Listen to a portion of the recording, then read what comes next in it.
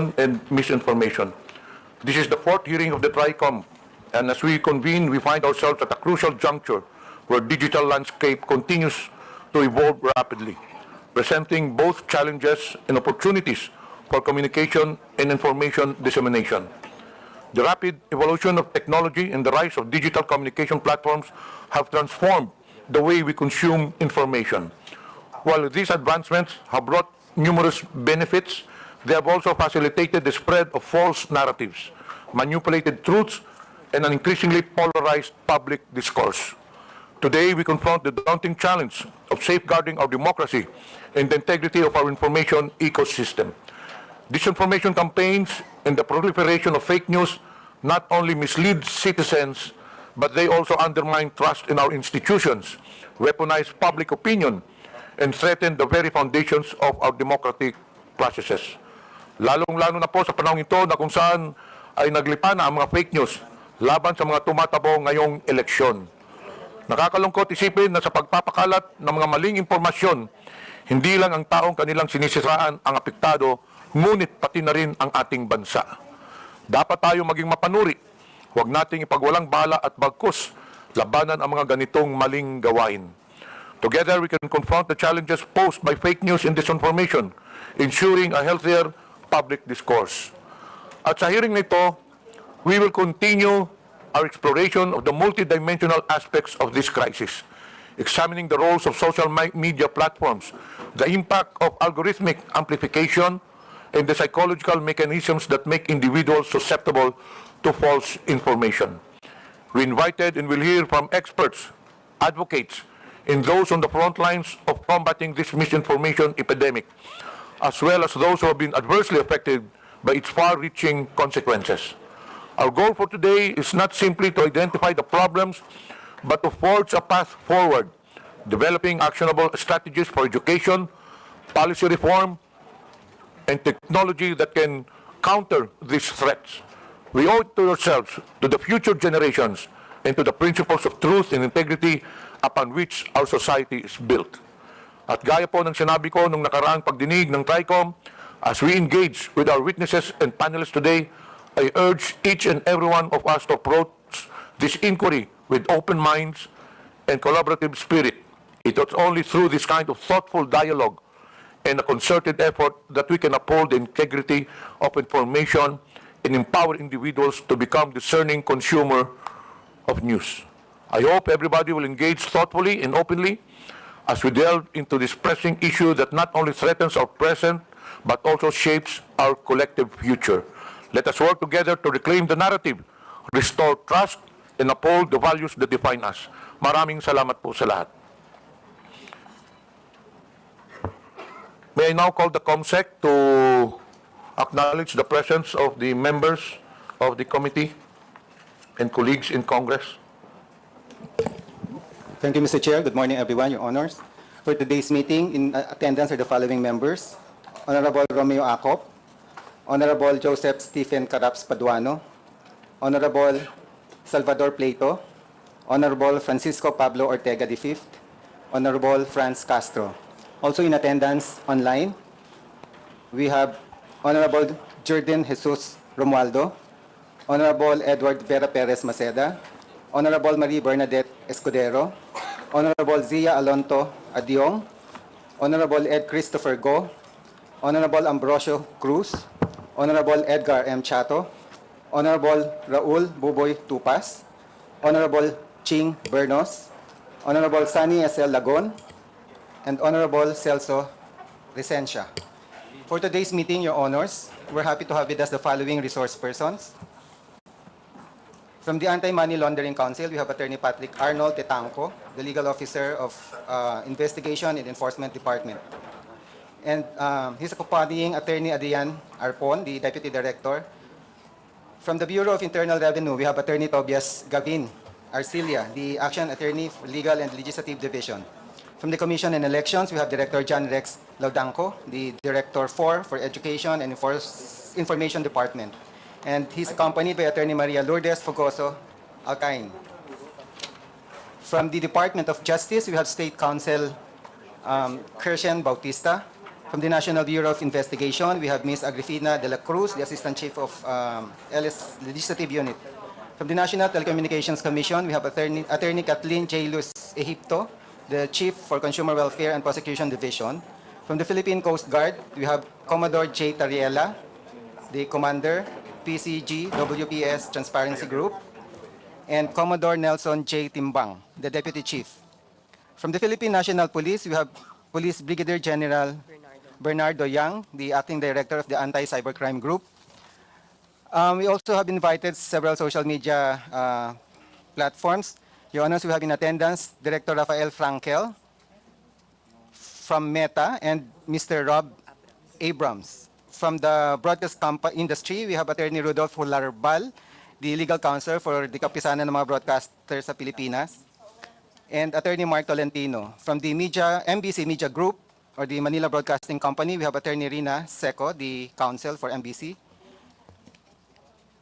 In attendance also are Mr. Miko David, President of the Digital Marketing Association of the Philippines, Mr. Gerardo Sandoval, Vice President of the Social Weather Station, Mr. John Hart Alawigan from the Press 1 PH, and Ms. Lei Jensen San Diego. From civil society organization, from Scamwatch Philippines, we have Mr. Josel de Guzman. And some social media personalities we have in attendance, Ms. Grisette Laureata Chu, Ms. Elizabeth Joy Cruz, or Ms. Joy de Vivre, Attorney Rose Beatrix Trixie Cruz Angeles, Dr. Ethel Pineda Garcia, Mr. Manuel Mata, Dr. Richard Tesoro Mata, Mr. Elijah San Fernando, Ms. Suzanne Batalia, Attorney Glenn Chong, Ms. Maria Florinda Espenilla Duque, Mr. Claro Ganak, Mr. Alvin Montero, Mr. Jonathan Morales, Ms. Vivian Zapata Rodriguez, and Mr. Darwin Salceda. That's all, Your Honors. Thank you. Thank you, Comsec. As per our House rules, all resource persons must take their oath, but for those who have taken their oath already during the last hearing, you need not to. But for those who are appearing for the first time on this committee hearing, please rise for you to take the oath. Comsec, please administer the oath. Please rise and raise your right hand. And please respond with I do. Do you swear to tell the truth, the whole truth, and nothing but the truth in this inquiry? I do. Thank you. Please take your seat. For the opportunity to be here today.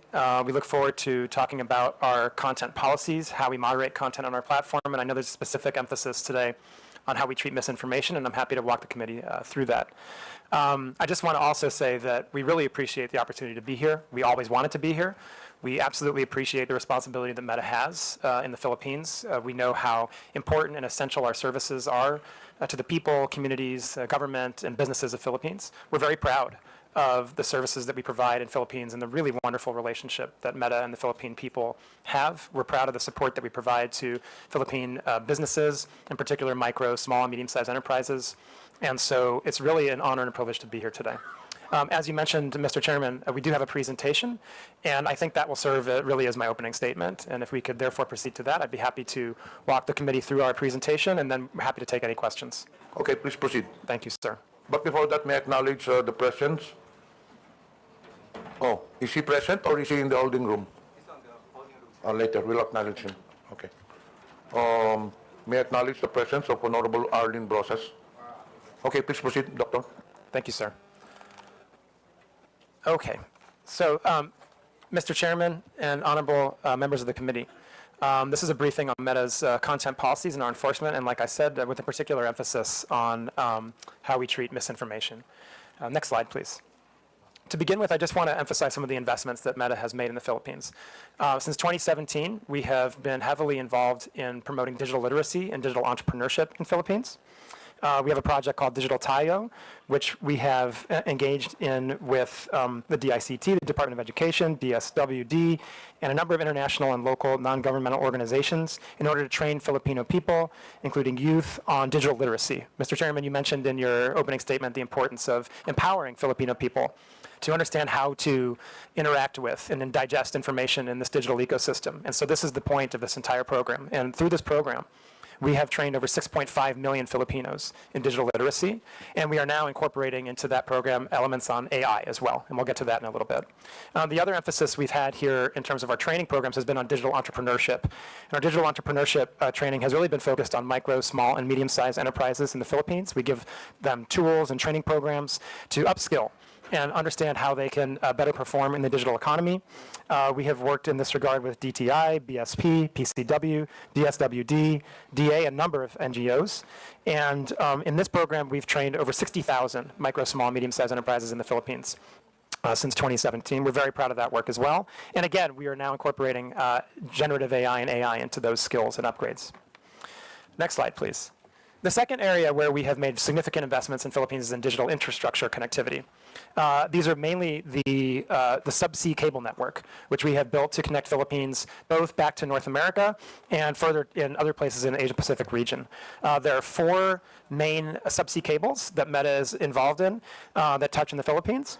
The first is the Pacific Light Cable Network. This came online last year. Indeed, there's a picture of myself. I had the honor of launching the PLCN with President Marcos a year ago. And like many of our other subsea cables, this provides a lot of digital connectivity and infrastructure to the Filipino people. We also have the Jupiter cable system that connects the Philippines with Japan and the United States. This was completed in 2022.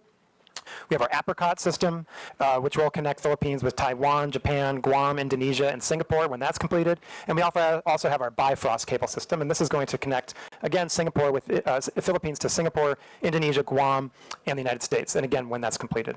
And so through these cable projects, the best estimates are that this is going to produce an additional $34 billion US dollars of GDP in the Philippines and can create more than 380,000 jobs, on top of just the tremendous benefits that'll bring to Philippines who are trying to access the internet all over the country. Finally, I want to mention our most recent investments in Philippines, and this is really around AI.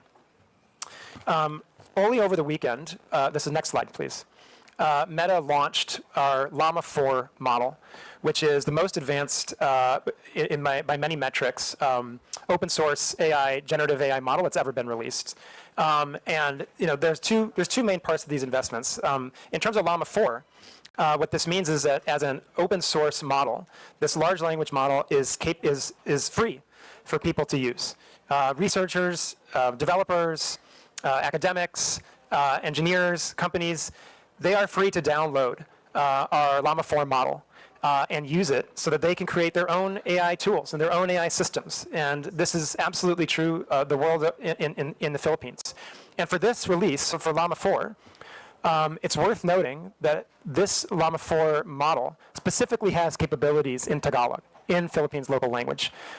This was a significant investment of resources in Meta's part to make this available and capable in local language here in the Philippines. But we recognize that this was a very strategic investment for us. Philippines is a wonderful market for Meta. We have a very vibrant and substantial community here, and we believe in our AI tools being tools of economic empowerment for the people of the Philippines, and that's why we invested these resources in making this most advanced open source model available in Tagalog. We're very proud of that investment. And the second part is Meta AI, which is our own generative AI chatbot, which is embedded inside Meta's services like Facebook, Messenger, Instagram, and WhatsApp. And this is also available in Tagalog. And Filipino people have been able to use this since October. And Mr. Chairman and members of the committee, I just want to emphasize this point again. All of these services are being rolled out in Philippines in local language for free, for the Philippines people to use, and for the economic benefit and further educational advancement of the Philippines people in this digital age where generative AI and AI capabilities are going to be so important for the future and for the future of digital economic growth and economic growth in general. I just wanted to mention those investments that we make in the Philippines before we got to the meat of the topic today, as just a point to show how important of a country Philippines is for Meta, how seriously we take our responsibilities here, and how proud we are of the engagement that we do with Philippines communities, the communications tools we provide free of service to hundreds of millions of Filipinos, and to the Philippine businesses for their economic growth, and indeed to the government. And we all know, I think, that this is being live streamed, this hearing, on our services, and we're proud of that. We're very proud of the services that Meta provides also for the government of the Philippines and the elected representatives of the Philippines to reach their constituents. So now turning to the meat of the matter in terms of our content policies and how we moderate misinformation. If you could, next slide, please. The first and most important place to start is with our community standards. Meta has a single global set of community standards that govern how we moderate content and what is allowed on our platforms everywhere around the world. As you might imagine, it is difficult sometimes to balance the goals we seek to achieve in our community standards, which are to protect and encourage freedom of expression, connection, but also, on the other hand, make sure that this is a safe, that our platforms are safe, and that they're places that people want to be. We want, obviously, for all the people that are using our services and our platforms to have positive experiences. That's extremely important to us. And so that means doing the very difficult work of balancing freedom of expression, the ability for people to have their voice, with community safety. As it is probably clear, that comes with some real trade-offs and some difficult questions that we have to answer sometimes about where we draw lines on what kind of content we allow and what kind of content we prohibit. And this is also very, very different in some cases, depending on cultural context, depending on legal context, right? Certainly, certain types of content that might be viewed as totally fine and legitimate in places in Europe might not be viewed is totally fine and legitimate in Philippines, and vice versa, right? And so when we draw up our global standards, we have to balance all those different perspectives from around the world and do the best we can to balance that into a set of rules that we can globally implement for a community of people that use our services at the range of more than 3.2 billion people every single day, right? And so that's the kind of task that's before us when we try to think of how we both develop our community standards and then go ahead and enforce and implement our community standards. Next slide, please. This slide is really about how we enforce them. There's a few different ways that we enforce our community standards, and that revolves user reports, human review on behalf of, that we, under a single piece of content on Facebook, Instagram, and the services that we provide, has the ability for a user to report it to us as a potential violation of our policies, right? So that's a really important piece to note there right now, that any content that anyone sees on Facebook can be reported to us, and we do the best we can to look at those user reports and weigh and check them against our community standards. The next is we have human review by our own internal people, right? And by a number of 40,000 people around the globe that are reviewing content that's reported by users and that also we flag ourselves proactively.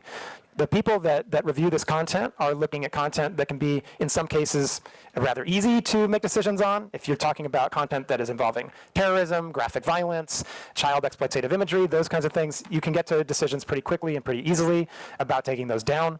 When you're talking about content that is more political speech in nature and is a little more blurry in terms of a certain nuance, then we're talking about content that really needs a larger and more specific focus, and we really try and make sure that there are people reviewing those that are very highly trained in our policies, and also, of course, the local context of the content and where it's coming from and where it's being delivered to. The same type of speech in one country, as I mentioned before, could be benign, but in the context of a different country in a different situation, it might be malevolent, right? And so we balance those very clearly by having humans review content that is flagged by different sources. And the kind of way that we really moderate content at real scale, because again, we're talking about billions of pieces of content every day, is by artificial intelligence and the machine learning that we've developed over many, many years. People now look at Meta as an artificial intelligence company, but the truth is that we have been an artificial intelligence company for many, many years already. And one of the ways that we've used artificial intelligence for a long time now is in order to moderate content at scale. And so what we do is we train what we call classifiers to look at our community standards and look at the content that's posted on our platforms and weigh those pieces of content against our community standards. And that's how we tend to moderate content really at scale. And like I said, for things like imagery that's clearly graphically violent or clearly includes terrorism content or child exploitative imagery, those artificial intelligence systems are very effective and work very well to proactively remove content that can be dangerous and illegal in many countries around the world. And so we have these three ways that we moderate content, right? We have the artificial intelligence that's operating in scale and very much again, and I want to stress this, in local language, in Tagalog. It absolutely has that capability. And then we have a series of 40,000 people around the world that are humans that are trained in our community standards, and then we also rely on user reports. And it's those three main pillars that help us enforce our community standards. Next slide, please. Now, it's also important to recognize that there are a couple different ways you can moderate content. You can look at individual pieces of content, and that's very important, especially when it comes to user reports and anything that our machine tools are catching. But there's also the ways that we can look at at disrupting entire networks of abusive actors, right? And so what we might look at when we talk about abusive networks are networks of people that are distributing child exploitative imagery, or like I said, terrorism content, or more recently we've looked at scam networks, right? We've looked at misinformation and disinformation networks. And in these cases, what you're talking about are a group of people that are intentionally coordinating their behavior to violate our policies. Often, in many cases, doing so by lying about who they are or being dishonest about who they are in the process, right? And so when we look and we see and we find evidence of these types of abusive networks, we have special policies in place that can also remove content at the network scale, right? And so when you think about that, then you're looking at removing content not just on a piece-by-piece basis, not just on a page-by-page or profile basis, but in a series of accounts, right?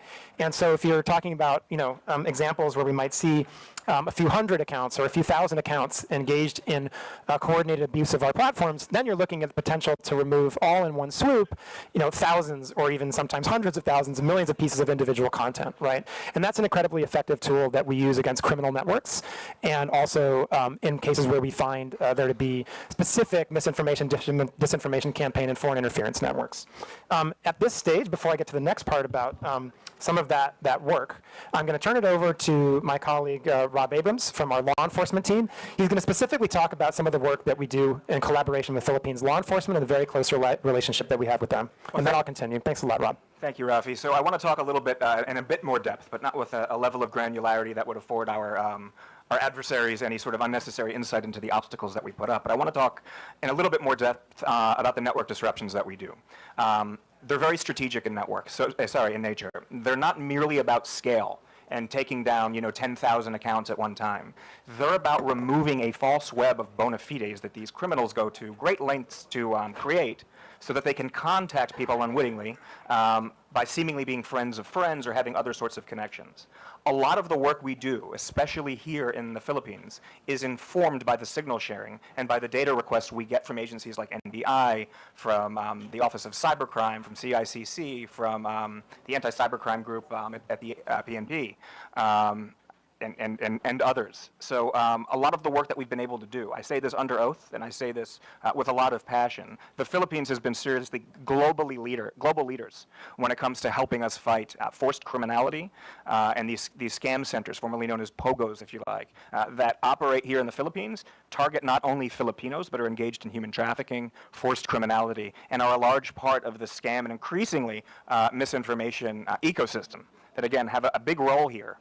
I think there's one advantage that I'd like to point out, and I know it sounds perhaps a bit counterintuitive. Here in the Philippines, we know that scam centers operate. We also know that law enforcement and the government here takes them very seriously. There are geopolitical black holes that we all know of, where law enforcement has no appetite to actually combat this. But because we have such a good relationship with PNP Office, Anti-Cyber ACG, with the NBI, with various task forces, we are able to ingest signal regularly. I can say again, under oath, there's probably not a day that goes by where I'm not in contact with a member of Philippines law enforcement. So with that, and I'm quite certain I'll receive some follow-up questions, and as we go forward. With that, I'll turn back over to Rafi. Thank you, Mr. Chair. Thanks, Rob. And it was just worth noting that Rob himself is a former member of the FBI, and so takes his law enforcement work very seriously. Just correction for the record, sir. Sorry. Homeland Security. Homeland Security Department. Forgive me. So I would just also note that when we're talking about some of these disruptions, what we've seen also recently, and Rob alluded to this, is the rise of scam centers, right? And we've worked on this very, very closely over the past couple of years, both internally with Meta and also with our partners in law enforcement, with the PNP and other members of the Philippines law enforcement that Rob mentioned.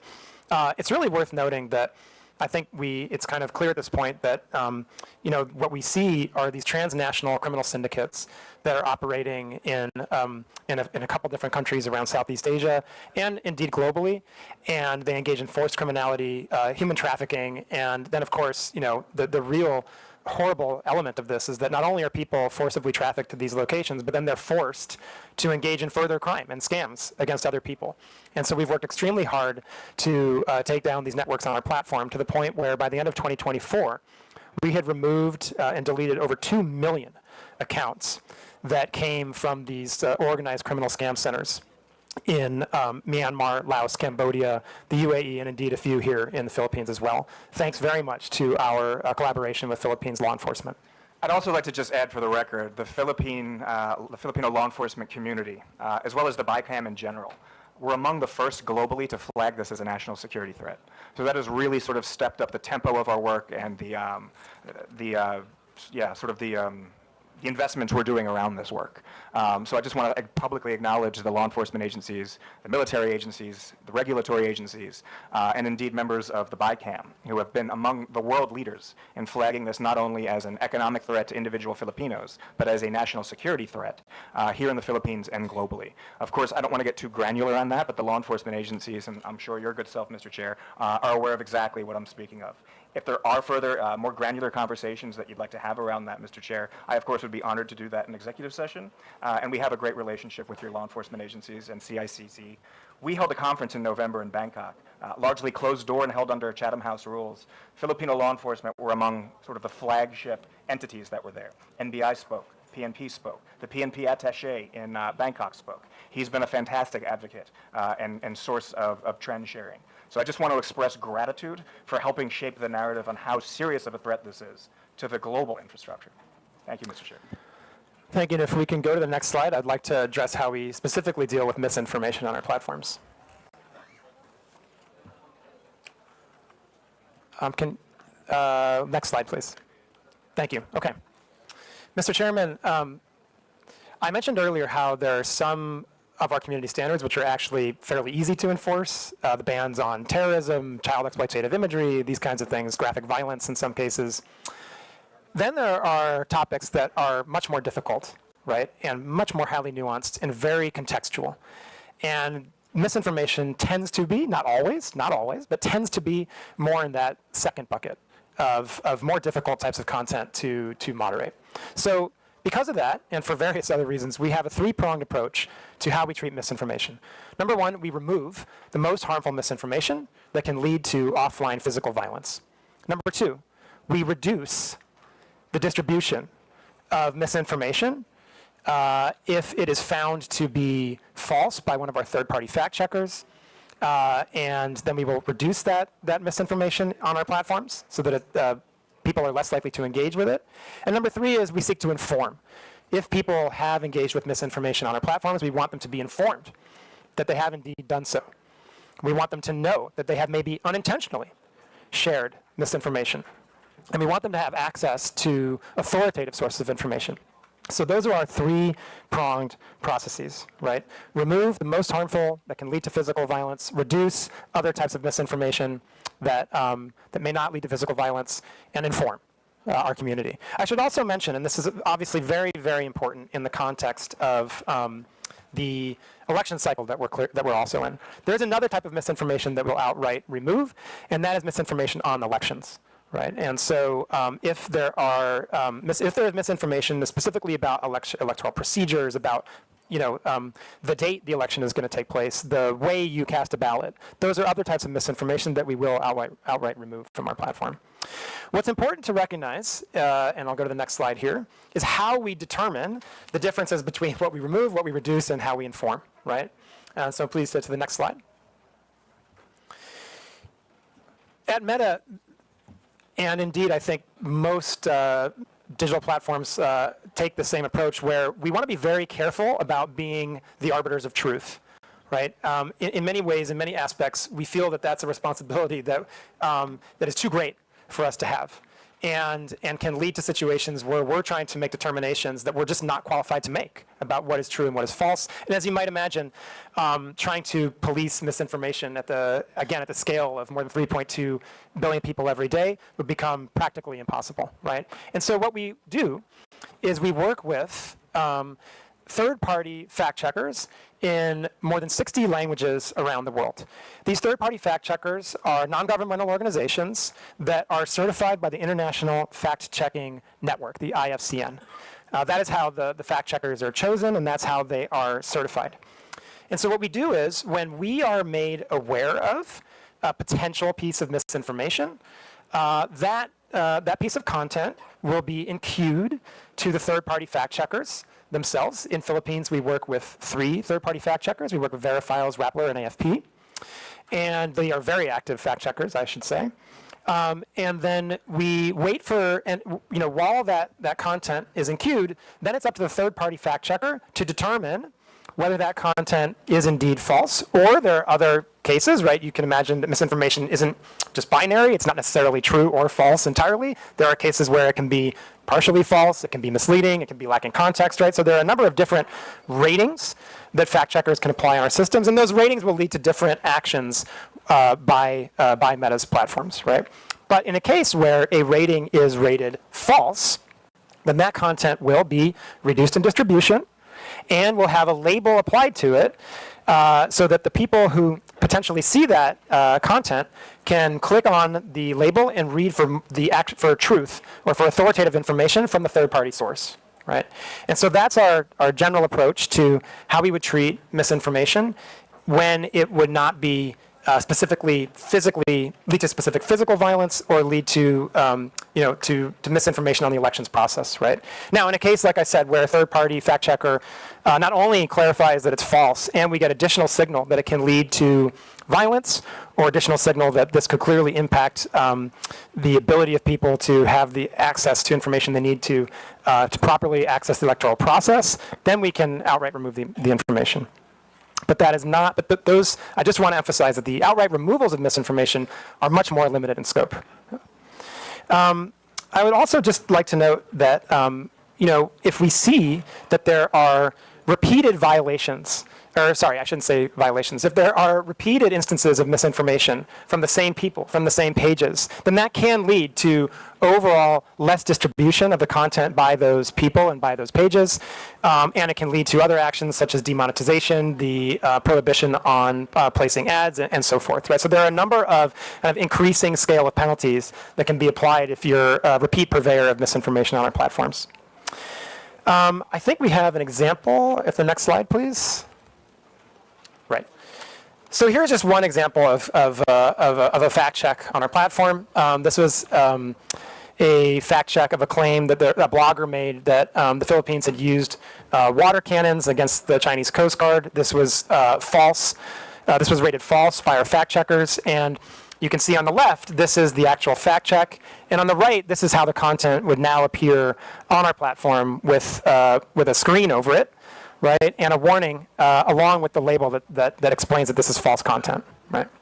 And again, this would also be content that is reduced in distribution, and so even getting to that content would be much less likely on the part of any user using our platforms. I think the last thing I would just like to say is on the topic of misinformation is, there can also be misinformation networks that are doing this with intentionality. We put out a threat report, I believe, every quarter, where we go through globally the types of actions we've taken against networks. Right? I mentioned a number of actions we've taken recently against scam networks and transnational criminal networks in 2024. That was included in one of our threat reports, but it's public information. You can go online and access this information. And we have taken down a number of networks over the years in Philippines for many different reasons, not just because of their misinformation. We've seen scam networks. We've seen we have seen misinformation, disinformation networks. Those are all publicly reported in our threat report. And again, we have done this in collaboration with local law enforcement, so that when we're made aware of, and our investigators internally can confirm that there are misinformation networks that are operating on our platforms, we will take those down. And Mr. Chairman, I've gone on for quite some time explaining our content moderation policies and the basics of our misinformation policies. I think Rob has added to that with some color around the very close collaboration that we have with law enforcement in the Philippines. I know there's a lot of questions that you and the committee want to answer, and I'm very happy to take those now with a lot of gratitude. And I want to emphasize this point, a lot of gratitude we have to you and the committee for giving us the space to be here to talk to you and the Filipino people about these very important issues. Thank you, Mr. Chairman. Thank you, Dr. Rafael. We'll now proceed to the interpolation with regards to the meta issue. The first to interpolate will be Honorable Franz Castro. Thank you, Mr. Chair, and I also thank the Meta for coming here after 3 notices. Thank you. I have some specific personal question about how the Meta is detecting community standards violation, or what you call violation of community standards.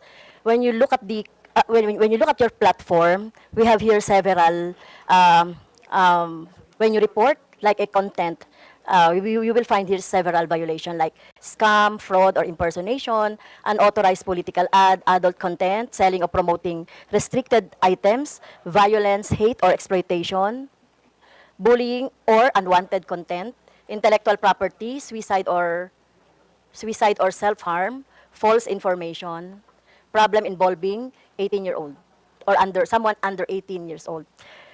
Well, I was a victim of your platform, where my official Facebook account were taken down by your platform due to it said there impersonation. So I cannot understand why do you take down an account due to impersonation. So how does it happen? So how you determine that really is this account is impersonated? Because this account was reported to COMELEC as my official election account for for my daily activities during election. Thank you, Madam Congressman. Mr. Chair, if I may. Madam Congressman, thank you for your question. Certainly impersonation is a violation of our community standards. And there, I can say that I don't know the specifics of your case, but let me talk about a little bit about how we try to deal with issues of impersonation, right?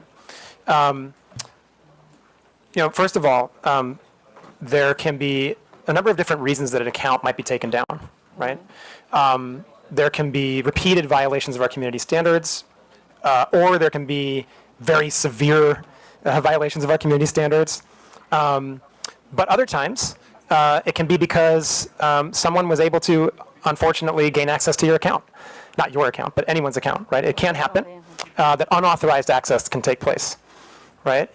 In those cases, they may, once a hacker has gained access to an account, then, sometimes what we see is they go and delete the account, or then they take over that account to use it for their own purposes. And what we do in those cases is we work with the rightful account holder to retake control of their account, right? So we ask for credentials. It could be a government ID. It could be various email addresses or other identifying information that were used with that account in order to regain control of it. I think one thing we've seen and that we know is an extremely effective guard against having accounts taken over by hackers is two-factor authentication. Two-factor authentication is really the first line of defense that any user on Facebook, including members of Congress, have against their accounts being taken over. If you have two-factor authentication on, anytime someone would seek to make changes to your account, it would ping you to make sure that you're the right person and you're authorizing those changes. I would urge everyone to make sure they have two-fact turned on their account.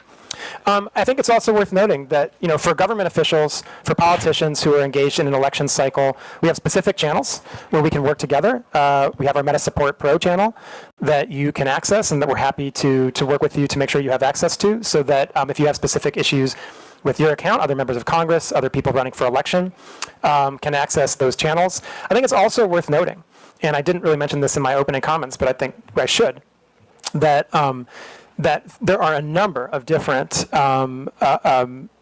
statutory agencies that have specific channels with Meta where they can report community standards violations, account hacks, and any other issues that the government is experiencing with Meta's platforms and our services. In fact, there are 11 different government agencies that have direct channels to us. And so those are other channels that can certainly be utilized in cases where members of Congress experience those types of actions. And I would just also say, it does also happen from time to time that we make mistakes. That is also something that happens, and we're sorry for when that happens. We know it's a really poor experience. We don't want that to happen. We take those instances very seriously. We do everything we can to try to minimize them. And so that's also just something that can happen sometimes. So when my account was took down, we complained to we write to the Meta about my account, and then why is it that you are taking down specific account without explanation or without any justification to the subscriber? Like, for example, just take the account and that's it. So no explanation at all. So you will just explain if we will write to you on what happened to the account. So there's no, I mean, is there a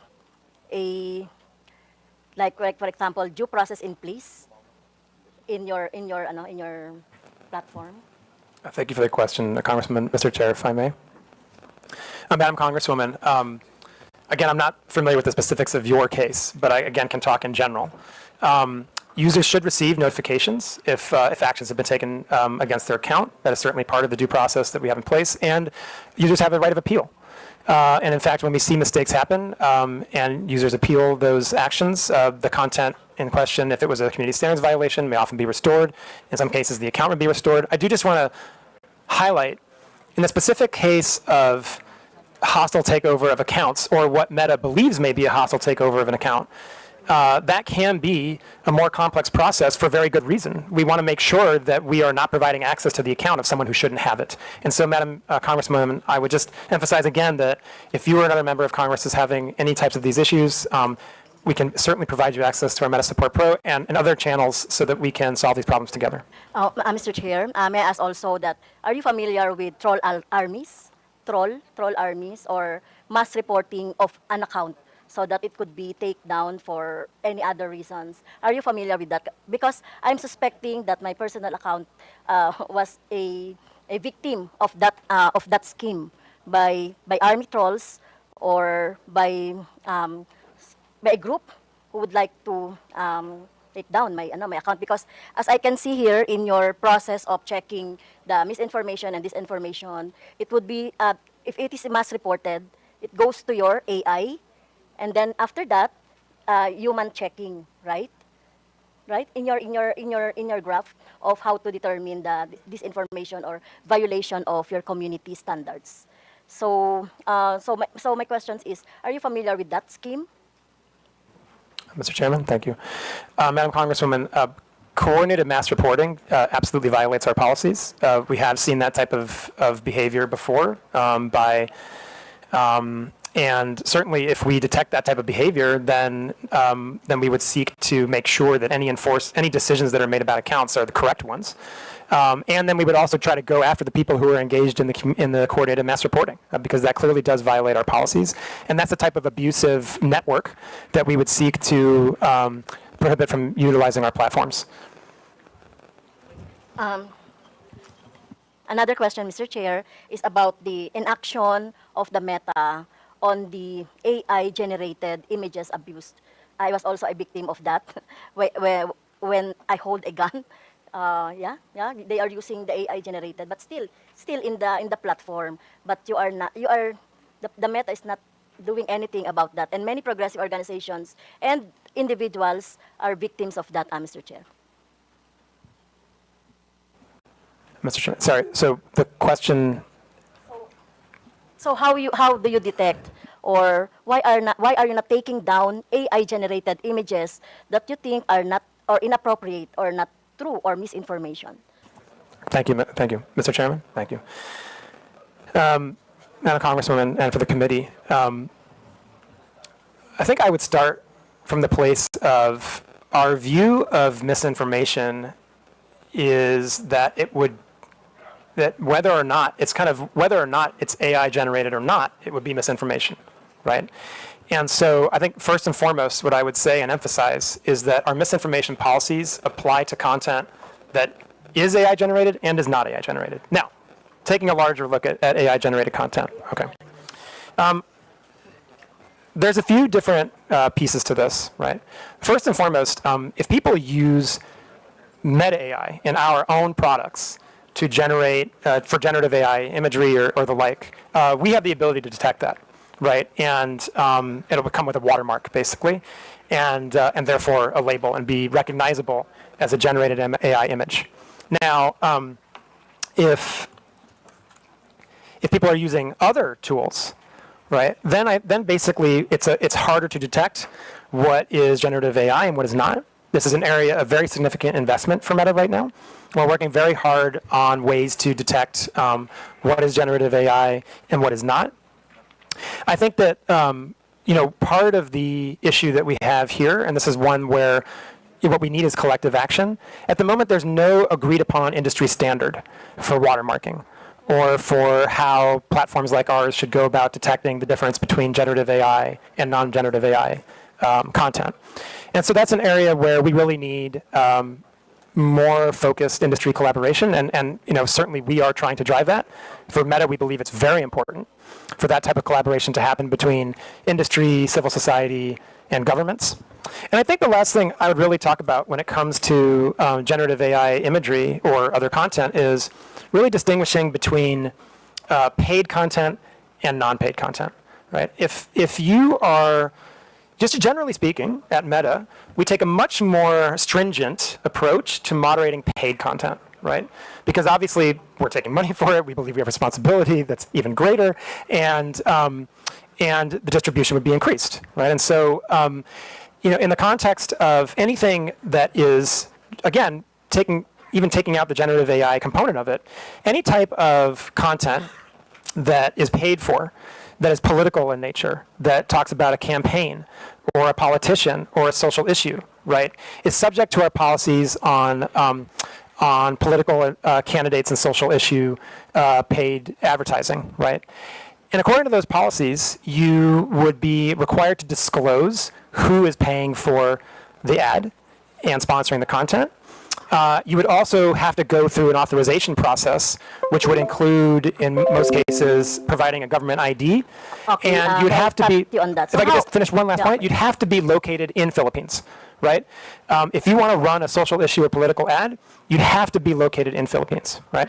And so there's a series of steps that you have to take to cross that threshold in order to be able to run those types of ads. And then in addition to it, if it is AI generated, you'd be required to disclose that it is an AI generated paid piece of content. Thank you. So really, it's very hard to determine because the name of the account is alias, or the name of account is just like a like, for example, Makabayan. The account is using our political organization. That account names Makabayan is using our political organization, but it has this what I saw an AI generated images of mine with guns, with the rebels, etc. I will give you the images later so that you can see. Okay. Mr. Chair, thank you, Madam Congresswoman, and I know my colleague also wants to add on to this.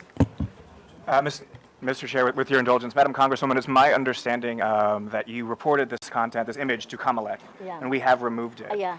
I would like to also state respectfully, for the record, that we're not doing nothing on harmful generative AI. In fact, as recently as it was either yesterday or the day before, I personally worked directly with PAOC to remove a harmful piece of generative AI that was promoting investment scams.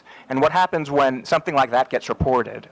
It's not just that piece of content that comes down. That informs our ability to enforce across the platforms and across other accounts. So although PAOC reported one specific URL, many, many others came down as a result of that report. So while I understand, with respect, how painful and frustrating it must be to be a victim of harmful generative AI, please don't think we're doing nothing.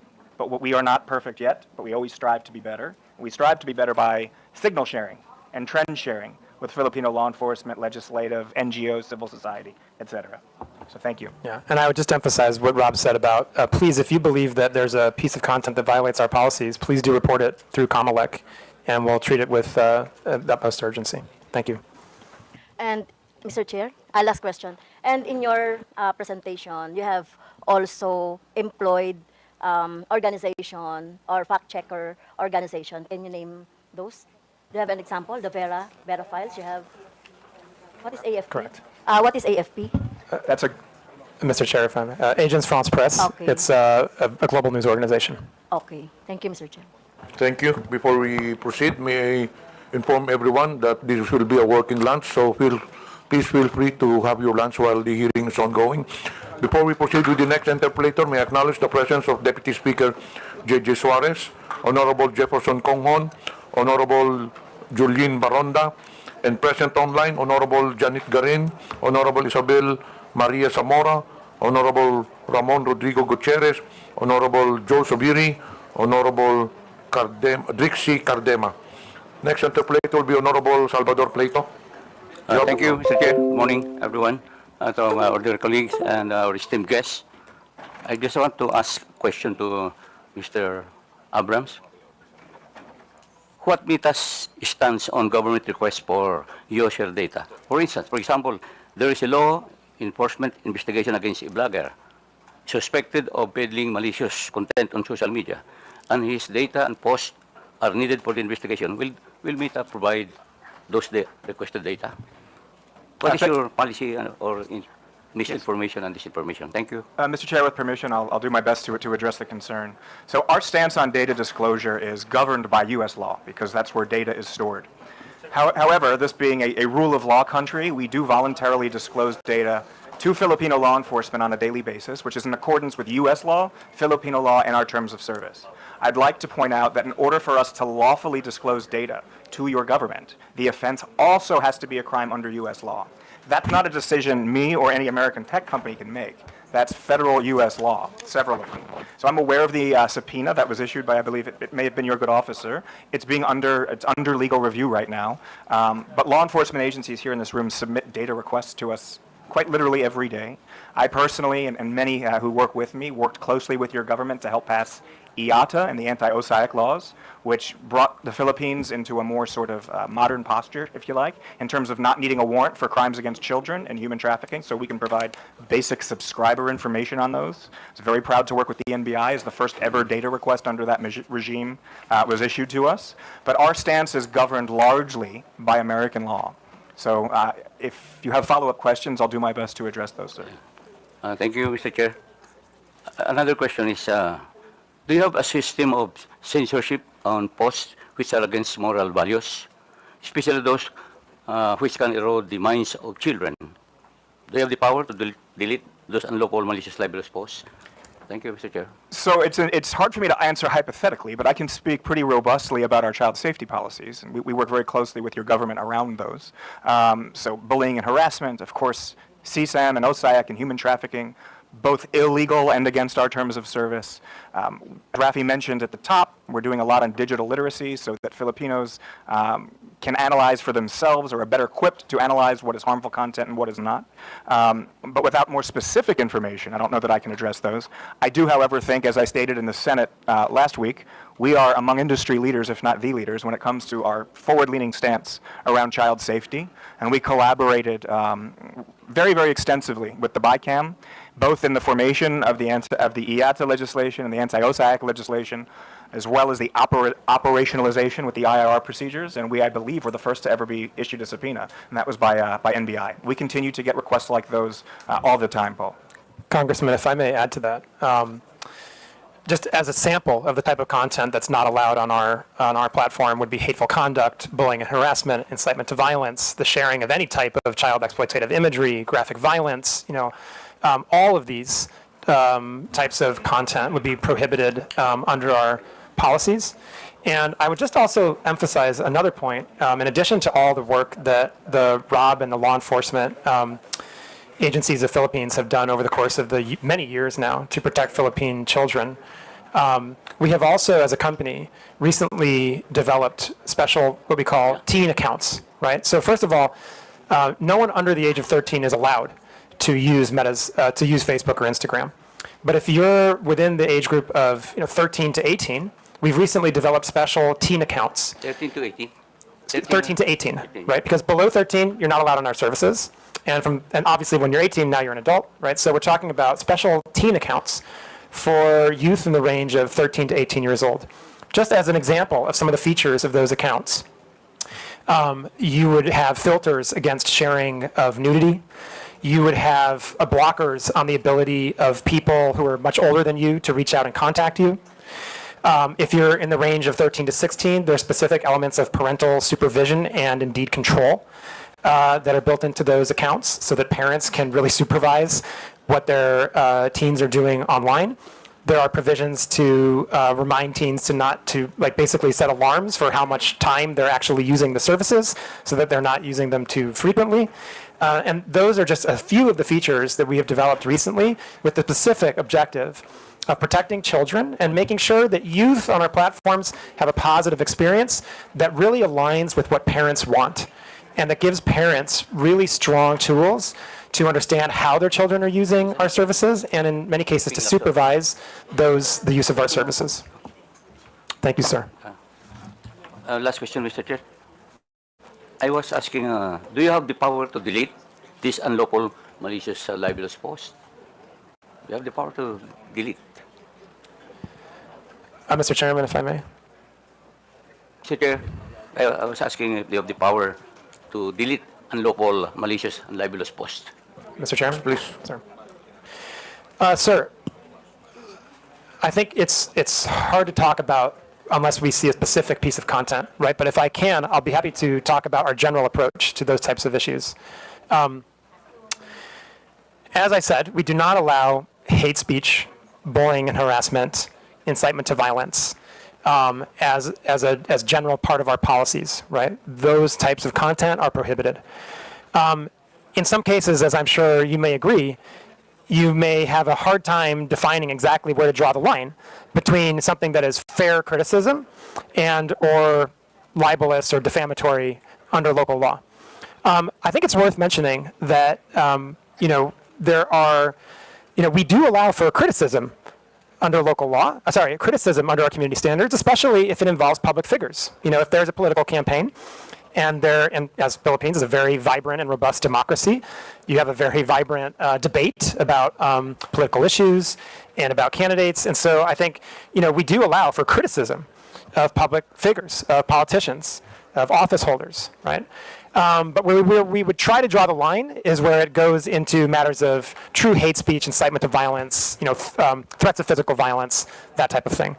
I would also say that, again, I would just go back to something that Rob mentioned earlier when it came to the Congresswoman's question. If you have a specific piece of content that you believe would violate our policies, that you believe crosses the line in terms of local law when it comes to defamation or libel, then please do work with Comelec or DICT to send that piece of content to us, and we'll be happy to review it. And Rob. Mr. Chair, if I may just make what I hope is a helpful addition.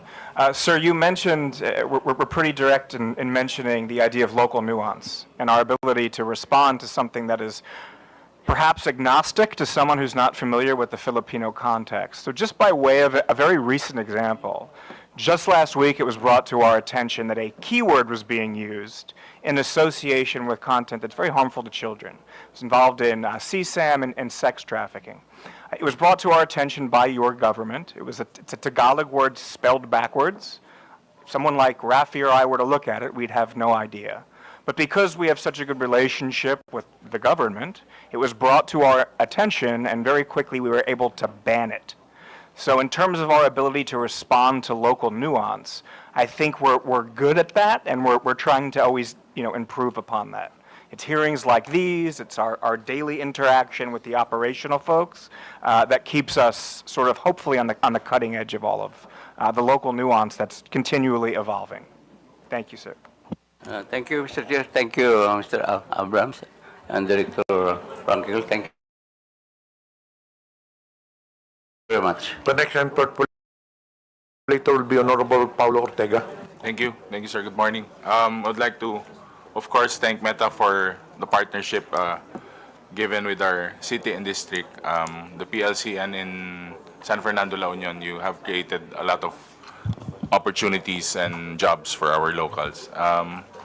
With that, Mr. Chair, I would like to zero in on a few questions, mostly on the political context. The presentation has shown us a lot of different contexts, but I was looking for the political context side, but I have a few questions directly about this. During the question and answer with some of the members, we've seen that you have taken already you have noted and you have done some actions to ensure that there is moderation with the content, especially politically. Are you hiring Filipino moderators? Do you hire Filipino moderators, or like your previous statements, you have partnered with the IFCM? Mr. Chairman, if I may. First of all, Congressman, thank you so much. We're really happy with the partnership we have with the PLCN and thrilled for the benefits it's providing to the Filipino people in terms of connectivity. And we only hope to do more. Yeah, And so we really hope that we can continue that type of partnership to bring these types of services and digital connectivity to Philippines, which obviously in the 21st century would be a huge boost. Thank you very much for the question. I think that I would, let me break this down into two different parts, right?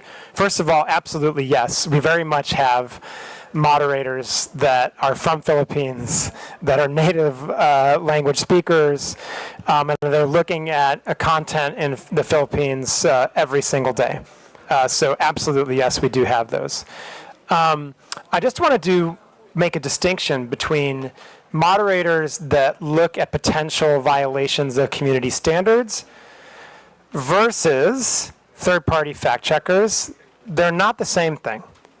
The moderators that we have are really looking at potential violations of our community standards.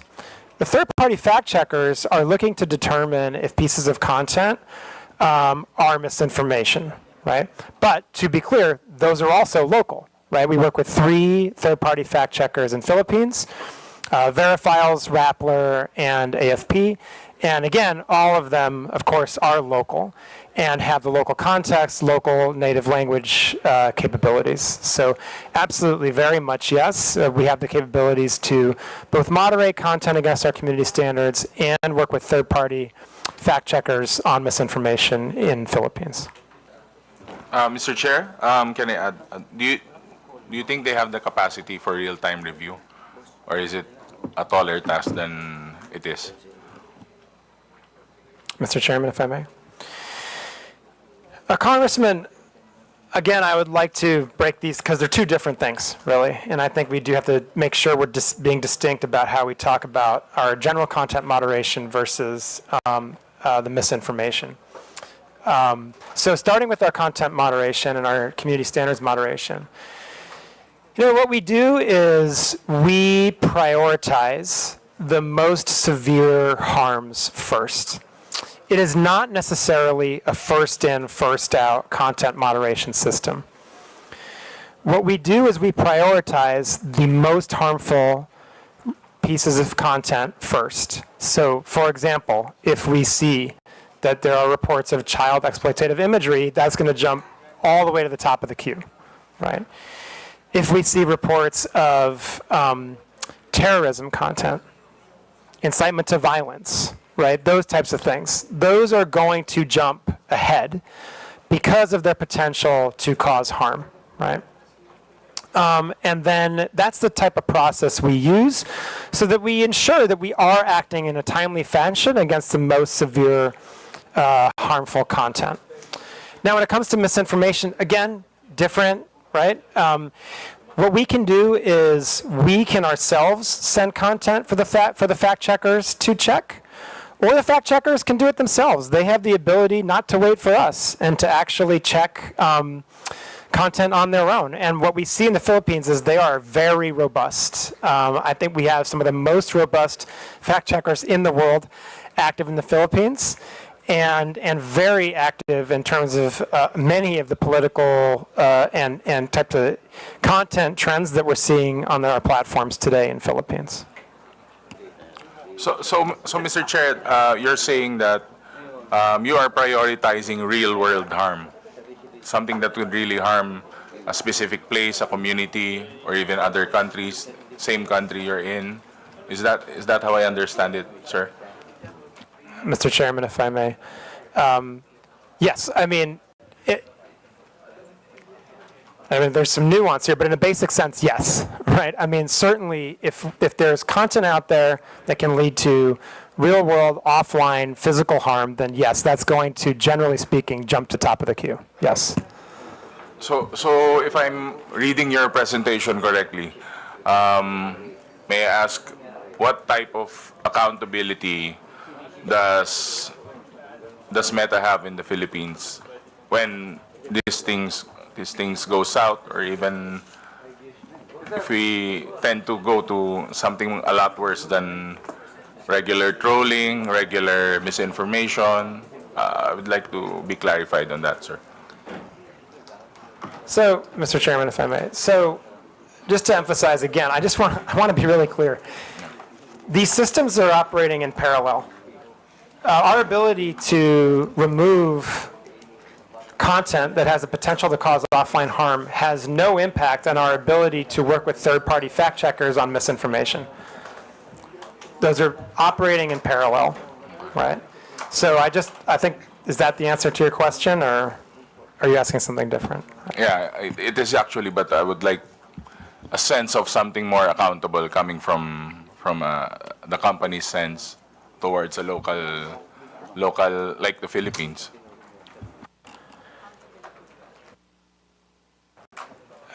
Mr. Chairman, if I may. Yeah, Congressman, I think that, first of all, we're sitting here today, which I'm glad to be doing. I think it's very important that Meta, as a company with such ubiquitous and important services, answer your questions on these really important issues, especially in the lead up to an election. I'd like to point out that maybe we didn't actually show that slide now that I think about it, but we put a slide on our presentation that showed the award that we received from Comelec after the last election for the work we did to protect the integrity of the election. And so, and we are in the process of doing that same work now with the midterm elections that are around the corner. And I would also just emphasize again that there are 11 different reporting channels that various agencies of the government and law enforcement have to come to Meta for accountability, right? And on top of all that, we also publish our transparency report every 6 months, where we demonstrate in a very transparent and open manner the content that we've removed based on violations of our community standards, the content that we have restricted due to local law, data requests that we have acted on based on law enforcement, and a number of other metrics that really show kind of how Meta is approaching our responsibilities in the Philippines. And I believe my colleague Rob would also like to add to that.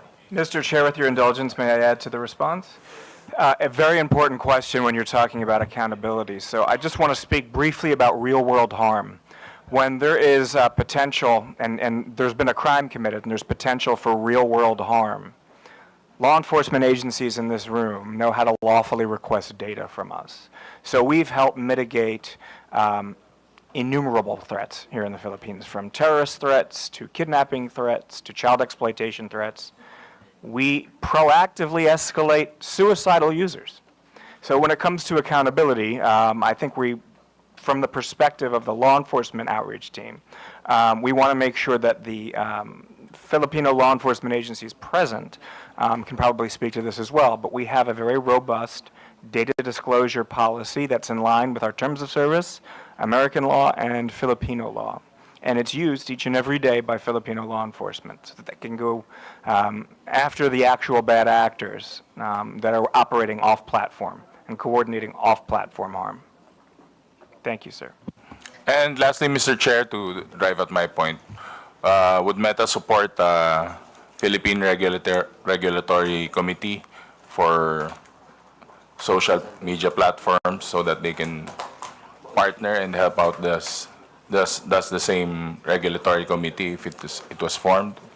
I believe that your presence here would be a big help and a good sign to this inquiry. But again, we are aiming towards a regulatory committee that would help us, especially combat fake news and others. Mr. Chairman, thank you so much, Congressman. I'd be more than happy for Meta as a company to engage with the Philippines government and Congress on any type of regulation that you're considering when it comes to these issues. I think we have now many years of experience in terms of working with governments around Southeast Asia, Asia Pacific, and indeed globally, to come up with modalities and regulations that really can help protect users, but also protect freedom of expression, that try to properly balance freedom of expression and safety, and that, of course, account for local nuance. It's really important that countries have their own solutions, and we're happy to share what we feel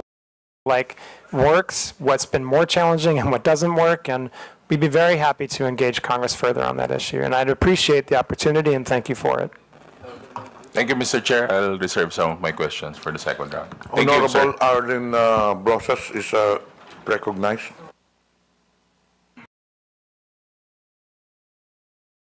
Yes, thank you, Mr. Chairman. I have a few questions also, Mr. Chair. Mr. Chair, how many websites or applications are under the Meta umbrella? Okay, so, Mr. Chair, if I may.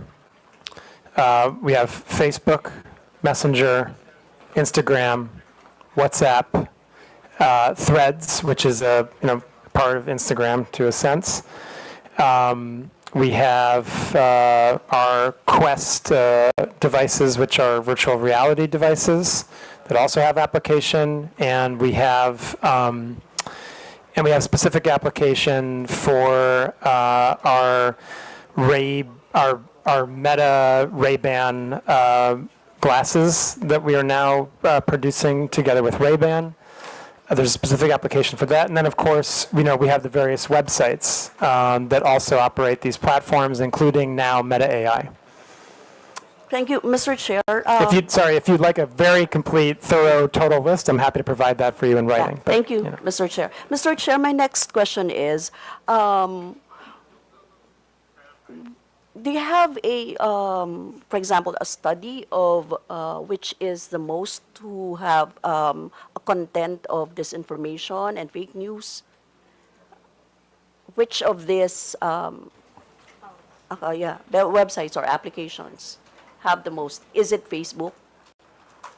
Mr. Chairman, if I may. So thank you. Congresswoman, that's a very tough question to answer. Again, I'll just go back to the kind of place where I started with, which is how do you determine what's misinformation, right?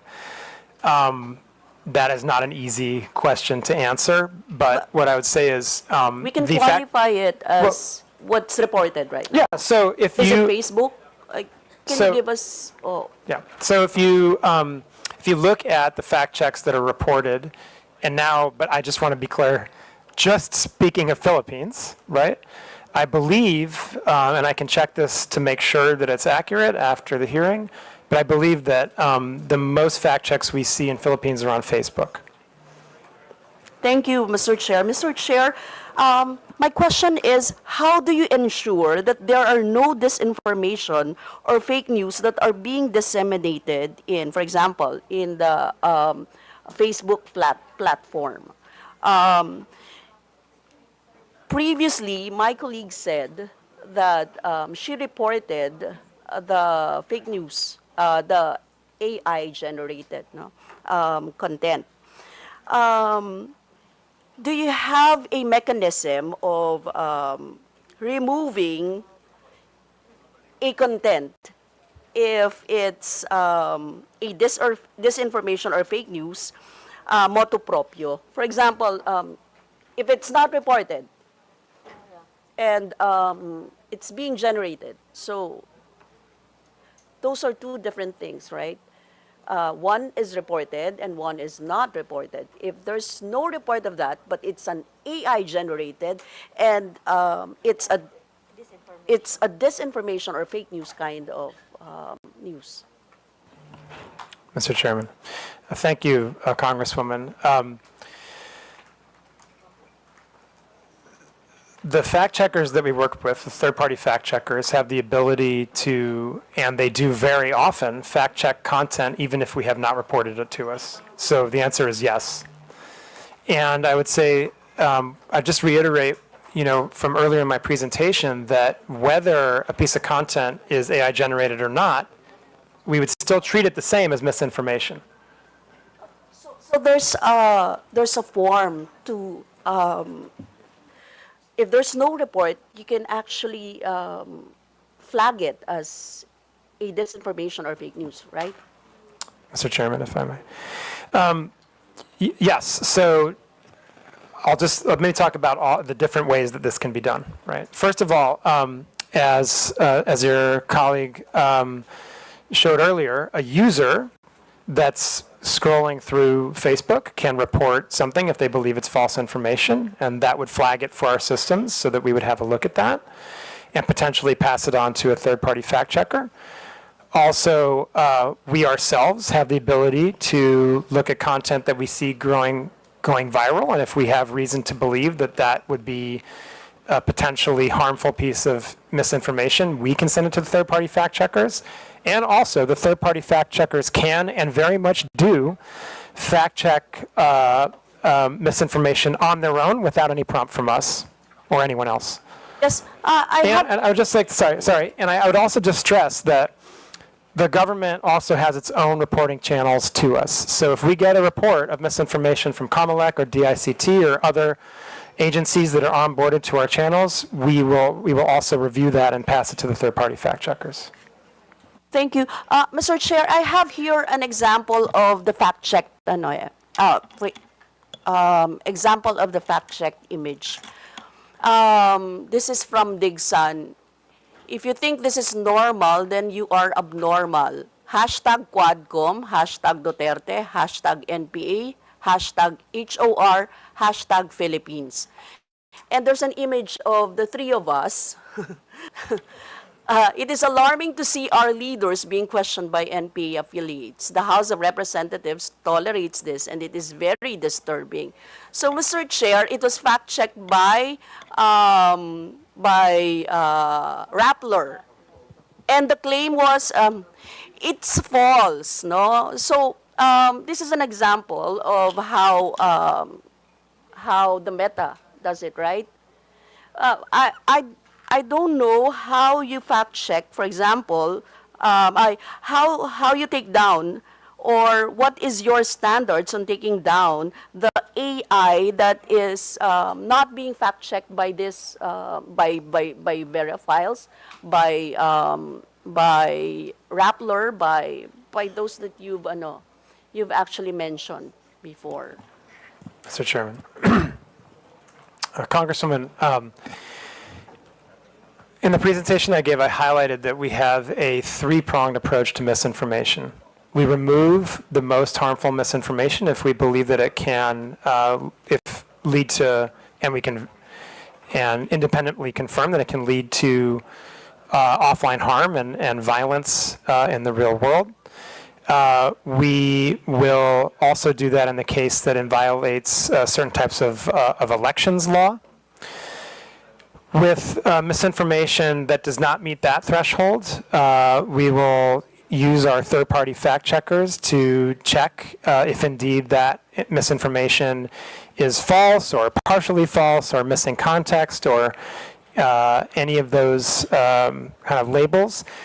And if the third-party fact checker does confirm that it's false, then we will reduce the distribution of that content on our platforms, and we will put a label on it so that someone who sees that content understands that they are looking at content that has been determined by a third-party fact checker to be at least false or partially false, or as I said, there's a number of other labels they can apply. I showed an example earlier about what that would look like on our platforms. And so when it comes to AI, I think the important thing to reiterate is, number one, that whether a piece of content is AI generated or not, the misinformation policies still apply. Right? They apply across the board. So if there is a piece of misinformation that's generated by AI, it's still going to be the same misinformation policies. Now, there is one additional point to make, which I mentioned previously, which is that if it's a paid piece of content, if it's sponsored, if it's an ad, Then there are additional checks that we do, and we require that whoever has placed that ad or boosted that content disclose that it is AI generated, right? And then you'll also be able to go into the ad library and see the details, and these are all publicly available, of who placed the ad, how much was spent on it, and so forth. And if these ads are politically, if they're political in nature, if they are about the election, about a campaign, about a political candidate, if they're about social issues, then they have to go through our authorization process for running political and social ads. That adds another layer of authorization and verification, so that means that, sorry? I mean, my question is, how do you control this? Diba? You have the controls, you have the technology. How do you control this kind of I am asking this, Mr. Chair, because we are always the victims of red tagging, and it is a danger to our life, liberty, and property. And we all know that those are actually false contents. But it keeps on proliferating in the internet. Right now, even right now, as we are speaking. So I'm asking the Meta, how did they do that? Is there, actually my next question is about how many disinformation have you had banned or removed, or how do you control this fake news or disinformation? How many are based on complaints? How many are initiated by your platforms, for example? Those are questions that I would like to be, answered. Mr. Chairman, first of all, Congresswoman, I think the issue of red tagging is one that we take very, very seriously, and I would express my sympathy to anyone who's been the victim of that. That's obviously a very, very, very difficult experience, and one that I would certainly not wish on anyone. I would just like to emphasize that red tagging violates our policies. We view red tagging as a form of coordinating harm on our platform, and that is prohibited. When we're made aware of it, and we confirm that it's red tagging, then we will remove that content. We've done that in many, many cases for a number of years now. And I would just emphasize again that does violate our policies, and we will remove it when it's reported to us. So I would encourage you or any other victim of red tagging to send a report to us via Comelec, via DICT, or the other channels that we have with the government, and we would review that with the utmost urgency, given the potential for harm. Your second question was about fact-checking, I believe, right? And I would just say that when it comes to fact-checking, there's a publicly available library, and we can share that with the committee of the different types of fact checks that have been placed on our platform. Just recently, I think we've seen a number of different issues that have been covered by our fact checkers in Philippines, and again, I think those are all publicly available, and be happy to share a list with the committee. But anyone can find that also, as they're all online. Thank you, Mr. Chair. Just to be clear, in terms of red tagging, you act through complaints. For example, you mentioned the ICT, you mentioned Comelec. So if there's no complaint, you don't act on it. Mr. Chairman, if I may. Congresswoman, we would act on it if we were, in any case that we're aware of it. If a member of our internal teams finds it, they would act on it even without a report. So I do just want to make that clear. I think that we do very much benefit from the reports we get. I mean, it is hard. I think one of the things that we know about red tagging is that, and I kind of mentioned this before, there are different types of content. When we look at violations of our community standards, There's the type of content that very clearly violates, it's not even close, it's a clear violation of our community standards. You know, the really obvious examples are child exploitative imagery, terrorism, graphic violence. I mean, it is much easier to moderate that kind of content. When we get down to the level of speech, and red tagging is one of these issues, it sometimes can be nuanced, right? Now, it doesn't mean we don't take it seriously. We take it very seriously, right? You have guidelines on that. We do absolutely have guidelines on that. We absolutely have guidelines For on example, red tagging. Red tagging per se. Sorry? Red tagging. Do you have guidelines for that? Yes, we have guidelines on red tagging. Rob, do you want to add anything on this point? Just say in general, red tagging often involves doxing, which puts people at risk. So that would be a red line, for example. But I think, again, to emphasize, as Rafi's made clear, this is often very nuanced. But that's why we have what we call the trusted reporting channels. So when we get information from DICT, from Comelec, from your good office, from law enforcement and others, they're treated with great deference and treated with great priority. But doxing, putting people's lives in danger, that's obviously a red line for us. Yes, thank you, Mr. Chair. Mr. Chair, knowing how bureaucratic and to an extent slow the processing of legal actions in the Philippines, we are more concerned on your mandate and mechanisms as Meta, as a multinational technology conglomerate in terms of taking action on these matters, no? From fact-checking and ensuring the veracity of contents and users, taking down posts and banning users that proliferate disinformation and red tagging, up to instituting protections to users so as to allow for a healthy and humane interactions and discourses on your platforms. That is what we're expecting. Mr. Chair, thank you so much, Congresswoman, for the opportunity to discuss these important issues. And we absolutely share the objective of making sure that the platforms that Meta operates in the Philippines are safe ones. And so that's why we're here.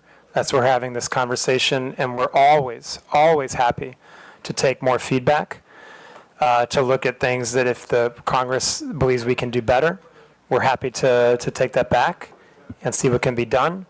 And I think, as Rob said, I would just emphasize, please do utilize the reporting channels that we have established that are very well functioning with the government, with DICT, with the law enforcement, with Comelec, to address these issues.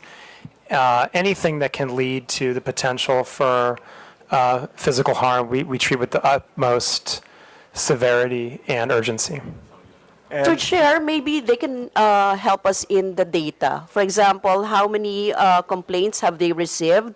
How many are initiated by their platform? For example, the total numbers, at least, no? If we can have that idea of how they actually took an action on those complaints. But that would be a substantial number of complaints. I don't know if you'll be able to submit the data to this committee. I mean, well, maybe as far as the Philippines is concerned. Mr. Chairman, thank you. We do put out transparency reports that look at how we have handled government requests, and so those are readily available. I believe the last one we have out right now would be for H1 2024. I can check on when the next one is coming, but beyond that, I'm happy to discuss with the committee, I think more in private, about how we can potentially share additional data around how we have acted on government requests. Mr. Chair, with your indulgence, might I just add to that response? I really like the fact that you said, I believe, was it humane and fair? I think that's very, very well put. I want to make it very clear that we are not in a reactive-only posture when it comes to the upcoming midterms. We've been having weekly huddles with meetings that are very multidisciplinary and cross-functional at our, at our headquarters in Singapore. that is largely staffed by our Filipino colleagues. We are firm in our belief that the Filipino election is for Filipinos, and we're doing everything we can to keep it free, fair, and free from interference. And to your point, Madam Congresswoman, humane as well.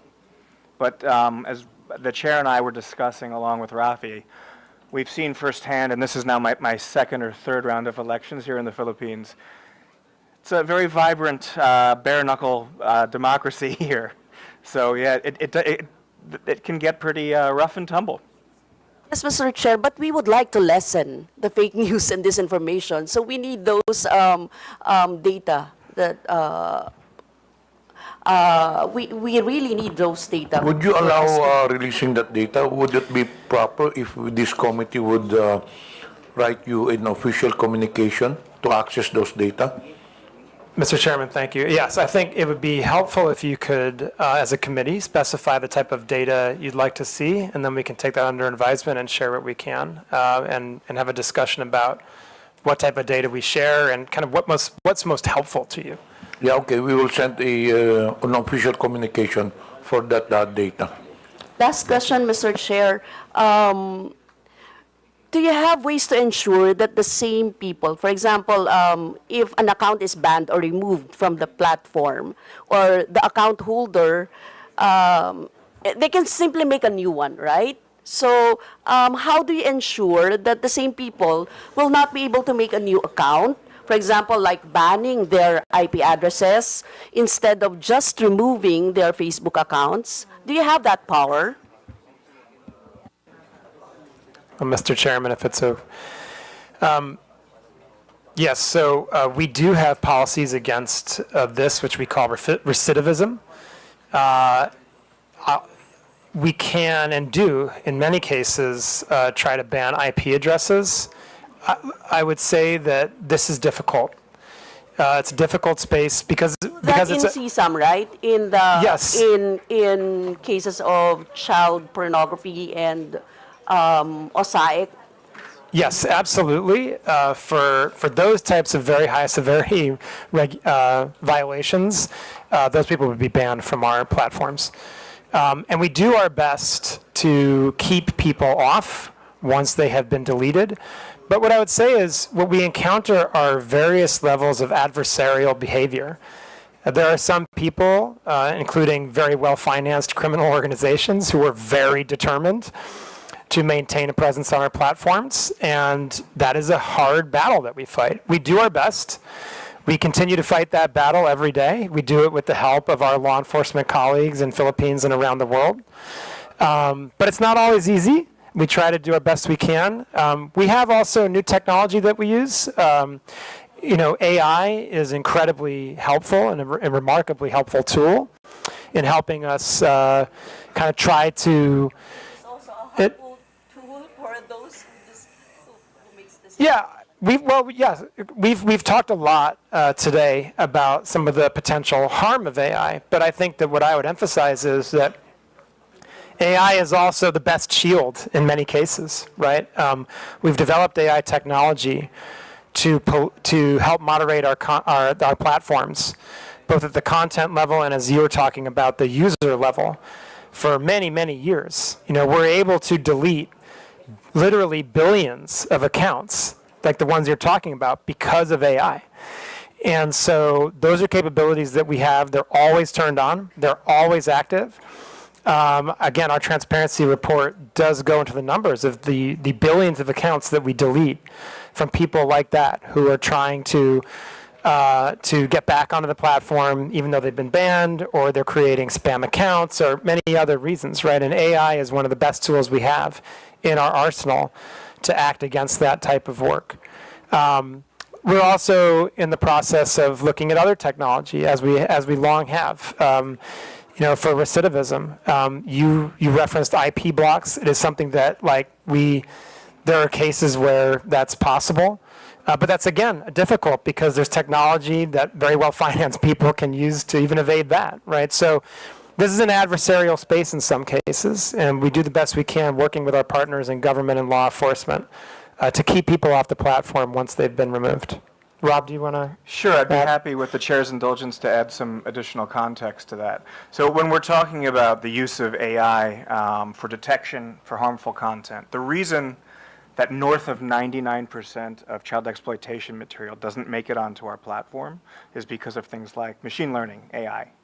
The reason that the investment scam generative AI issue that was brought to my attention by the Presidential Anti-Organized Crime Commission the other day is no longer allowed on our platform is because we have fed that into our tooling so that it's no longer available.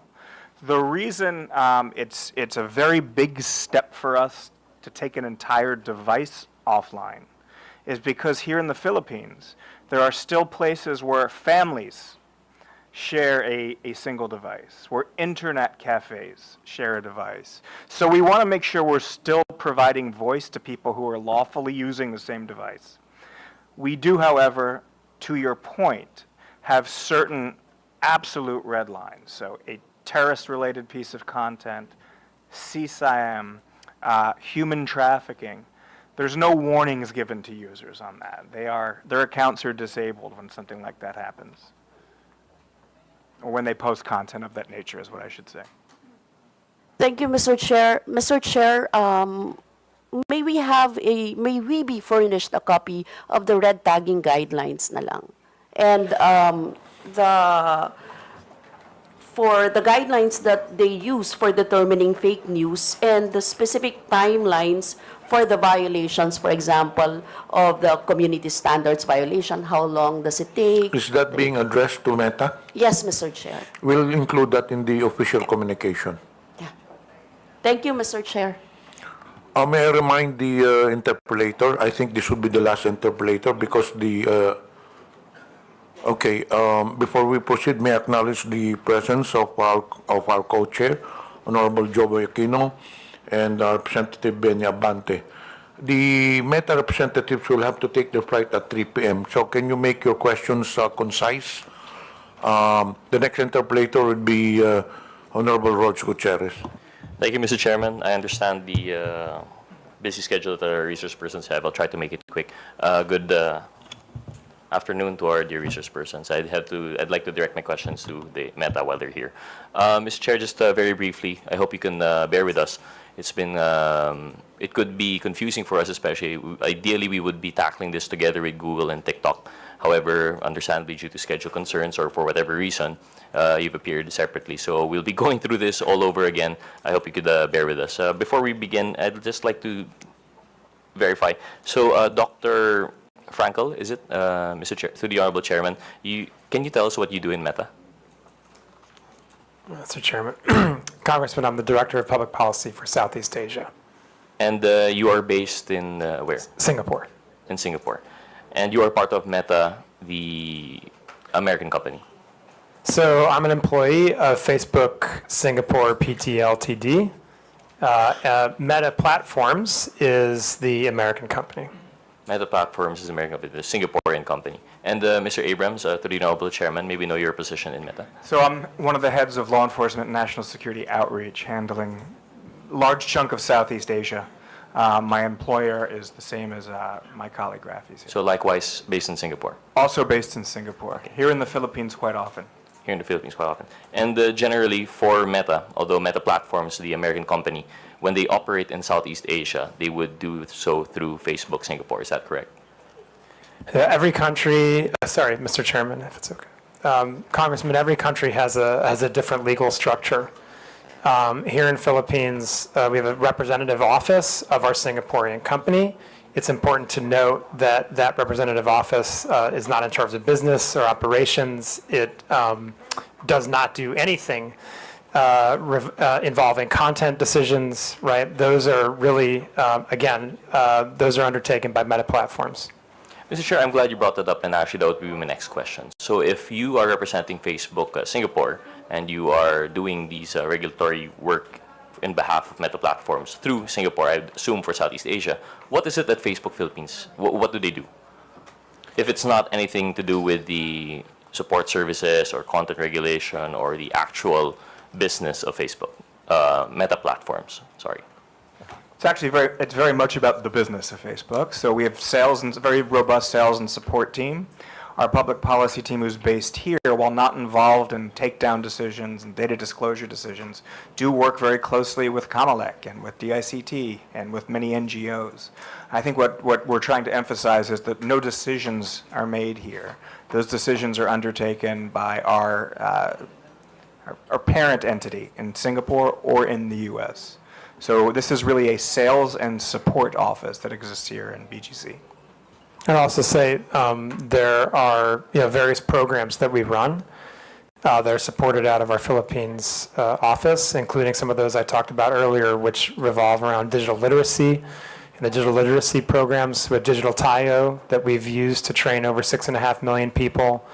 The digital entrepreneurship programs where we've trained over 60,000 micro, small, and medium-sized enterprises. Those are also examples of the type of work that our local team here has undertaken, and so forth. There's other examples. And Mr. Chair, just for the record, respectfully, sir, it's Meta Platforms, Inc. that controls all of our platforms.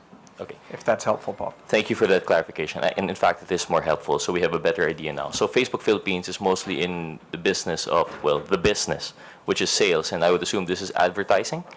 Yeah, we're an ads-based business. So it's advertising. How about Facebook Marketplace? Is that also within the purview of Facebook Philippines?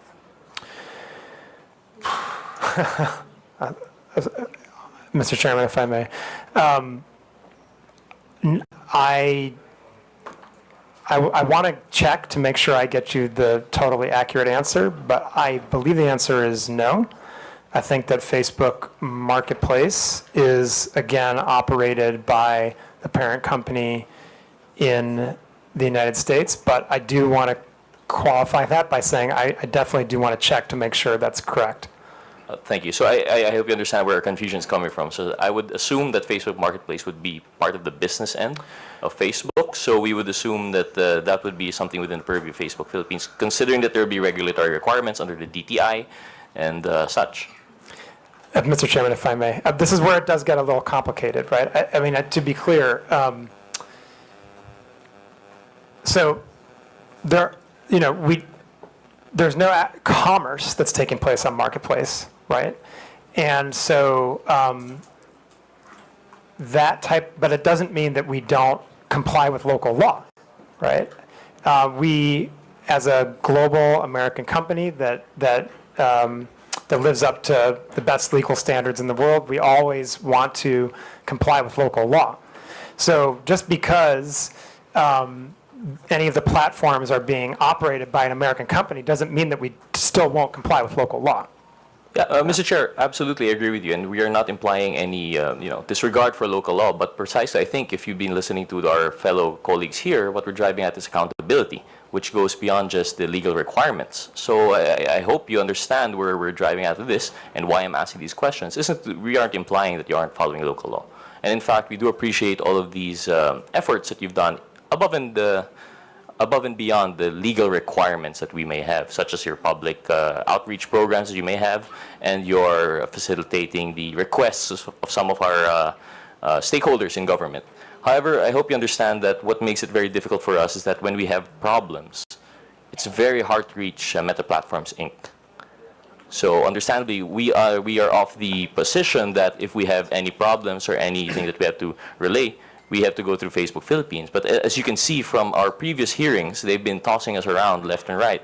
We go to Facebook Philippines, they tell us to coordinate, they have no involvement with Meta Platform Inc. We go to Meta Platform Inc. and they say that, no, we're an American company, we won't be going there. So we're now trying to understand, for our purposes in crafting legislation, what legislation can we make given the very specific, special structure that social media corporations tend to have. I hope you understand, because generally what we're trying to regulate here now is within the purview of publication, for example, media.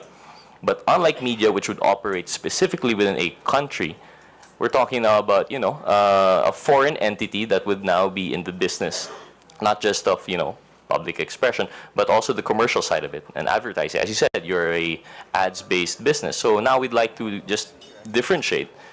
So going back to my question, I hope you'd bear with that. So Facebook Marketplace is not with Facebook Philippines. Facebook Philippines deals with the public outreach programs that you mentioned and the business side. So anything that has support for the Meta Platforms Incorporated in relation to content regulation and, for example, double-checking terms of use, if compliance with terms of use, these are not within the purview of Facebook Philippines. That much is clear, correct? Mr. Chairman, if I may. Okay. Thank you, thank you, Congressman. And now I understand where you're going with these questions. So let me just clarify again. The platforms, whether it's Facebook, Messenger, Instagram, Marketplace, they are operated by Meta Platforms, Inc. in the United States. So for the purposes of these hearings, we are the people that can come and address them. And I just want to clarify, and by the way, also, if you would like to have further discussions on regulation that you're considering, we're happy to do that. And I also just want to really, really clarify and emphasize a specific point. We always intended to come to these hearings. I really do want to make sure I say that and repeat it because it's very true. We always intended to come to these hearings. We needed a little bit of time to make sure that me and Rob could get here. The other times, the dates we were given, there was just very short notice and we had other commitments. We both have profiles that are regional. And so there was always an intention to come to this hearing and answer your questions and demonstrate the accountability, which we absolutely agree you deserve. We know how important our platforms are. We know that they service the vast majority of Filipino people. We know that they're used for commerce, for social connection, for business, for government affairs. We know how important they are. And we believe that we do have the responsibility to show up and answer these questions. I would also just point out there's a lot of other various forms of accountability that we have. We publish transparency reports that look at how many government requests we've acted on. We have 11 different channels for the government to report to us community standards violations or request data or any other problems that they're having, if there's account hacks or anything like that. There are 11 different channels that we have set up with various agencies of the Philippines government and law enforcement, we're accountable to every single one of those channels and agencies. And beyond that, I think that, we try to do the best we can to answer the questions as forthrightly as we can, to explain frankly, very complex and sometimes nuanced issues the best we can. And I'm always happy to do more of that. And if there are additional conversations we need to have on these topics, on regulation, we're happy to do that. I also just want to point out, and my colleague Rob has already done this, but I'll reiterate it. We know the election's coming. We have been preparing for this for a very long time. In the 2022 elections, Comelec gave us an award afterwards for the collaboration that we had and for the work that we did protecting the integrity of the elections on our platforms. We absolutely are doing that work again, and I just want to assure the committee that that's the case. Do you have anything you want to add? Mr. Chair, with your indulgence, I would just add, sir, and with a little bit of humor, but this is absolutely fact-based. My WhatsApp says otherwise in terms of an inability of Filipino agencies to get a hold of me. I think my last message last night before going to bed was a conversation I was having with NBI. If you're having an issue getting a hold of us, I think that's something we can pretty easily remedy. The point being, however, that MPI, Meta Platforms, Inc., operates the platforms. Our office here is happy to help coordinate with Rafi and I, others based in Singapore. It occurs to me, while I have the privilege of being in this chamber, I've appeared in the Senate many, many times, so I am grateful for the opportunity to be in the House today. To your point, it is my first time here in the House, but I've had the privilege of representing MPI, previously Facebook, here in the Republic of the Philippines for over 6 years now, and I hope that our relationship simply continues to grow stronger. Thank you, Mr. Chair, respectfully, and thank you. We appreciate those responses, and we do not doubt that you had the intention to attend, but I just wanted to point it out as an example of how difficult it would be for us to demand accountability. Now, on that question, on that point, that you have 11 different avenues to coordinate with your law enforcement, I hope you understand that's our point. These 11 different avenues are going straight, I'm assuming, to either Facebook Philippines or Meta Platforms Inc. Is that correct? You're saying that these 11 avenues are going directly to you, right? Through your WhatsApp personally, and you are an employee. No, sir. I apologize. Mr. Chair, if I may, I apologize for breaking etiquette there. The daily sort of informal interactions that I have with the many alphabet soup agencies here represented, and I say that as someone who 6 years ago would be on that side of the table, your side of the table. Those are not the formal reporting channels. Right. The formal reporting channels go to our content review teams based either in Singapore or the United States. Which is, through your Honorable Chairman, precisely our point. The content regulation is not being done by anyone legally accountable in the Philippines. All of these avenues of recourse that you're giving our law enforcement agencies, they have to go to either Facebook Singapore or Meta Platforms Inc. Or, in fact, Facebook Singapore will only serve as a coordinating office to Meta Platforms Inc., if I'm understanding this correctly. So, can you just correct me if for this statement, that if Facebook Philippines does not control the platform, there is no Meta-affiliated entity directly accountable in the Philippines? Mr. Chairman, if I may, we're specifically talking about content, then again, the platforms are operated by Meta Platforms Incorporated in the United States. Precisely. So there is no Meta-affiliated entity responsible for the content regulation in the Philippines. Correct. There. Thank you. Thank you for that. Thank you for clarifying, because it seems to us that for us to craft meaningful legislation, we have to take into consideration the fact that there is no legal entity here. Mr. Chairman, if I may, Congressman, I just want to, I would, if I could, take a step back here. I think that what future conversations, what we should focus on are, what are the objectives you're trying to achieve that you don't feel like you're achieving now? I think that we have seen similar requests in other countries, which emphasize a similar point that you're making here. But, you know, I think we've proven through our collaboration that Rob has with law enforcement, through the collaboration that my teams and our other teams have with the government, with the ICT, with Comelec, you know, that we are extremely responsive, that we get to the important things quickly, that we act on reports from the government and good faith trusted partnerships that we have in the country. And so I think that, you know, as a global platform, we have to have global systems in place. There's no other way we can operate it at the scale of 3.2 billion people every day. So if there are specific issues that you feel like we need to address and do better, let's absolutely collaborate to address those issues. But I can say, and I feel very confident in saying, there's an immense amount of connective tissue between Meta Platforms and all the platforms we operate and the companies that are incorporated under Meta Platforms and the Philippines government as a whole. And that relationship that is broad and deep, both, has produced very strong results in terms of collaboration and in terms of removing harmful content, in terms of addressing misinformation, and as I mentioned before, when it came to the last round of elections, it even produced an award from Comelec. And so I think we feel pretty confident that we have the right structure in place, but if there are specific issues that you'd like to address and specific regulations that you'd like to work on, we are very happy to sit down and talk to you about those.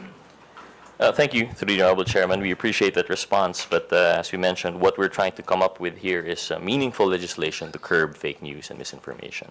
So while we do appreciate that Meta Platforms Inc. and Facebook Singapore are very responsive. What we're trying to do here is to come up with, of course, you have to understand, we're not only dealing with Meta, we're also dealing with Google. We're also dealing with TikTok, ByteDance, right? So we're trying to come up with meaningful legislation that can consolidate our issues with all three. So while we do appreciate, again, it bears repeating that we appreciate the responsiveness of Facebook Singapore and Meta Platform Inc. through your respective offices, it doesn't skirt the issue for us that there is no baseline legal responsibility within the Philippines. There is no Meta-affiliated entity within the Philippines. And that's what I believe makes it hard. To just drive that point, perhaps, Mr. Chair, I'd like to make a quick side question to maybe one of our officials from the CICC. For example, to our CICC, when we have requests for takedown from Facebook, what is the general turnaround time? First and foremost, do you acknowledge that Facebook is very responsive in your requests? Yes, Your Honor. So they are very responsive, and that, again, we do not doubt that. But what's the turnaround time? Is it fast? Is it slow? Usually, it will be from 6 hours to 24, most of the time. And in 6 hours to 24 hours, that would be sufficient time for something to go viral, correct? That's very correct. And by then, usually the damage is done, especially when we're talking about public reputation. Yes, Your Honor. So I think, thank you for that. So I think that's what we're trying to drive at here. We're trying to work with a system that would make it easier for coordination, but that's besides the point right now. Moving on, since we're beyond already the structure, we understand that the Philippines, there's an acknowledgement that there's no Philippine-based entity.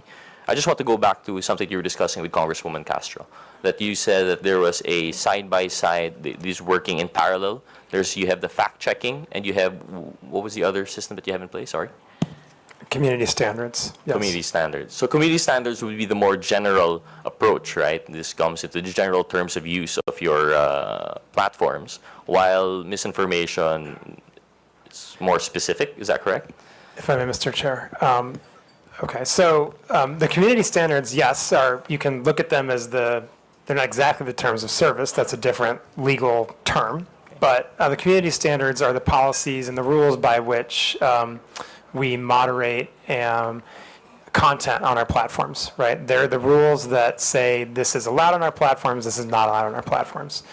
The rules we have around misinformation are part of the community standards.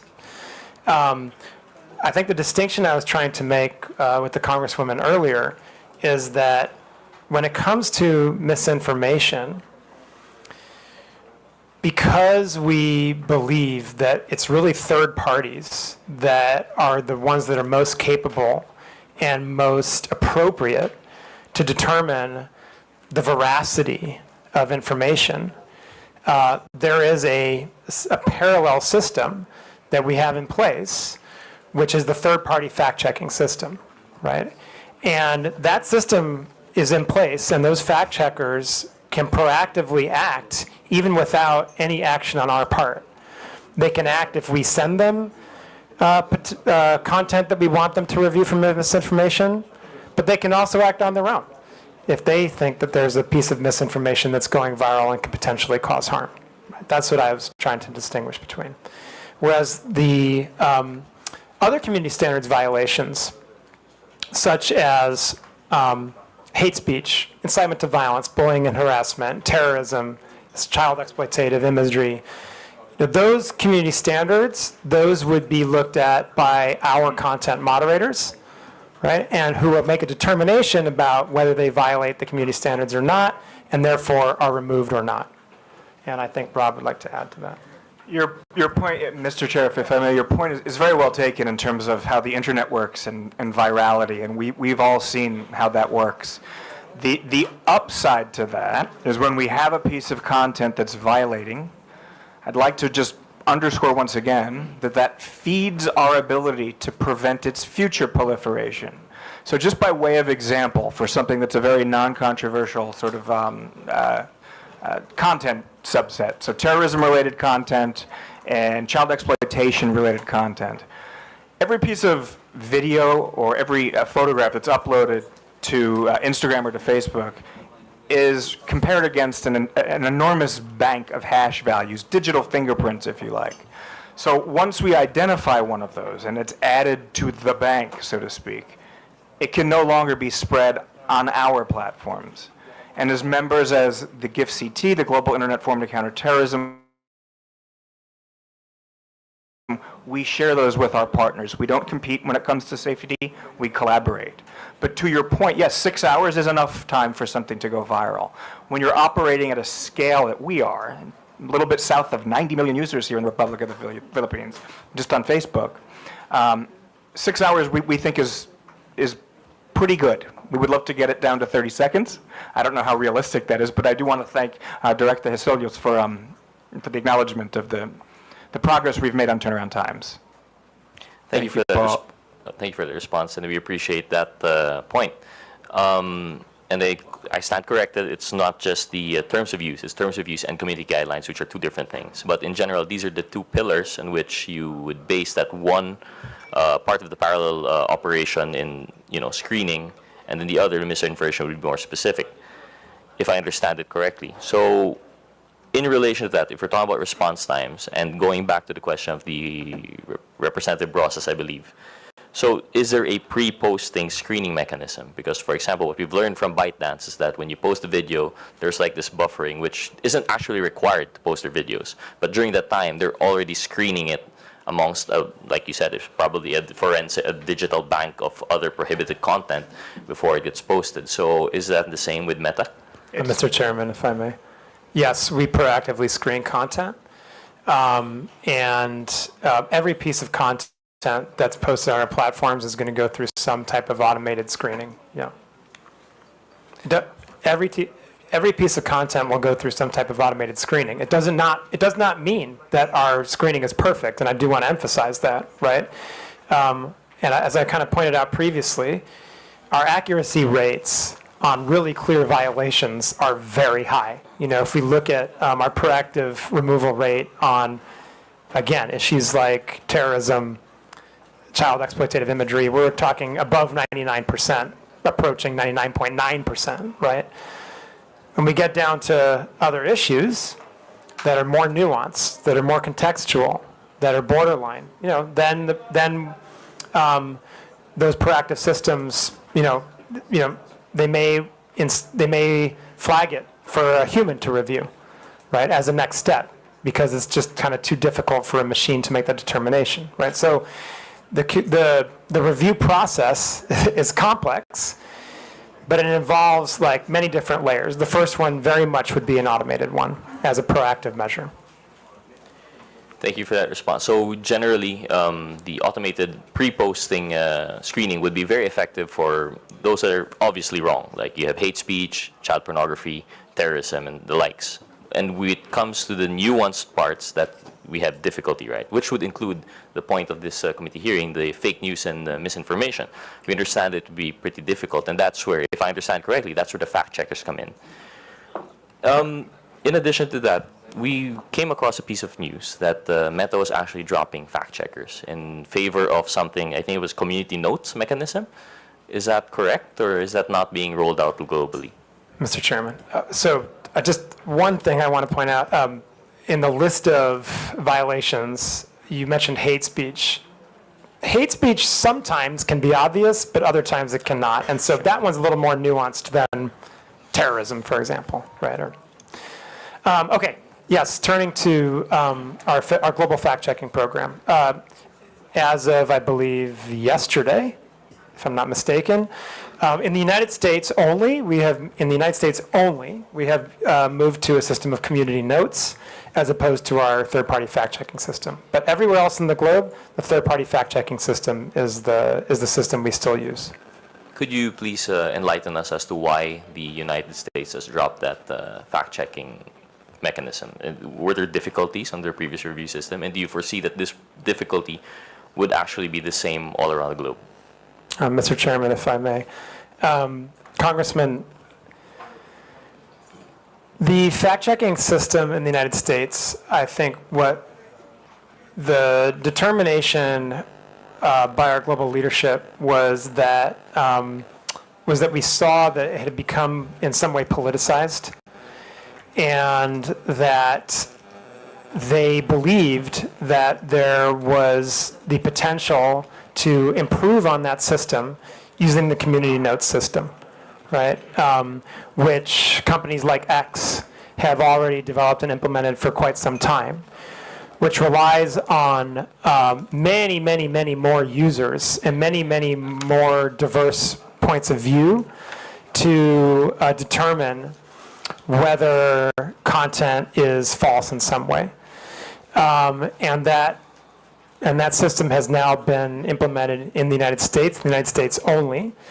As of now, there's no plan to change that globally, but I think that I would just always say that whether it's our fact-checking system, whether it's our generative AI products, whether it's the user experience in some way, we're always looking to improve everything we do. We're always looking at innovation. And so, the community notes that are now rolling out in the United States, we're obviously going to be looking at, are they effective? Do they make sense? And testing like the capabilities there. But as of now, and there's no plan to change the system other than in the United States. I still have quite a few, I have a lot of questions actually, but I understand that there's a time constraint for our resource person, so I'll just stick to one or two questions to conclude. Just based on that point, I'll leave the others out. So when they drop the fact-checking, I know it doesn't apply it here, but we'd like to know the possibility of, if that were to be implemented here, we'd want to know what we're working with for our legal framework, right? What laws that we might come out with in relation to that. So if you are dropping fact-checkers and it's community-based, this would now be more in line with the reporting system that you already have. So it's going to be it's going to be based on user feedback. And how do you differentiate authentic user feedback from, for example, what we're really fighting here are the trolls? I mean, that's one thing that we can agree is very morally wrong and misleading. So when they're purporting to be other people who they're not, and they're not voicing actual, personal opinions, and they bloat their numbers per capita. Instead of just one voice, it appears to be hundreds of thousands. How do you now balance that when you drop the fact checkers? Mr. Chairman, if I may. Congressman, first of all, any type of inauthentic behavior is prohibited on our platforms. Any type. You have to be your authentic self on our platforms. And it's especially, and I would say that in the case of any kind of coordinated inauthentic behavior, that can rise to the level of what we would call network disruptions, with my colleague Rob described earlier in our presentation, and how we treat those types of abusive networks. To your question specifically about community notes, I need to be very honest. This is a very new program that we are running, and I just don't feel qualified to completely answer the question about how it works, as it's only rolled out, I believe, yesterday. I feel very qualified to answer a lot of other questions about these issues, but on that one, I think we just have to come back to the committee. If you have specific questions, I think that the chairman and the committee are putting together a list of follow-up questions, and we'll be happy to try to address that one as well. Thank you. Just one last question to the Honorable Chairman, if there are resource persons who could oblige, because you already mentioned that in Facebook you only allow your authentic self. But anecdotally, that isn't the case, especially here in the Philippines. I don't know if it's the same outside the Philippines, but if you've been monitoring, one of the issues that we have are these massive, massive troll farms in which people purport to be other people, and precisely to bloat out their, public, in order to shape public opinion and sentiment. So what measures do you have to ensure that? Is it possible to implement something in which, truly, not just, currently, if I understand it correctly, the closest that Meta has come to identifying authentic users would be phone numbers. By requiring phone numbers as a two-factor authentication, ideally it's 1:1, but we've passed the SIM registration bill. It's now a law. It hasn't curbed the number of SIM cards being registered to, being used by one person but registered in other persons. So how do we go about it? I see Mr. Abrams doesn't agree, and I agree. It isn't the best way, but from my understanding, SIM registry, the phone numbers was being used by Meta to sort of validate whether a person is not. You have verified accounts in which you require them to submit IDs, but not everyone's verified. So what steps is Meta taking? What steps could they take to curb these inauthentic users? Mr. Chairman, if we may. Go ahead. Mr. Chairman, may I respond? Actually, I actually am agreeing with you that SIM card registration was probably the way to go. That way you're getting at the bottom of the pyramid. Over 80%, I believe, and I want to go on the record as saying that's my belief right now. I don't have the actual numbers in front of me. Over 80% of our Filipino community of users uses phone numbers to register. But to say that phone numbers are our sole way of checking for authenticity is not the case. There are many, many back-end engineering cues that our analysts look at to determine the authenticity of an account. To that end, that's probably what flagged the Honorable Congresswoman's a false positive, and that's why we were able to restore it as well.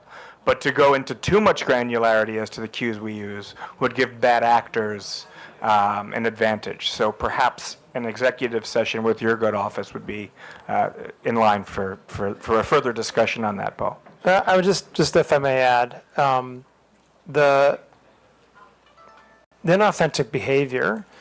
I think in our latest report, but again, we can go look up the exact figures. But we've used AI, for example, to remove, I think, 2 billion accounts in the last transparency report for inauthentic behavior. And so again, we can get you the exact numbers.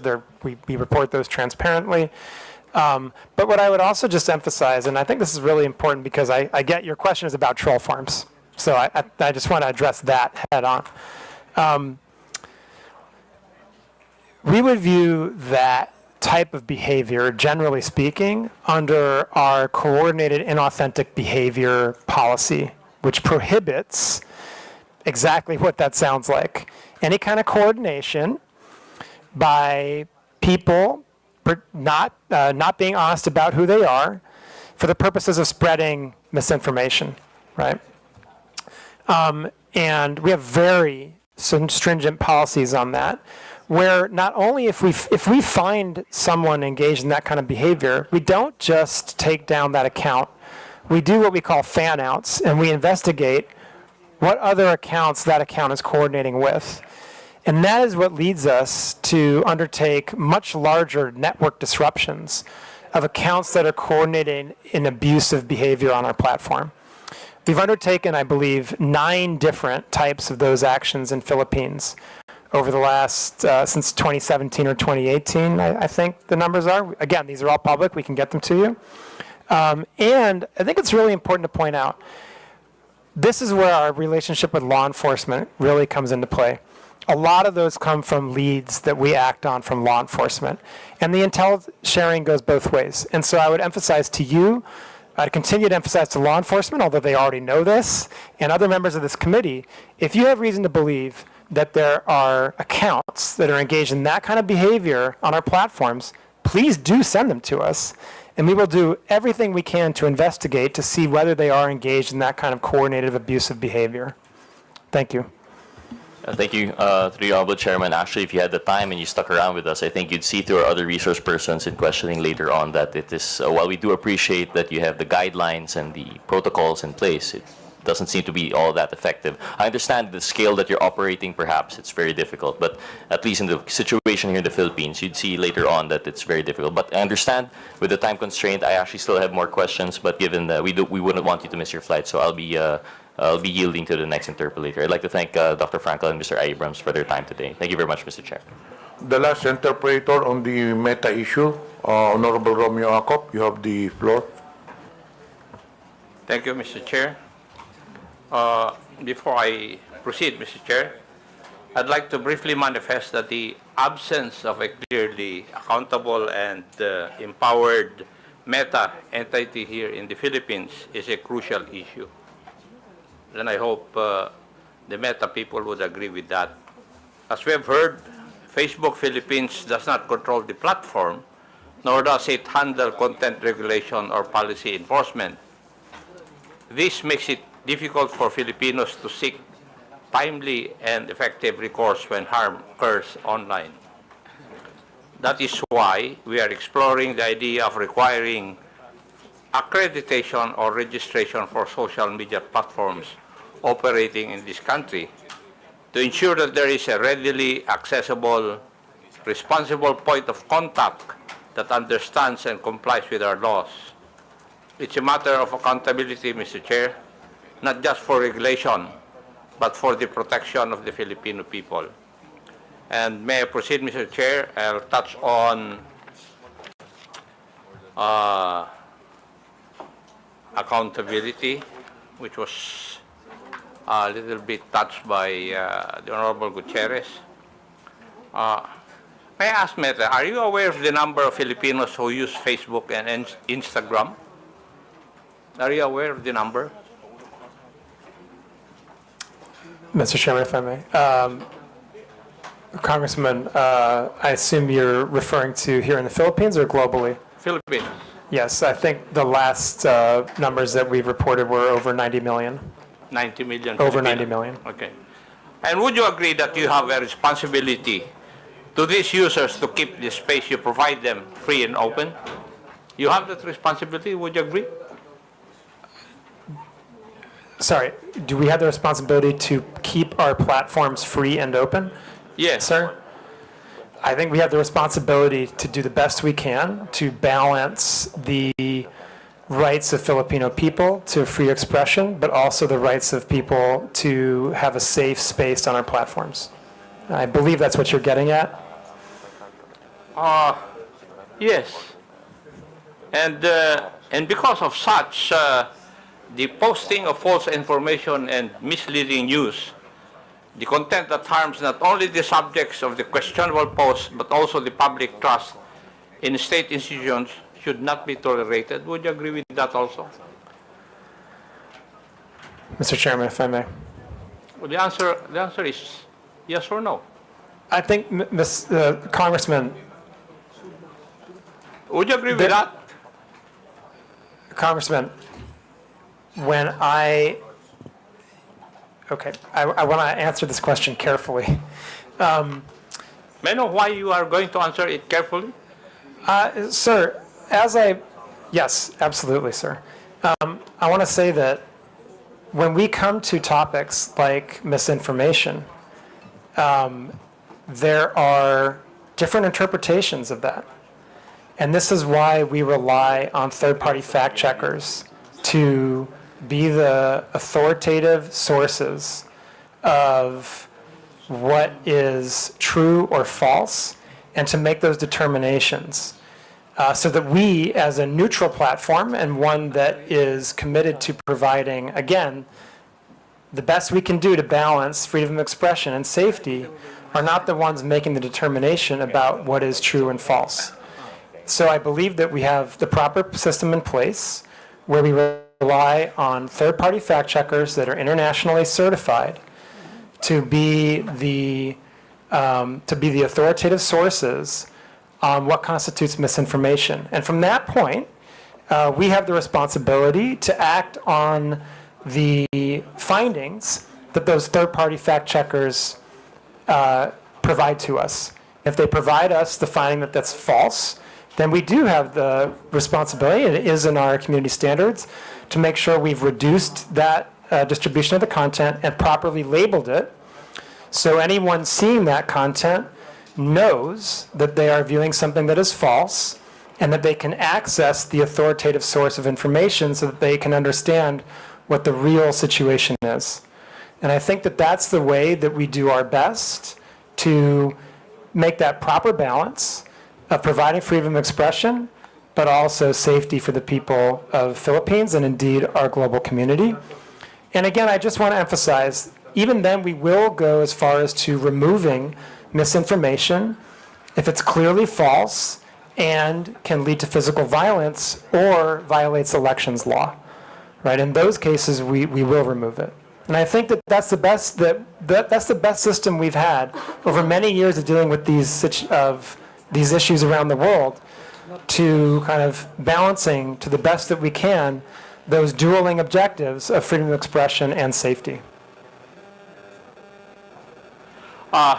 Thank you, Doctor, but my question was very simple, whether the posting of false information or misleading news content that harms not only the subjects of the questionable post should not be tolerated.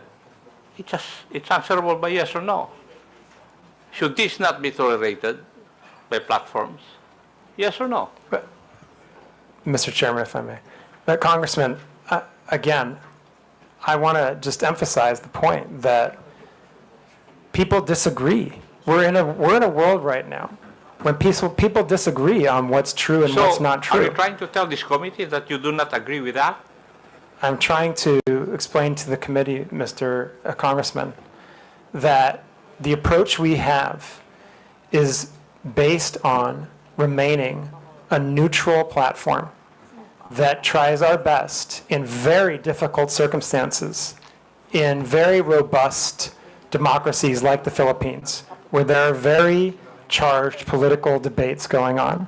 We do our best to balance freedom of expression on the one hand and safety on the other, and that our view on the best way to do that is to rely on third parties to make the determination when it comes to true or false or somewhere in between.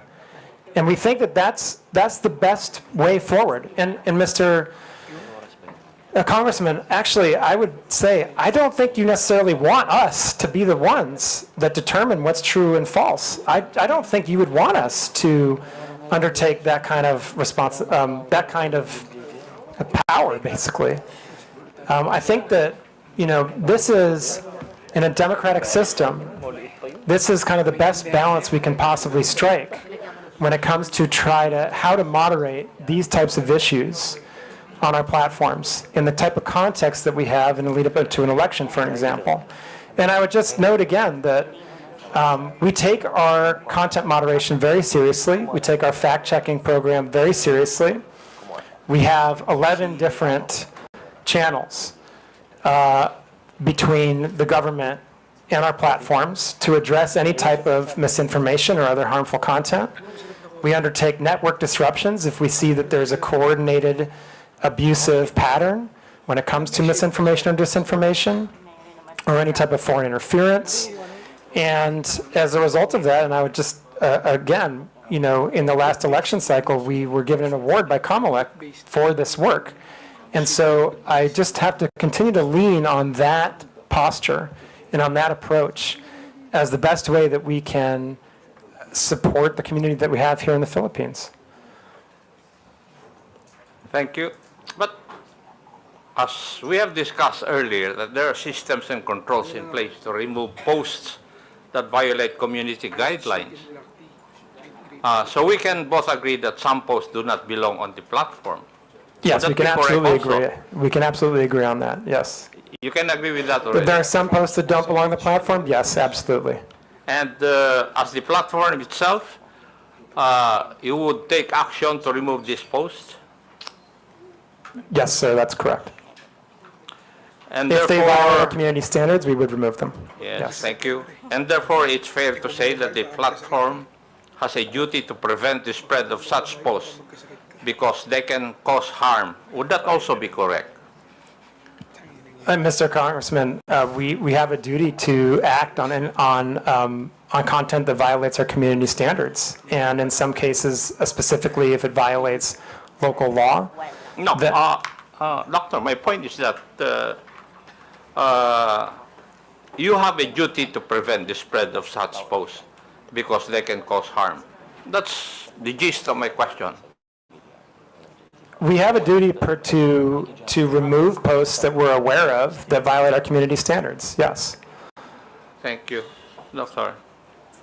Now, could I say that you recognize that Meta bears some responsibility for what is shared and posted on Facebook or Instagram? Mr.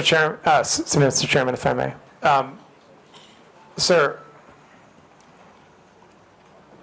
every individual user bears the ultimate responsibility for what he or she posts on our platforms. I think that it's important to underline that point. That's a given. That's a given, okay. Now, Right. what I'm asking is whether Meta bears some responsibility for what is shared and posted on Facebook and Instagram. That's my question. Yeah, so what I would say is we absolutely... Do you? Yeah, sir, if I may. We very much believe that we have a responsibility to provide a safe platform for our users around the world, including in Philippines. That's your obligation. But my question is, would you bear some responsibility for what is shared and posted in your platforms? Yes or no? It's a very simple question. Sir, I just want to be really clear about this again, okay? Our responsibility is to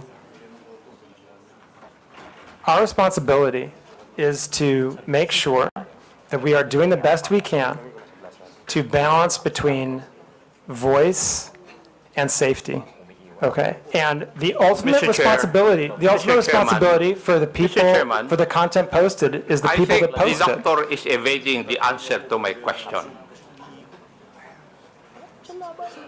Any Tom, Dick, and Harry will say that it's answerable by yes or no. Mr. Congressman, the ultimate responsibility lies with the user who posts the agree. content. But what I'm asking is if Meta bears some responsibility. I'm not asking whether you are the primordial entity to be responsible. No, I'm not asking that. My question is whether you bear some responsibility. Mr. Congressman, if I may, I believe I've answered the question that I think the user bears the responsibility for what they post on our platform. Now, we have a set of community standards that we do our best to uphold because we want everyone to have a positive experience on our platforms and a safe experience on our platforms. And that's what our community standards are for. That's what our fact-checking programs are for. That's why we take these hearings very seriously. That's why we have the 11 different relationships with the government agencies in the Philippines so that harmful content can be reported to us. And I think that's how we do our best, like I said, to ensure that people have a voice and the freedom of expression while also a safe experience. But as I said, I think the ultimate responsibility for content lies with the user that's posted it. Mr. Chair, the questions I would be asking would depend on the answer of Dr. Frankel insofar as whether Meta bears some responsibility, and therefore, since he has said that he cannot answer me directly, I will not ask the other questions. But may I make a manifestation, Mr. Chair? It seems from our discussion that social media platforms are making some effort to curb the spread of fake news in this country. However, I disagree with the impression that acting merely as host of user-generated content exempts these platforms from any liability for the harmful content they allow to be exhibited. As part of our legislative duties, I think it may be time to revisit the current legal framework regarding these social media platforms, if only to incentivize them to further crack down on these types of illegal posts. Now, may I go to another issue, Mr. Chair? Yes, Mr. Chair. Regarding monetization. Doctor, can you confirm whether Facebook or Instagram allows content creators in the Philippines to earn revenue directly through the platform? Yes or no?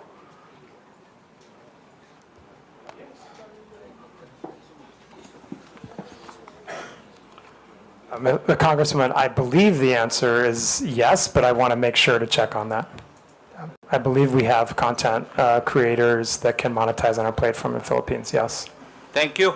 And would this mean that Facebook directly pays users upon fulfillment of certain requirements and upon reaching specific targets? Would that be correct also? I'm not familiar exactly with the modality of payment, but again, I believe, yes, we do provide content creators with the ability to monetize here. Thank you. And what are the means of earning through the Meta platforms, Facebook and Instagram? I'm sorry, sir, what?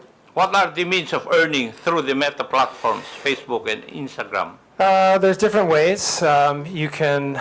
You you can monetize your content using something we call stars. There's ways that you can we can have partnerships. I think there's 2 or 3 different ways that creators can monetize. Thank you. And are there specific content guidelines that monetized accounts must follow? And Yes, if so, absolutely. how are these enforced in our country or in the Philippines? Yes. Yes. Yes. So there are content guidelines. Creators, like anyone else, must abide by our community standards. Now, is there a process also for demonetizing content that is later found to be false, misleading, harmful, or otherwise violative of the community guidelines? Any user that is monetizing on our platform can be demonetized if they have repeated violations of our community standards, including repeated violations of misinformation. Yeah. Now, can you describe to this committee the revenue sharing model? How much of the ad revenue goes to Facebook, and how much goes to the content creator? Sir, I honestly don't know the answer to that. I'm happy to provide that if we can take that under question to come back to the committee. And who would be the proper authority from your group to answer that question? We can come back to you on that. There's a few questions I think that we're going to put together as part of the follow-up to this, and we can happily add that as one of them. Thank you. Now, my last question. How does Facebook ensure that creators don't exploit the algorithm by posting inflammatory or misleading content just to gain more views and earnings? Mr. Chairman, again, if I may, as you pointed out, sir, we have policies that will demonetize pages if they engage in repeated violations of our community standards or if they engage in repeated instances of misinformation. For curiosity's sake, can you provide data available on how much content creators in the Philippines have earned through Facebook's monetization programs over the past years? Mr. Chairman, I'm sorry, I do not have that data. And who would have that? Again, we can take that question under advisement and see if we can come back with something, but that may also be subject to privacy, and so I would have to see what the exact question is and see if we can come back to you on that. Thank you. Thank you, Mr. Chair.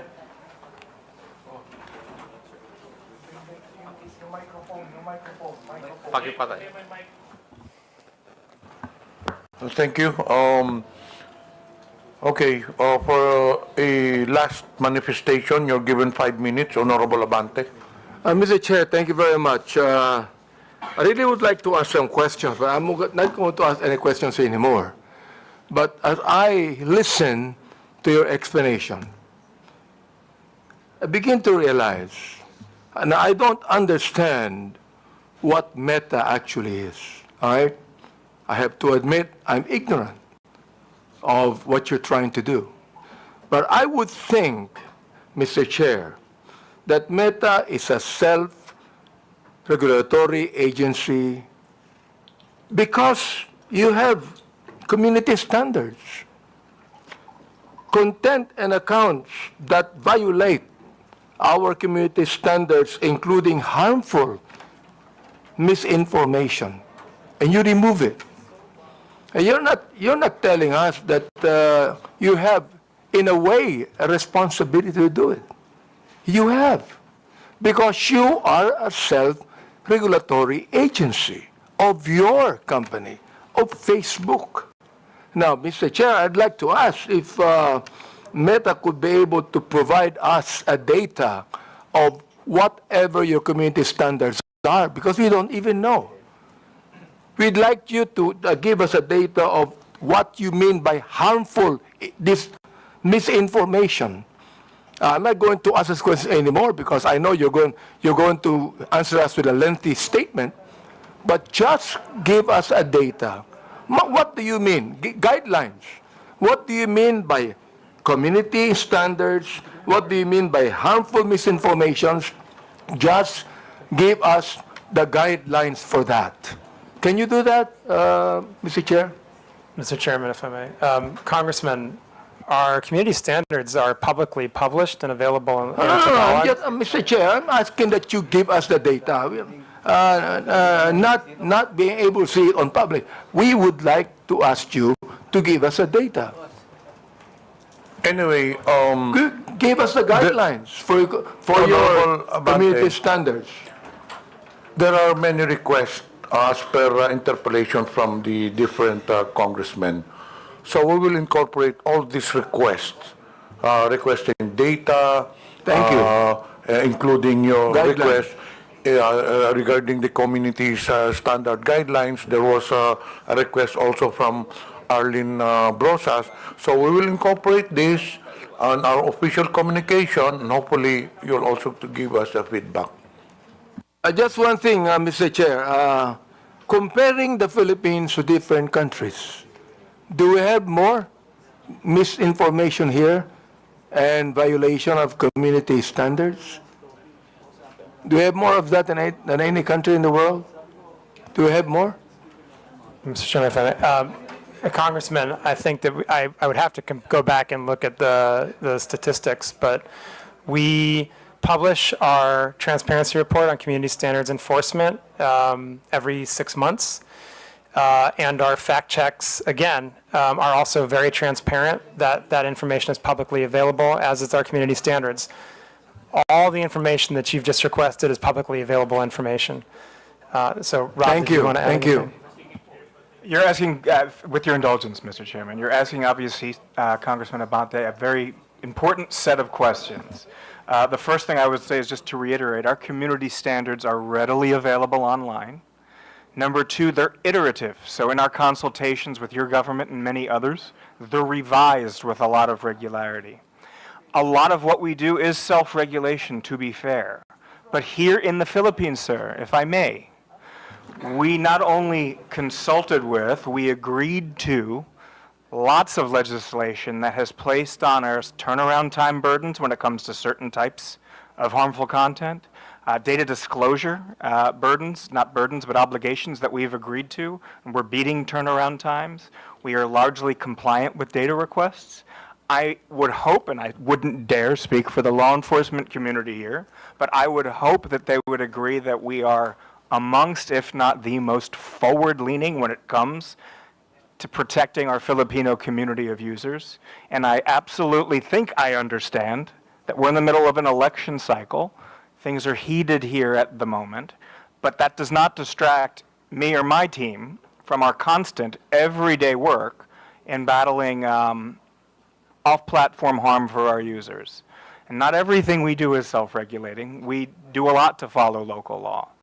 And reasonable people like myself in your good office, we're going to have disagreements along the way. I think the point is to keep these dialogues open. So with that, I do want to genuinely thank Congress for allowing us to be here today. Maraming salamat po. Thank you for that. Yeah, I would just emphasize, Mr. Chairman, we heard a lot of questions today, and very good questions, very fair questions. I hope that the answers we provided in the presentation were educational, informational, and I hope that we demonstrated, as Rob just pointed out, the very strong collaboration we've had with many different parts of the government, different administrations, Congress, on developing regulation and laws, implementing them, living up to our legal obligations here in Philippines, and again, being a platform that is a positive social net good for Philippines, because it helps people build their businesses. It helps the economy grow. It helps people connect to their loved ones for free. It helps people learn about the world and gain new skills. And of course, with the election coming, we're absolutely determined to protect the integrity of the election on our platforms. And I hope that we can have more of these conversations. Congressman, we're very happy to sit down and collaborate on additional regulation if you feel it's necessary. There's a number of different examples of how we've worked with Congress over the years. Most recently, for example, on the Internet Transactions Act, There's also the digital VAT. I mean, these are just two very recent examples of collaborations we've had on law and regulation here in the Philippines with Congress and with the administration, and absolutely happy to continue that. And I do hope, as Rob said, that our responsiveness to the government and Filipino community's concerns has come out clearly today. And we remain very determined to be a great partner to the people, businesses, and the government of Philippines in the future. And thank you so much for the opportunity, Mr. Chairman, to present this today and to speak to the committee and the people of the Philippines. Mr. Chair, thank you for your statement, Dr. Frankel and Mr. Abrams. This is the very reason why we have this hearing, so we could be able to craft laws about what is happening right now. I'm so glad you said that you be compliant to every legal thing we have in this country. And thank you very much for that. And Mr. Chair, I'd like to assure Dr. Frankel that Mr. Abrams that we will, in my own capacity, talk to you about many of these things. Thank you very much. Actually, we still have many questions to Meta, but unfortunately, because of time constraints, we cannot do so. So in behalf of the committee, Dr. Frankel, Mr. Abrams, would like to thank you for attending the hearing. You are now excused. It's already 1 p.m. You go direct to the airport. You might miss your flight. Thank you very much. Thank you, Mr. Chairman. Thank you, committee. The chair acknowledges the presence of Senior Deputy Speaker Aurelio Dong Gonzales, Honorable Ernesto Junicio Jr., and present online, Honorable Arjo Ataide, Honorable Jonathan Flores.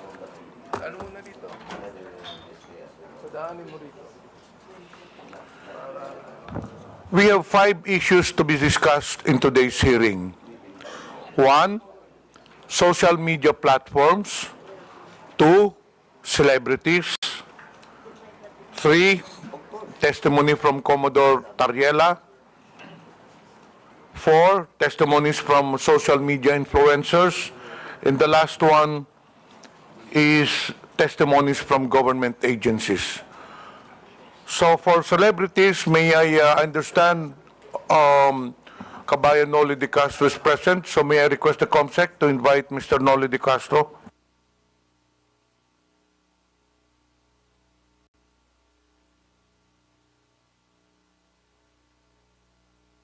COMSEC, pwedeng maimbita natin si Mr. Noli de Castro so that we will have an orderly hearing and a smooth flow of discussion. We will tackle the issues as mentioned earlier by the chair one by one.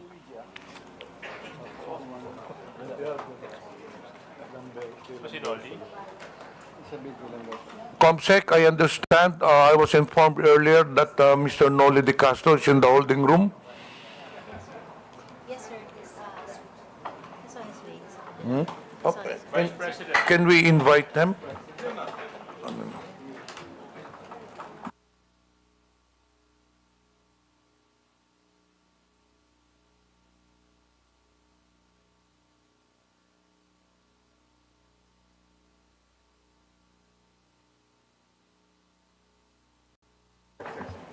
COMSEC, paki-escort lang sa upuan si Mr. Noli de Castro.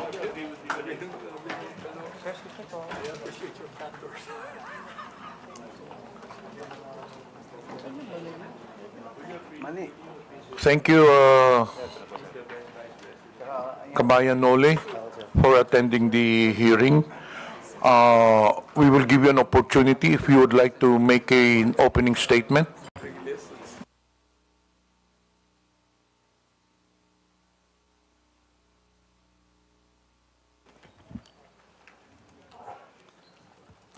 Good afternoon po, Mr. Chairman and mga membro ng committee at ang ating mga invited guests. Kanina po nanonood ako doon sa loob ng hearing ninyo at sinusuportahan ko po itong initiative ninyo na labanan ng mga fake news. Kasama ho kami dyan. yung mga misinformation at saka disinformation. Kasama na rito po ang deepfake. Naging biktima rin ho ako niyan. Marami sa aming mga broadcaster. Bunso din po ng Gen AI at ang iba pa mga advanced technology po ngayon. Hindi natin mapipigilan ho yan. Kanina, I'm sorry, hindi ninyo napag-usapan sa Meta yung advance ng technology. Kasi hindi ho talaga mapipigilan. Yung pinsala na dulot nito ay hindi lamang po sa aming mga personalidad and even to you, Congressman, kundi pa sa pangkalatan sa publiko na nakababasa, nakakita at nakakapanood po nito. Kailangan ng sabayang pagkilos para sa education ng publiko at sa aming media practitioners para mamulato ang mas nakararami tungkol sa masamang epekto ng fake news sa ating bansa at sa demokrasya.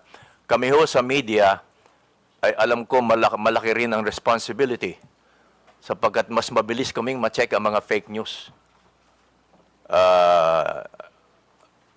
At the same time, ma-check kaagad namin ang fake news. Although sana po ay naka-ready din ang mga government agencies na sagutin yung mga lumalabas na fake news. Especially sa mga congressman din po. Thank you. Thank you po. Thank you, Mr. Noli de Castro. As per our House rules po, all resource persons will have to take their oath. So, can you please rise? Comsec, please administer the oath. Comsec, please administer the oath. Please raise your right hand, sir. Do you swear to tell the truth, the whole truth, and nothing but the truth in this inquiry? Please reply. Before we proceed with Thank you, interpolation, Mr. the Chair acknowledges Honorable Geraldine Roman. The first to interpolate, Representative Kunghon, you have the floor. Thank you, Mr. Chair. Magandang hapon po, former Vice President Noli de Castro. Good afternoon po. Gaya nga po ng sabi ng ating chairman, ni Kong Johnny Pimentel, ang peking balita ay walang sinasanto. Lahat nabibiktima, lahat pwedeng maapektuhan. At bilang public personalities, isa sa madalas na nagiging biktima ng fake news ay ating mga local celebrities at sikat na media personnel. Mula sa peking iskandalo hanggang sa maling impormasyon, lagi silang nadadamay ng di makatarong paghuhusga. Dahil dito, may inimbita tayong mga ilang sikat na media personality para magpahayag ng kanilang karanasan bilang nabibiktima ng fake news. Mr. Vice President, I think it's fair to say na madalas po kayong nagiging subject ng fake news. Tama po ba? Opo. At dahil din po dito, nagkaroon po kayo ng pampublikong hinaing regarding sa mga fake news. Lalong-lalo na nung nakaraang linggo. Tama po ba? Opo, opo. At base sa preliminary research na isinagawa po natin, isa sa mga peking balita na kumakalat tungkol sa iyo ay ang nausong quote card na pagkatapos na pagka-aresto ng dating Presidente Rodrigo Duterte, kung saan sinabi mo daw na the former President Rodrigo Duterte, Tatay Digong, did not start the war to kill. He started, nasa ano po yan, meron po tayong, pwede po bang pakilabas? Yan po ba? Tama po ba, ito yung isa sa mga code card na bigay po sa inyong kaalaman na peke na sinabi niyo raw po ba? Sinabi niyo raw po, tama po ba? Medyo hindi yata ho masyadong malinaw ho ito, Mr. Chairman, tungkol dito. Ang nakalagay po doon, sir, is former President Rodrigo Duterte did not start the war to kill. Okay. He started to save lives. He gave drug addicts a chance to change, to surrender, to choose a better life. But many refused. They kept using, kept selling, kept killing innocent people. So what a leader should do, let criminals destroy families or take actions to stop them.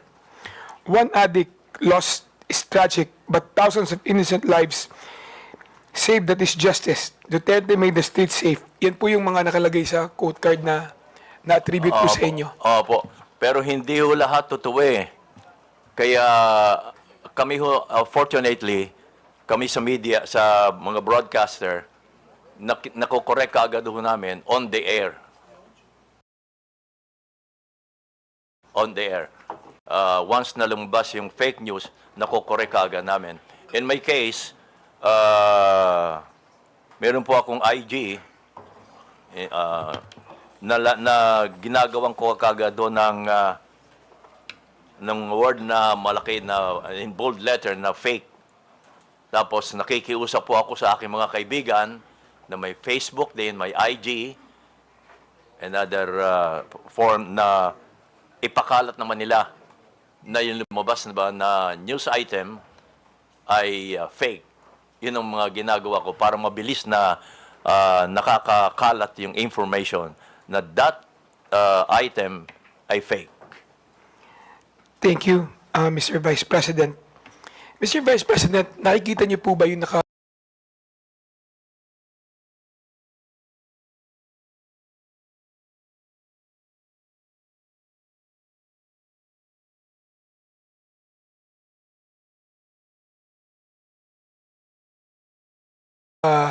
lagay sa screen natin ngayon? Opo. Ito po ay galing kay ito po ay pinost, no? Ni JM, di ko alam kung paano i-pronounce itong Almine o Almine o Almine. Ayan, JM Almine. Nakalagay po dito, sabi niyo raw po na di ko binoto si PRRD dahil gustong-gusto ko talaga si VP Lenny. Familiar po ba kayo sa napabalita ang sinabi niyo daw po? Opo. Alam ko ho, fake ito. Kaya gumawa kaagad ho ako ng version ko at nilagyan ko ng in bold letter na fake. Mr. Vice President, kilala niyo po ba si JM Almine? Hindi po. Hindi ko po siya kilala. Sinubukan niyo po bang kilalanin kung sino yung nag-post nito? Hindi na po dahil baka mamaya hindi tunay na tao ito eh. Uso ho ngayon yun. Ano po ang naging reaksyon niyo na nakita niyo yung post na ito? Well, sanay na ho ako sa mga lumalabas na ganito eh. So ang first reaction ko ay gumawa ng paraan para may pakalat ko na fake nga ito. Lagyan ng bold letter na fake. Kumisano, ginagawa ko pa, naka-flash yung fake. At makiusap sa mga kakilala ko na may mga Facebook, IG at iba pa, na ipakalat din nila para marami po makabasa. Nung nakita niyo po ito, ano po yung personal na naramdaman ninyo? Dahil karamihan po sa nakabasa nito, naniniwala na sinabi niyo raw po ito. Well, of course, ang iba maniniwala ho, lalo na kung hindi ako kilala. Pero sa newscast, nako-correct naman ho namin ito eh. Itong mga ganito. Kaya madali lang ho eh. Hindi ho ako masyadong naapektuhan kapag ganito. Maswerte lang ho kami dahil mga broadcaster ho kami. But kung pag-uusapan ho yung pangkaraniwan tao, yun ang madaling maapektuhan. At wala silang means, wala silang source para makorek agad yung lumabas na fake news. Mr. Vice President, pagkatapos po kumalat itong mga fake na quote card na ito, madaming organisasyon ang nag-post at nag-fact check din ng balita na ito. Alam niyo ba kung ano-ano yung mga organisasyon na ito tulad ng ABS-CBN Fact Check, Opo, meron po Verifies, kami ganon. etc.? Opo, meron po kami ganon. Ang ABS-CBN may fact check at inilalabas po namin yan sa TV Patrol. Yung mga fina-fact check po namin. Sa inyong personal na opinion po, Mr. Vice President, nakakatulong ba sa pagtigil at pagkalat ng fake news ang pagpa-fact check ng ABS-CBN, Rappler, verifiles. Nakatulong po ba ito? Well, nakakatulong ho, pero hindi ko alam kung ilang porsyentong naitutulong nito. Pero nakakatulong ho. Thank Definitely. you. Thank you. Sir, isa na naman pong balita na kumalat sa inyo ay yung pagkakadulas ninyo. Naalala niyo po ba ito noong 2021? Dadulas. Meron pong fake news na kumalat noon, yung pagkakadulas ninyo, pagkakoma at pagkamatay umano. Noong October 26, 2021. Opo. Naalala niyo po ba ito? Opo.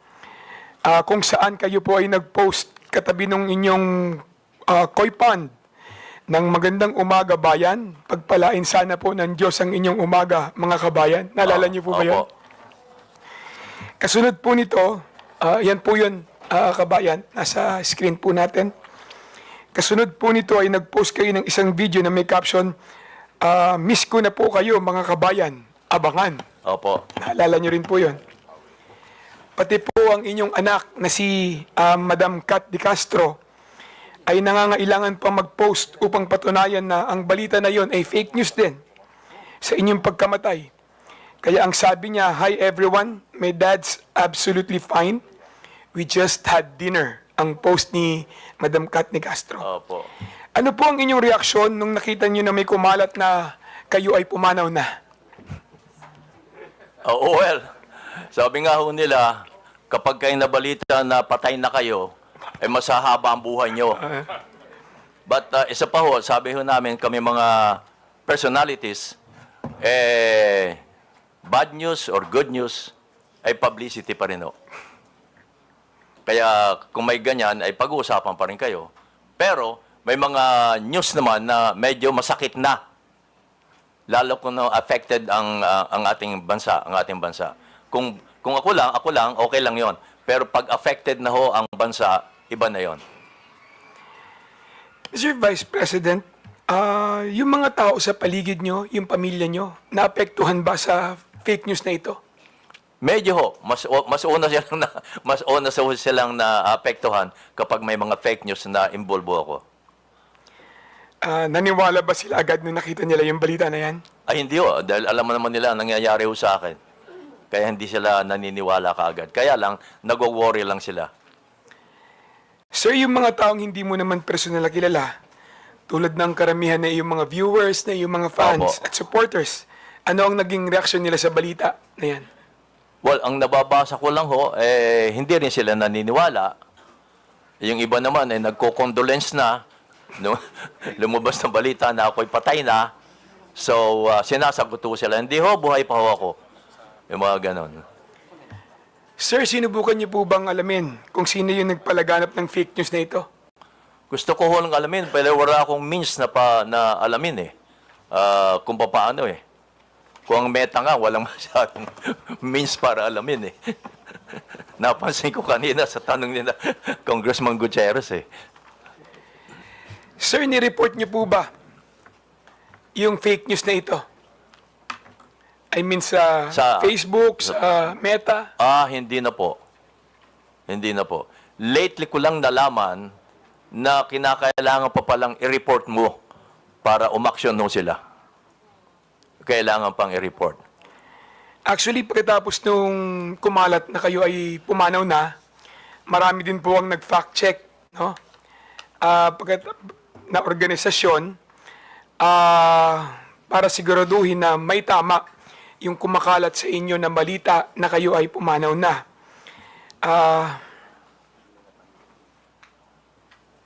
Paano naman po yung mga social media website, no, Mr. Vice President, kung saan kumalat yung mga post na ito? May mga gumawa ba sila na paraan para matigil o matulungan kayo para i-correct, no, yung mga ganitong klaseng fake news? Meron po bang mga tumulong na mga website? May mga tumulong po bang mga individual para kayo'y matulungan na pagsawata itong mga fake news na kumakalat sa inyo? Again, may means kami para maharang kaagad yung mga fake news na yan because nakikita nila ako sa television na nagbabalita pa rin ng live. So, that means, yun ang patunay na, hey, buhay pa pala si kabayan nagbabalita pa ng live. Yan ang sinasabi ko na kami ay maswerte pa, ang katulad namin personality. But ang kawawa ay yung walang means para maharang kaagad nila mga fake news na lumalabas against them. Kanina tinanong po ni Congressman Acop kung may responsibilidad ba ang Meta at Facebook sa mga ganitong klaseng kumakalat na fake news. Tingin niyo po ba, kabayan, merong responsibilidad ang Facebook at Meta sa mga ganitong klaseng fake news na lumalabas at nakakaapekto, lalong-lalo na sa buhay ng mamamayan? Opo, naniniwala po ako doon. At naniniwala din akong negosyo ito eh.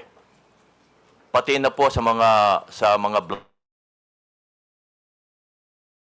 blogger, kaya o sila nainggan yung mag-vlog, ay dahil sa kumikita rin sila.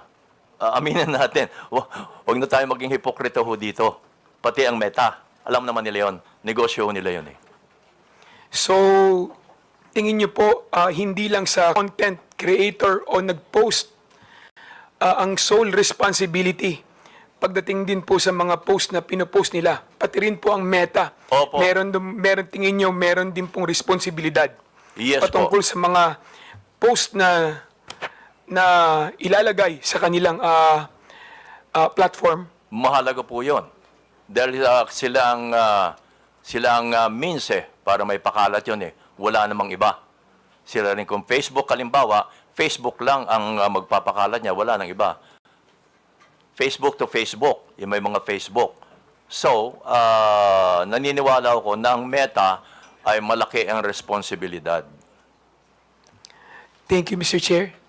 Re-reserve ko po yung aking mga katanungan sa susunod na round. Thank you, Mr. Chair. Thank you. Maraming salamat, Mr. Vice Are there President. any other members who would like to ask questions to the former Vice President De Castro? I understand Honorable Roman is inclined to ask questions. May we know from any...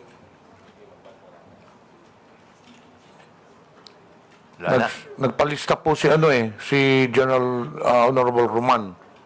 But it seems that... Lumabas.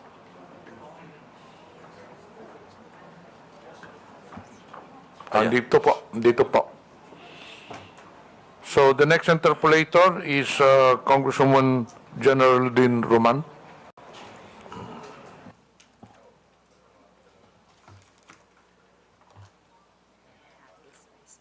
Ay.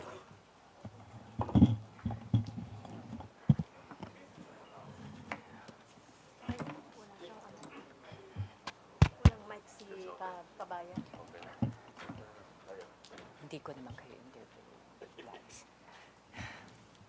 Magandang hapon po, Mr. Chair, ang aking mga kasamahan sa Kongreso at ang ating mga resource person. Today, we are celebrating the 4th Tricom meeting, whose aim is to eventually eradicate fake news by means of state regulation. What have we established in these past 4 meetings? What has become obvious to all of us is that the different social media platforms lack a uniform regulation that would require them to, number 1, establish a legal entity in our country. Ito po yung kadahilanan kung bakit ang ilang social media platforms po natin ay walang physical presence sa ating bansa.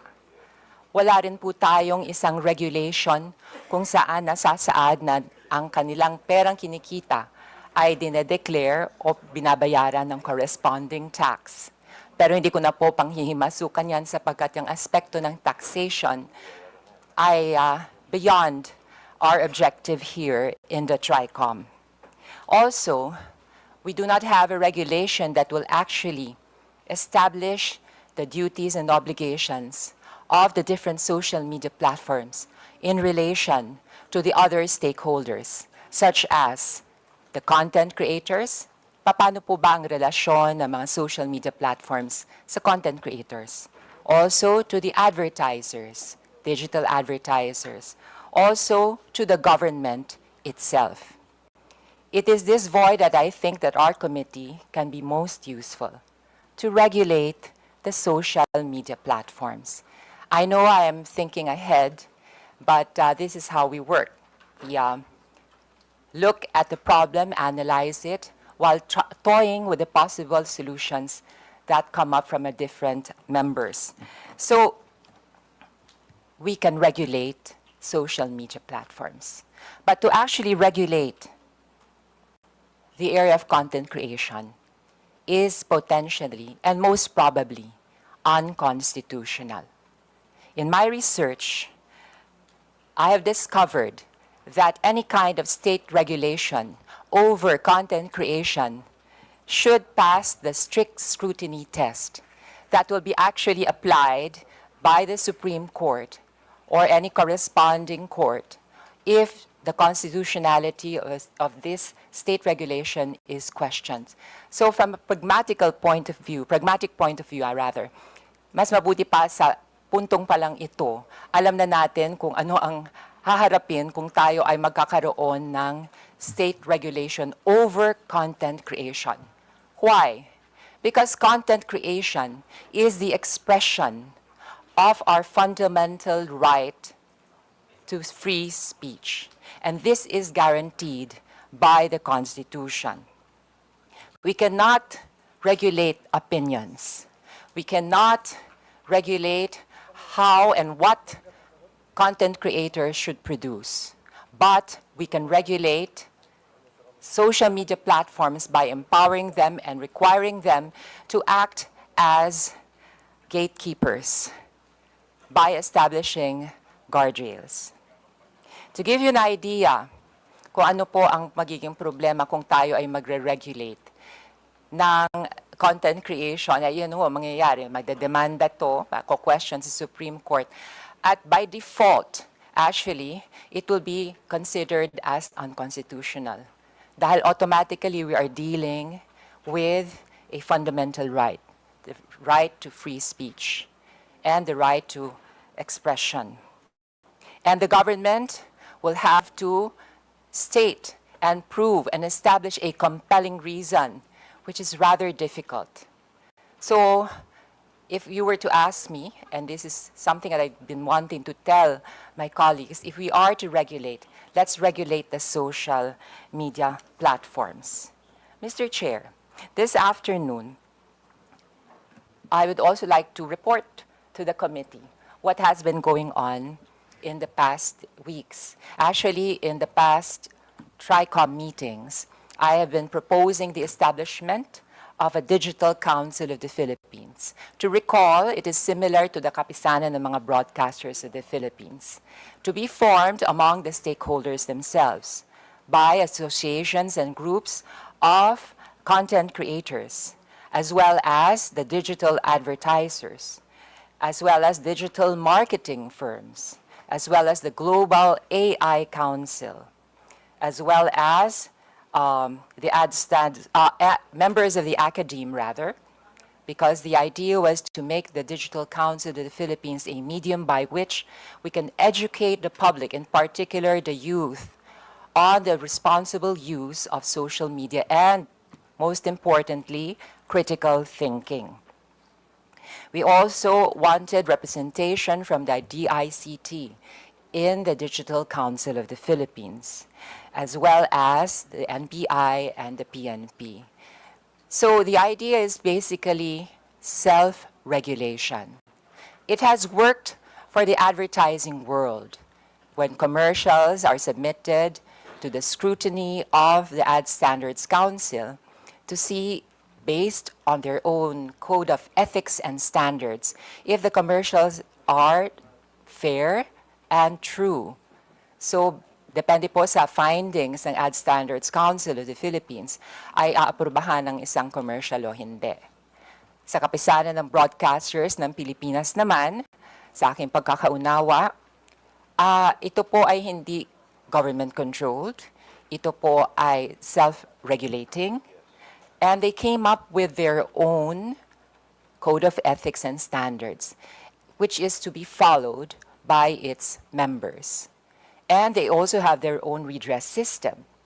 And to my knowledge, the Kapisanan ng mga broadcasters in Filipinas also acts as a guild of sorts for its members, to give its members legal assessment and counseling, as well as legal assistance in case any of its members encounter, I don't know, a lawsuit or something in that like. Or as a group, as a guild, because there is strength in unity, it could use its position to leverage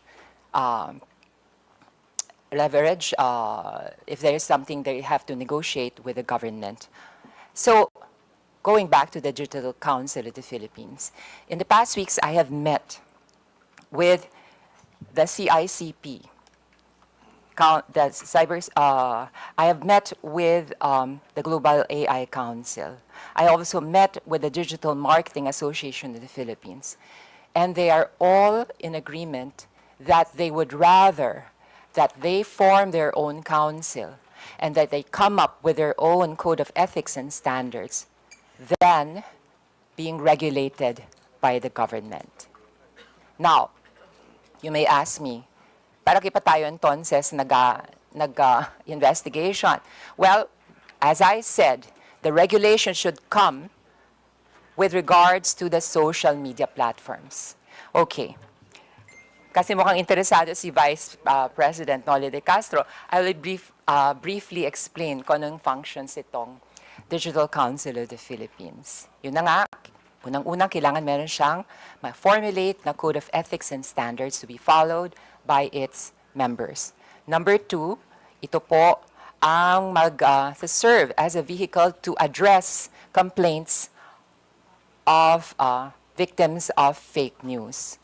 It has the technical means. Ito po yung parang konseho na magsusuri at magfa-fact check kung ang isang complaint ay may basihan, kung tunay na biktima ang isang grupo ng isang scam or isang businessman ng isang scam o kaya ng isang government agency, ng isang fake news, and it will come up with its findings.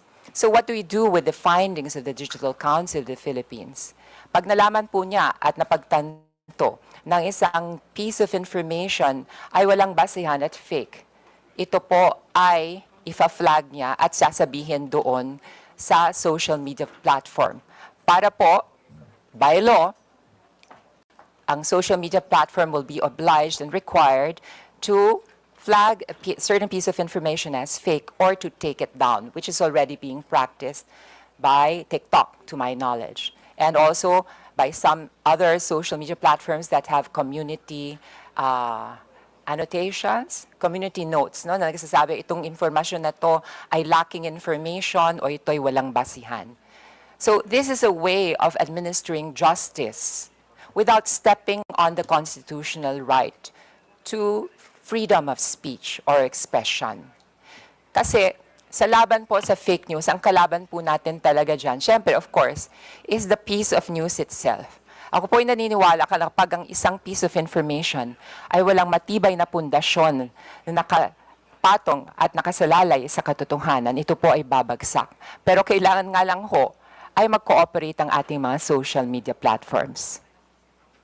Maaring tanong po ng iba dyan, paano mo ma-ensure na lahat ng content creators na magiging miyembro nitong Digital Council? Pero hindi po ito ang pangarap ng Digital Council of the Philippines.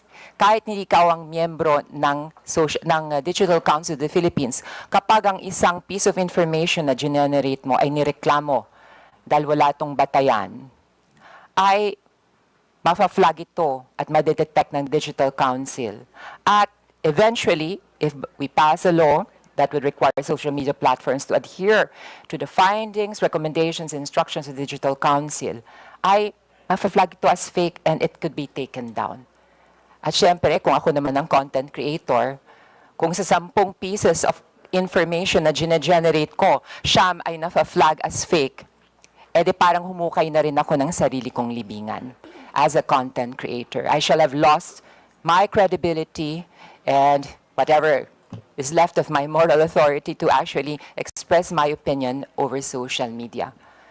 So, Mr. Chair, may I be given the chance to interpolate some of our resource persons?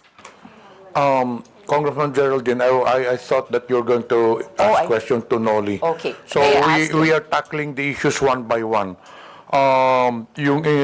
The fourth issue will be the social media influencers. So May I I think you reserve your question dun sa social media. The source person that we are now asking question to is former Vice President Noli de Castro. May I have the pleasure of interpolating our former Vice President and fellow journalist, Yes po. Noli de Castro. Kumusta po kayo, Mr. Mabuti Vice po, President? mabuti po. Yes.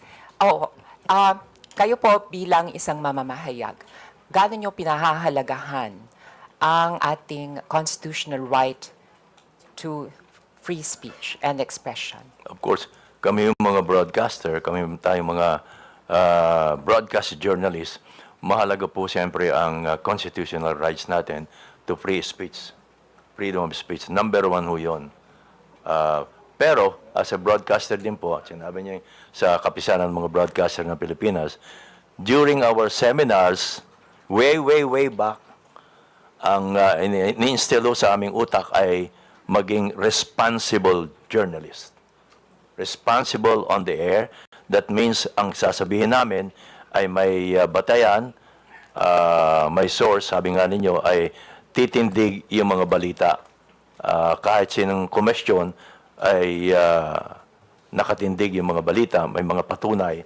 So, yun, responsible journalist. I remember that, I cannot forget that, be a responsible journalist. Mr. Chair, maidagdag ko pa po, kayo po ba ay kasapi ng kapisanan ng mga broadcaster ng Pilipinas? Yes po. Automatic po yun. At meron po ba kayong sinusundang Code of Ethics and Standards sa loob po ng KBP? Meron din po. Maliban doon sa Code of Ethics namin sa ABS-CBN. Okay, meron din sila sa ABS-CBN. Opo. Ngayon po, sa inyong karanasan, meron na ba kayong na-encounter na isang kasapi ng KBP na hindi tumalima sa inyong Code of Ethics and Standards? Well, unang-una ho, hindi na kinakailangan dumaan pa sa KBP pag may ganon. Yung mismong station ang nagdidisiplina sa kanya tungkol diyan. Kasi kumisan, inaamin ko rin naman na may mga broadcaster na may mga political leanings. Lalo na ho ngayon, malapit ng eleksyon. So, meron ding mga broadcaster ang nagagamit ng ilang mga, well, of course, kandidato dahil sa malapit ng election for monetary reason. Yes po, Opo. Mr. Chair. Kung sakali po, yung mismong radio station ay kakonsyaba noong, I don't know, ng isang politiko, paano yon? Ina-apply po ba sa ganitong instance Iyon lang yung ho. Code of Ethics at saka standards ng KBP? Iyon lang.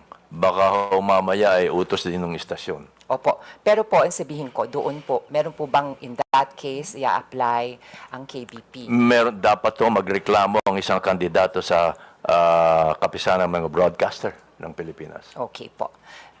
Mr. Chair, nais ko rin tanungin si Vice President Noli de Castro at ito ay related sa kanyang karanasan bilang mamamahayag. Kung kayo po ang tatanungin, gusto niyo po ba magkaroon ng ahensya ng pamahalaan na magre-regulate ng content o kaya ng balita na inyong binibigay? Medyo pumapasok ko doon yung freedom of expression freedom of speech. Doon pumapasok. So, sa madalit salita po, Mr. Chair, hindi kayo sang-ayon? Hindi ho, pero pwedeng i-regulate to in some sense. Hindi ho yung pure regulation. Yes. Mr. Chair, for the information of our resource persons and my colleagues, there is already a law that actually addresses the problem within the world of journalism. And this is the 2012 Cyber Libel Act. Basically, we have the freedom of speech and expression. But there's just like any other right, this is not absolute. Absolute. The state can regulate in order to protect public interest. But in regulating the freedom of speech, which is a basic constitutional right, it has the obligation to use the least restrictive means. At may dadagdag ko pa po, pagdating po dito sa pag-regulate ng free speech, it's parang it's a lost cause basically kasi iko-question talaga yan sa Supreme Court. Ganun po ang mangyayari. So maitanong ko po sa inyo, Ms. Kabayan, na pakinggan niyo po briefly yung aking sinasuggest na Digital Council of the Philippines. Kumbaga ito parang self-regulatory pero magfa-fact check din po siya. Tapos yung findings niya ay ipapasa po doon sa different social media platforms katulad ng Facebook, ng Instagram, ng X, ng TikTok, at nakabase po doon sa findings, pwede po nilang i-flag, pwede po nilang i-take down yung content. So, in other words, so, ang naturang mga platforms ay member din ng Digital Council Yes of the po, Philippines. maaari po silang member ng Digital Council of the Philippines. At yun nga ho, sinasangguni ko na maaari po tayong magkaroon ng isang batas para obligahan itong mga social media platforms na i-flag itong mga pieces of information na matutuklasan na fake. Opo, dahil malaga po ang sa hearing ho kanina at yung mga guests mula sa Meta, importante talaga ho yung mga platforms na sila ang mag-control, ika nga, or mag-monitor ng mga lumalabas sa iba't ibang platform nila. Yes po. Mr. Chair, matanong ko rin po kay Kabayan Noli de Castro, naobserbahan niyo po ba na depende kung ano yung social media platform, ay maaaring silang magkaroon ng parang community guidelines sa isa na kakaiba doon sa iba. Kumbaga, Facebook meron siyang sariling guidelines, ang Twitter may sarili siyang guidelines. Sa inyo pang karanasan at obserbasyon ay nakikita niyo po itong ganitong sitwasyon. Well, nakikita ko dito halos pare-pareho lang ang mga ang Twitter, ang Facebook, ang Instagram, pare-pareho din ng nilalaman nila. Opo. Ang content po nila and the way they disseminate information, Mr. Chair. Opo. But for the information of everybody, in the past 3 Tricoms, we have already established na minsan, katulad ng TikTok, meron siyang redress system. Pwede po niya i-take down yung news. Minsan nakakalusot nga lang ho. At yung fact-checking, hindi naman po ginagampanan din ng Facebook. Parang i-report po isang piece of information. Paramihan po ng report. Kahit totoo na po yung news, pero natalo sa dami ng trolls ng kabilang kampo, o kaya ng kabilang bando, iti-take down ito. So it's not really on the basis of what is true or what is fair. It is on the basis of gaano karami kang magre-report, di ba? Parang popularity contest. So ito po ang problema nga natin. So with that, Mr. Chair, I would like to conclude by asking, would you agree to the idea of a Digital Council of the Philippines? Yes po, Congressman. Itong Digital Council of the Philippines, just like kapisanan ng mga broadcaster ng Pilipinas, ito ho ang maaaring, kasi sabi nga ninyo ay hindi ho tayo pwedeng maglabas ng batas dahil makikwestiyon hanggang Supreme Court. So itong Digital Council of the Philippines ang pinaka-mabilis na maaaring kumestyon sa mga content providers na lumalabas, lalong-lalo na ang mga fake news. Maraming salamat, Mr. Chair.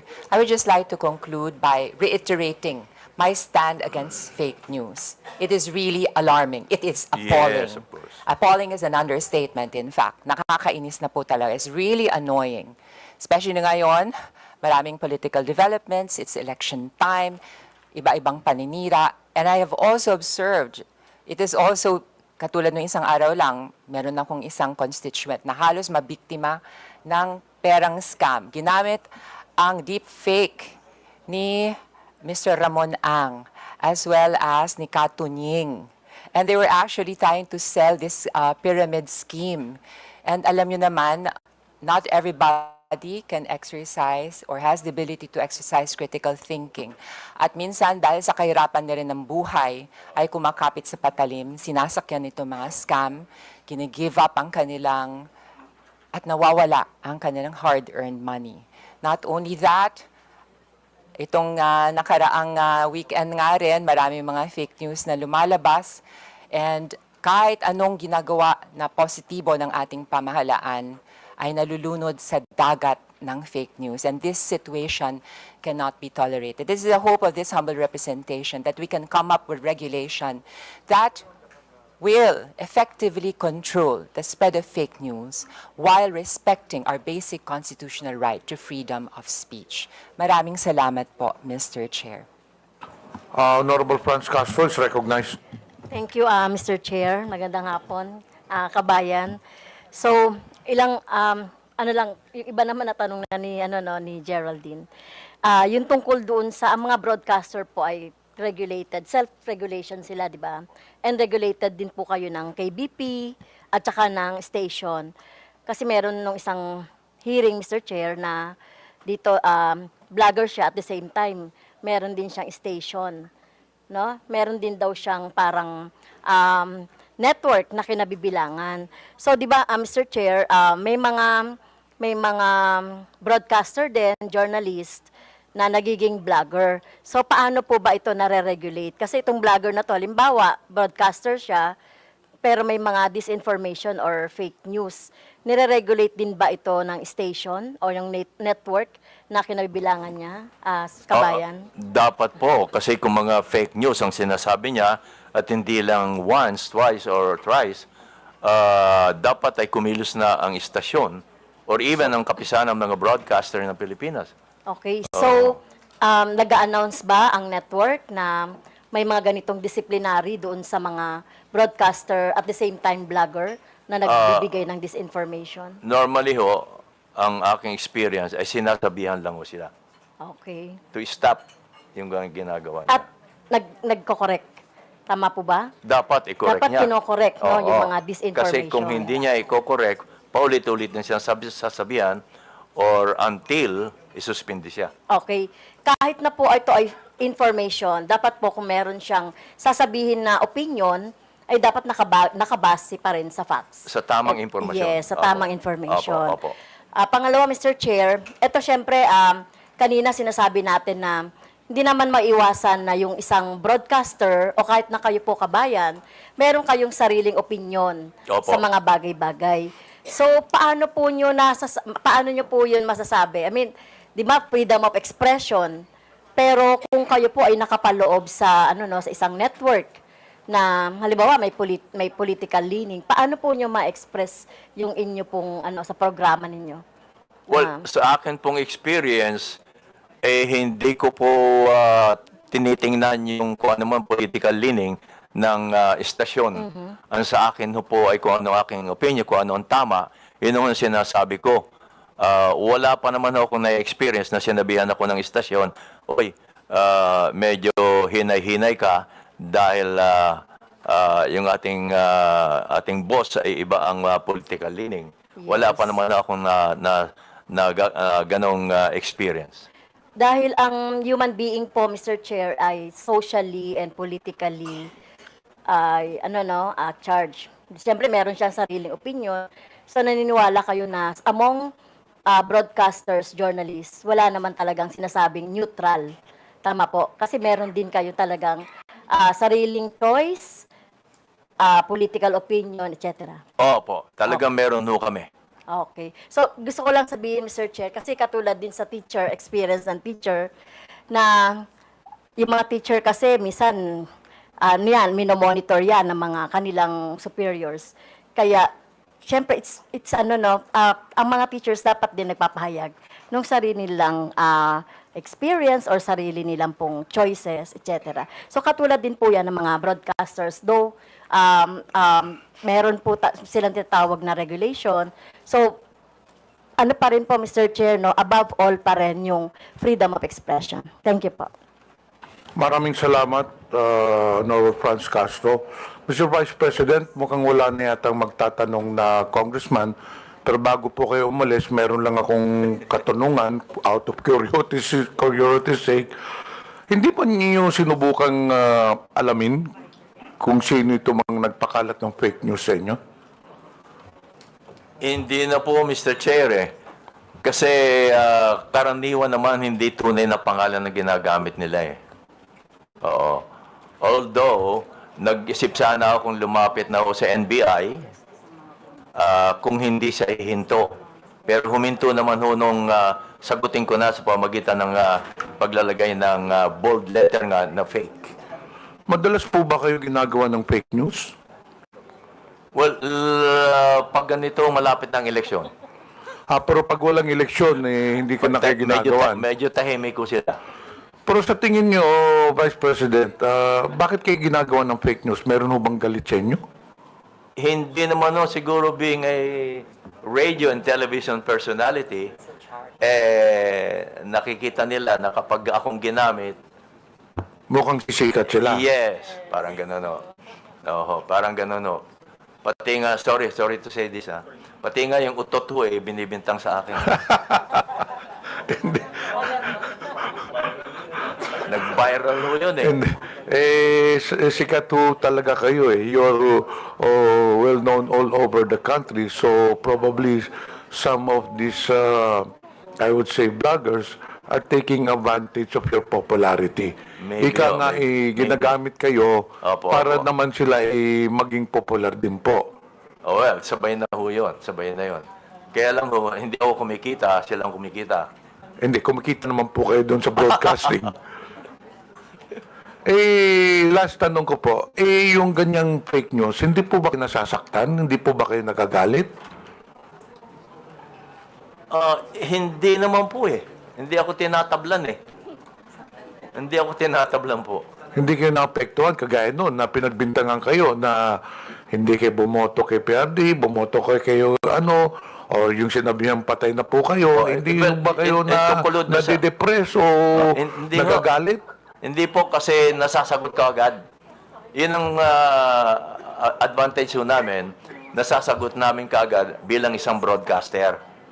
Oo. Pero sa pangkaraniwan tao nga po, sabi ko nga, baka mahihirapan nung sila dahil hindi kaagad nila masasagot. Wala silang means para masagot kaagad.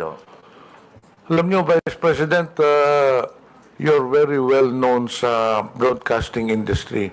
And I believe that you are liked by the people around the broadcast industry. Pero nakikita mo kahit na magandang ang ikangang image mo sa broadcaster industry, wala ka namang kinakalaban, wala ka nang kinakaway, pero meron talagang mga tao na gusto lang talagang sirain ang isang tao. Hindi po ba? Kahit kayong mga congressmen, ganun din. Lalo na po kami, lalo na po ngayong eleksyon. Kahit maganda ang ginagawa ninyo, dahil sa mga fake news ngayon, iba ay palalabas nila. Sabi nyo kanina, hindi kayo naapektuhan kahit na anong fake news ipalabason ninyo. Ano bang pwede nyo i-advise sa amin? Kasi kami naapektuhan minsan Ay sagutin ka agad dun nyo. Ganun po ba? Sagutin ka agad. So kailangan sagutin ho namin. Opo, may mga kaibigan naman ho kayong may mga YouTube din, may mga Facebook. Gaya ng ginagawa ko nga, bold letter, at kung minsan nagpa-plus pa, fake. Tapos pinakikiusap ko sa mga kaibigan na ipakalat.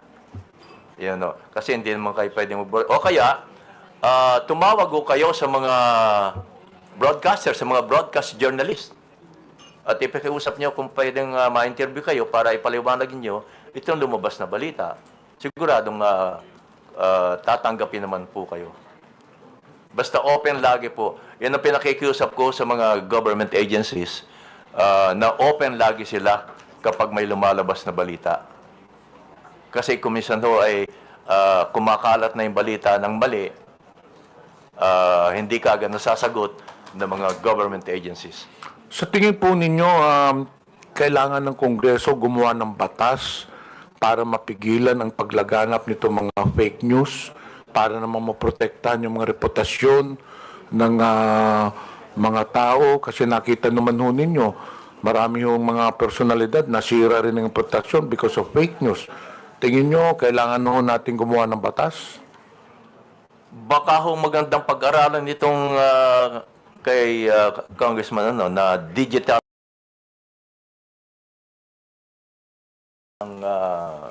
Facebook, YouTube, member ko dito para kung meron ng reklamo tungkol sa mga post na hindi maganda o hindi totoo, may papasok ka agad dito sa Digital Council of the Philippines. Kasi po, I don't know, Congressman, Mr. Chairman, baka ho pag, kumisan pag may batas, napapalusutan pa ho eh. Aboto hanggang sa Supreme Court. Baka ho dito, baka makatulong itong pag-aralan ho nating mabuti ang Digital Council of the Philippines. Baka ho mas may ngipin ho ito para mapigilan ang pagkalat ho ng fake news. Actually, Mr. Vice President, pagkatapos po nitong hearing na to, meron na ho kaming mga proposed legislations to counter this fake news. So hindi na po ako magtatagal, Mr. Vice President. In behalf ng committee, maraming salamat po sa presensya ninyo. Pwede na we'll now proceed to the next issue, which is yung kay Commodore Tarella, and after that, the social media personalities. But before that, I noticed dito sa mga resource persons na inimbita, some of these, I believe, wala nang pong question yung ibang mga congressmen dito ngayon. Some of the resource persons were requested to be invited by some congressmen who are not present. Sila po may gustong tanong. So, are there any questions for SWS rating survey company? May question ba, mga congressmen? Wala. So, dito po kaninang SWS, hindi po ba? So, I believe that there are no questions. Actually, there was one congressman, I will not mention anymore, who requested you to be present. Also, Pulse Asia, and then yung ibang mga survey firms. But he's not around. So, the congressmen are not inclined to ask questions to you, unless you have a statement to make. None, Mr. Chair. Okay, you are now excused. Thank you. Itong broadsheets din, andito po ba ang Philippine Star, Daily Inquirer? Nandito po ba? Wala. Okay. So we'll now proceed with the next item on the agenda, which is the issue of Commodore Tarella. If you have, do you have any statement to make? Yes, Mr. Chair. I prepared the presentation. Okay, let us proceed with the presentation. Afterwards, the first to interpolate will be Congressman Ernest Junicio.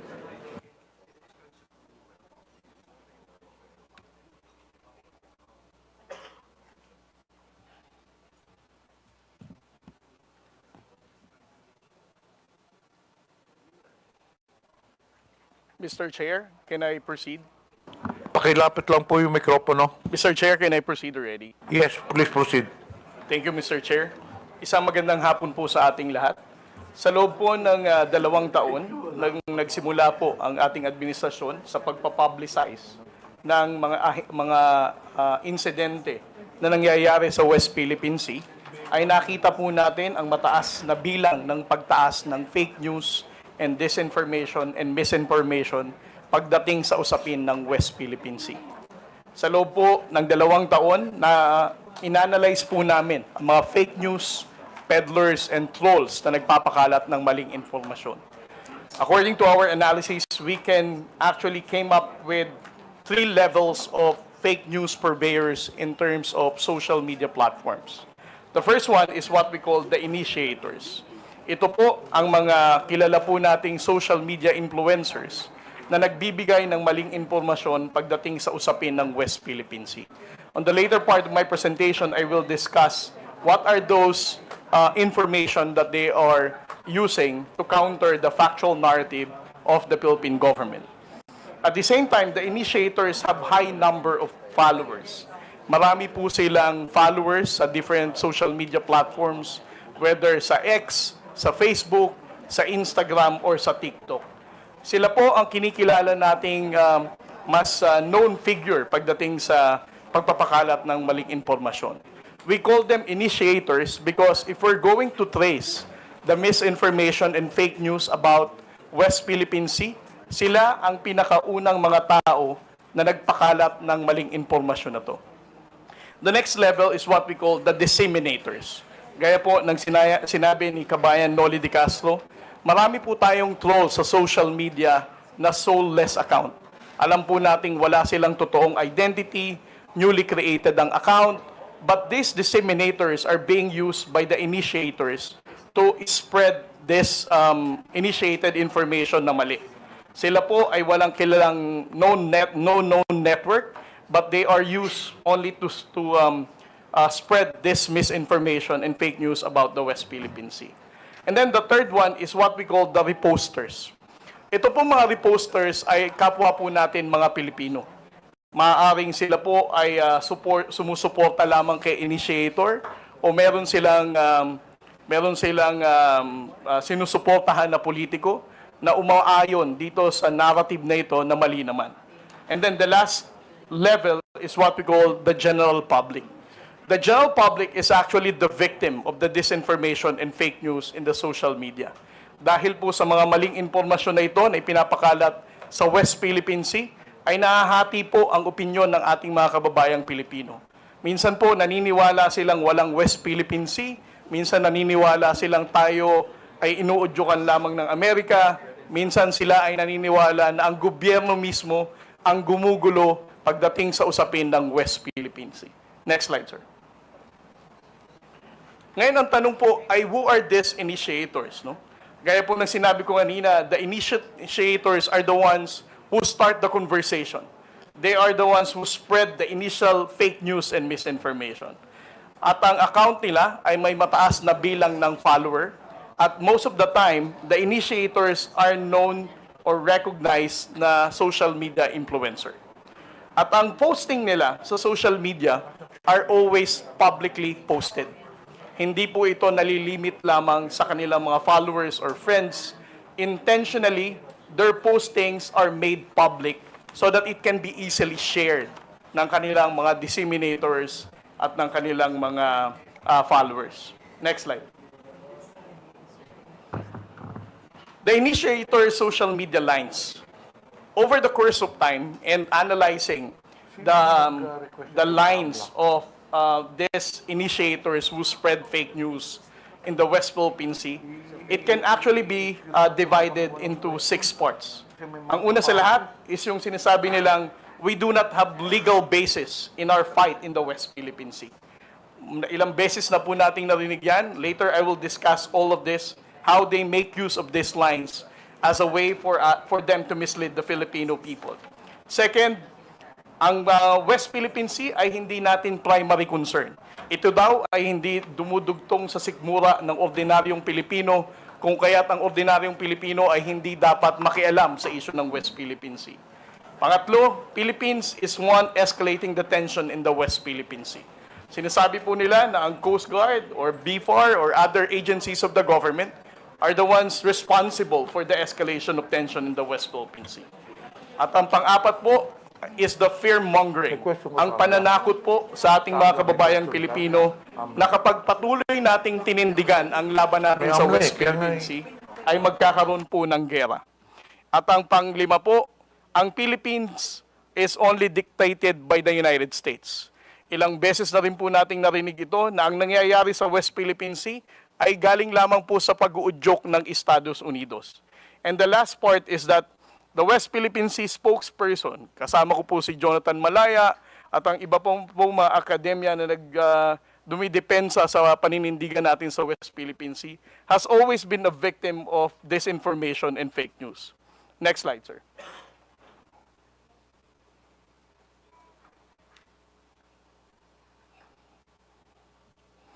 For their line na we do not have legal basis, paulit-ulit po nilang sinasabi na ang West Philippine Sea is just a fiction. Ito po ay gawa-gawa lamang daw nung panahon ni Pangulong Noynoy Aquino at wala naman daw po tayong basihan. Secondly, they always downplay the 2016 Arbitral Award. Hina-highlight nila na despite of the 2016 Arbitral Award, which is internationally recognized as a landmark victory for the Philippine government, they always downplay this, saying it is very difficult for this current administration to get the support of the international community because it cannot be reinforced. The second one is, we're the one escalating the tension. Kung makikita po natin ang mga posting ng mga tao na to, lagi nilang ang sinisisi ay ang Philippine Coast Guard. Kami daw po ang bumangga sa China Coast Guard. Kami daw po ang dahilan kung nagdala ng mga isda doon, kaya nagkaroon ng gulo sa Baho de Masinloc. Instead of criticizing the aggression and unlawful activity of the Chinese Coast Guard, Philippine Coast Guard po ang nilalagay nila sa kanilang mga posts, trying to distort the reality of what's really happening in the West Philippine Sea. Next slide, sir. At ang narrative na ang Pilipinas po ay inuudyukan lamang ng Amerika. Ito po ay paulit-ulit din nilang sinasabi, ang West Philippine Sea ay gawa-gawa lamang daw po ng Amerikano. Ang Amerika din daw po ang nagdikta ng naratibo natin pagdating sa usapin ng West Philippine Sea. At ang kanila pong favorite line, the transparency initiative of the Philippine government is actually dictated by Mr. Ray Powell, na paulit-ulit din binabanggit ni Mr. Mark Lopez sa kanyang social media posts. And then the next one is, West Philippine Sea spokesmen are pro-US and accepting bribes. I have been a victim of disinformation and fake news. Sinabi nilang CIA ako, sinabi nilang pro-US ako, sinabi nilang pumunta ako sa bahay ni Speaker at meron daw akong 3 black bag. Sinabi rin nilang tumatanggap ako ng $4 million as part of my talent fee sa US Embassy. Panglima po, WPS is not our primary concern. They are confusing the Filipino people by saying poverty is the main issue of the Filipino people and not the West Philippine Sea. Kanila pong binibigyan ng confusion ulit ang mga kababayan natin para sabihin they should not care about our fight in the West Philippine Sea. And then the last one, sir, is fear-mongering. There will be war. Ilang beses na po nating narinig ito sa ating mga social media trolls. Sinasabi nilang kapag patuloy na pinanindigan ang ating laban sa West Philippine Sea, ay maraming mamamatay na Pilipino, hindi kaya ng Armed Forces of the Philippines na tindigan ang pakikipaglaban sa China. Pero simula po na naging Pangulo, si Pangulong Bongbong Marcos, for almost 3 years now, he has been standing firm of not surrendering a square inch of our territory to any foreign power. Pero wala naman po tayong digmaan na naririnig pa. And then the last one, sir. Next slide. Next slide. Kung makikita po natin ang posting netong tinatawag nating mga initiators, there are actually 3 intersection points na common sa kanila. Una, they always counter our position in the West Philippine Sea. Secondly, kung titingnan din po natin ang posting nila, they also defend Alice Go and the Pogo. Third, they are also denying the presence of Chinese spies na nahuli ng NBI noong mga nakaraang buwan. Just to give you an example, I would like to share with you the posting of certain Miss Ana Malindog-Uy. I'm not saying that she is the one really managing this expose because I don't know her personally, but this is actually a public post. She said, with regard to Pogo, ano daw ang sabi ni DASA, upgraded ang Pogo seriously last August 6, 2024. She also commented, investigasyon ng Kongreso sa issue ng Pogo, nakakahiya. And then when it comes to the issue of the spies, last January 29, 2025, she also posted, do we really think that a superpower like China would send someone unqualified to spy on the Philippines? And when it comes to the harassment of the Chinese Coast Guard, she also said, study the footage carefully and draw your own conclusion. Note the time that when the collision happened, according to the reports and based on the footage, the Philippine Coast Guard ship MRB 4410 suddenly turned right and rammed into the Chinese Coast Guard. Again, she is actually narrating a narrative that it is the Philippine Coast Guard who rammed the China Coast Guard vessel. Miss Ana Malindog-Uy, I don't know her, but again, these are public posts. And I would also like to share to the Honorable Committee the article written by Mr. Ado Paglinawan. He also wrote about Tarlac Mayor Alice Guo, suggesting that she is being disgracefully grilled by the senators.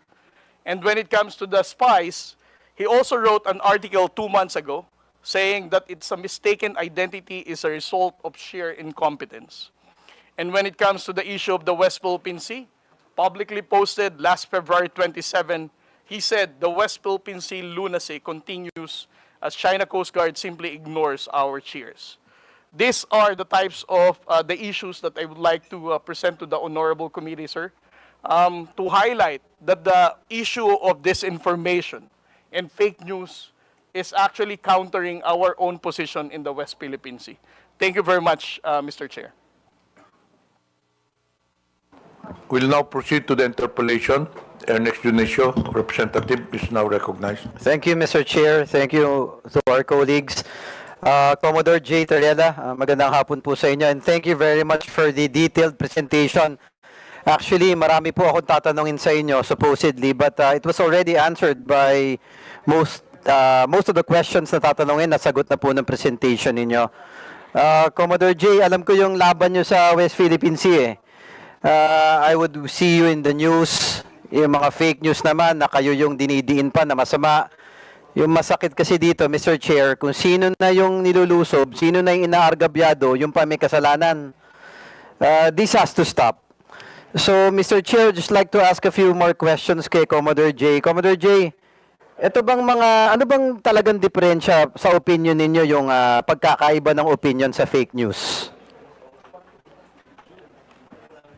Mr. Chair? Well, para sa akin po, Honorable Congressman, sir, no? Ang usapin po ng West Philippine Sea should not be subjected to your own opinion.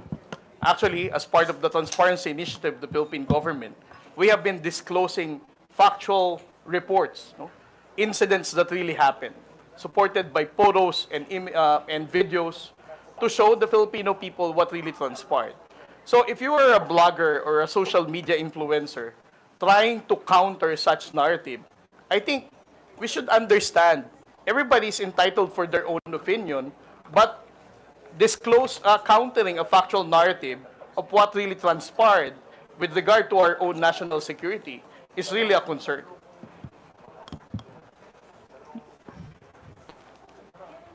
Yes, thank you for that. Mr. Chair, kasi yung West Philippine Sea, in my humble opinion, di lang naman kasi to geographic location, it's a symbol of our sovereignty. If I remember it correctly, Commodore J, di ba, nung last hearing natin, meron pa nga na nagkiklaim na lumalabas sa mga fake news na yung Palawan pagmamayari ng China. Tama po ba? Yes, sir. Yeah, it's very alarming, Mr. Chair, lahat ng nangyayari na to eh. So, alam ko nag-imbestiga na kayo dito, Sir Commodore J. Ano po ba mga naobserbahan nyo? You mentioned kanina mga initiators. Ano ba to? Mga Pilipino ba to? Chinese? Or we don't know for certain? Well, right now, Mr. Chair, what we have are only public posting of social media accounts. Just like what the former Vice President mentioned, we cannot really ascertain whether these people are the ones managing those accounts dahil hindi naman talaga natin alam kung sila yon. Mr. Chair, may nabanggit po kanina na si Ana Malindogoy. Yes, Mr. Chair. Do we know, Mr. Chair, does this committee have any information na bisita po ba natin siya ngayon or Filipino vlogger po ba to? Or? Sino? Si Mark Lopez? Hindi po, si Ana Malindogoy, mentioned by Commodore Tarella earlier, Mr. Chair. Did we invite this personality? Unfortunately, she was not included. Is that a female? Yes, Mr. Chair. She was not included in the invitation to the resource persons. Maybe, thank you, Mr. Chair. Maybe it would be prudent since Commodore Tarella mentioned some posts that are very detrimental for our sovereignty and for the safety and security for our country, that probably this individual, be it true or not, we can try to find out through the committee and have this person invited and probably shed more light to the posts that was shared by Commodore Tarella, Mr. Chair. Comsec, please take note. This individual will be invited for the next hearing. Moving on, Mr. Chair, yung 2016, as mentioned by Commodore Tarella, yung arbitral award.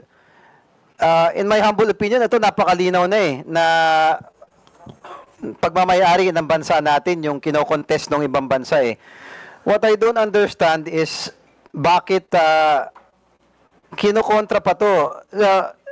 Commodore Tarella, ang gusto ko lang malaman, meron po ba tayong specific Filipinos identified who are, masasabi natin na pro-China? Well, Mr. Chair, if we're going to base on the social media posting of what they, how they appreciate the 2016 Arbitral Award and how they downplay our fight in the West Philippine Sea, I would say that they are really going against our national security and that they are not pro-Philippines, Mr. Chair. However, I would also like to add that what is difficult for us on the Philippine Coast Guard is that we cannot really identify whether these people who are using such accounts are those actual people named with that social media account, sir. Thank you. Mr. Chair, I would like to request that all the information that has been presented by Commodore Tarella, also yung mga vloggers na hindi naman natin ma-determine kung tao ba o Pilipino ba, baka makuha natin yung mga handle nila and maybe NBI or someone from our government can really check. Mr. Chair, this has to stop. We have to find out who these people are. Okay, baka mga Chinese to o kung hindi man, baka mga Pilipino na napinagkakalulo yung bansa natin. This has to stop. This is the reason why we have this hearing, to shed light and to stop the fake news na nakaka-apekto na doon sa sovereignty ng ating bansa, Mr. Chair. Also, nakakabagabag kanina yung presentation ni Commodore Tarella na hindi lang pala West Philippine Sea, na nagduduktong-duktong din to doon sa Pogo.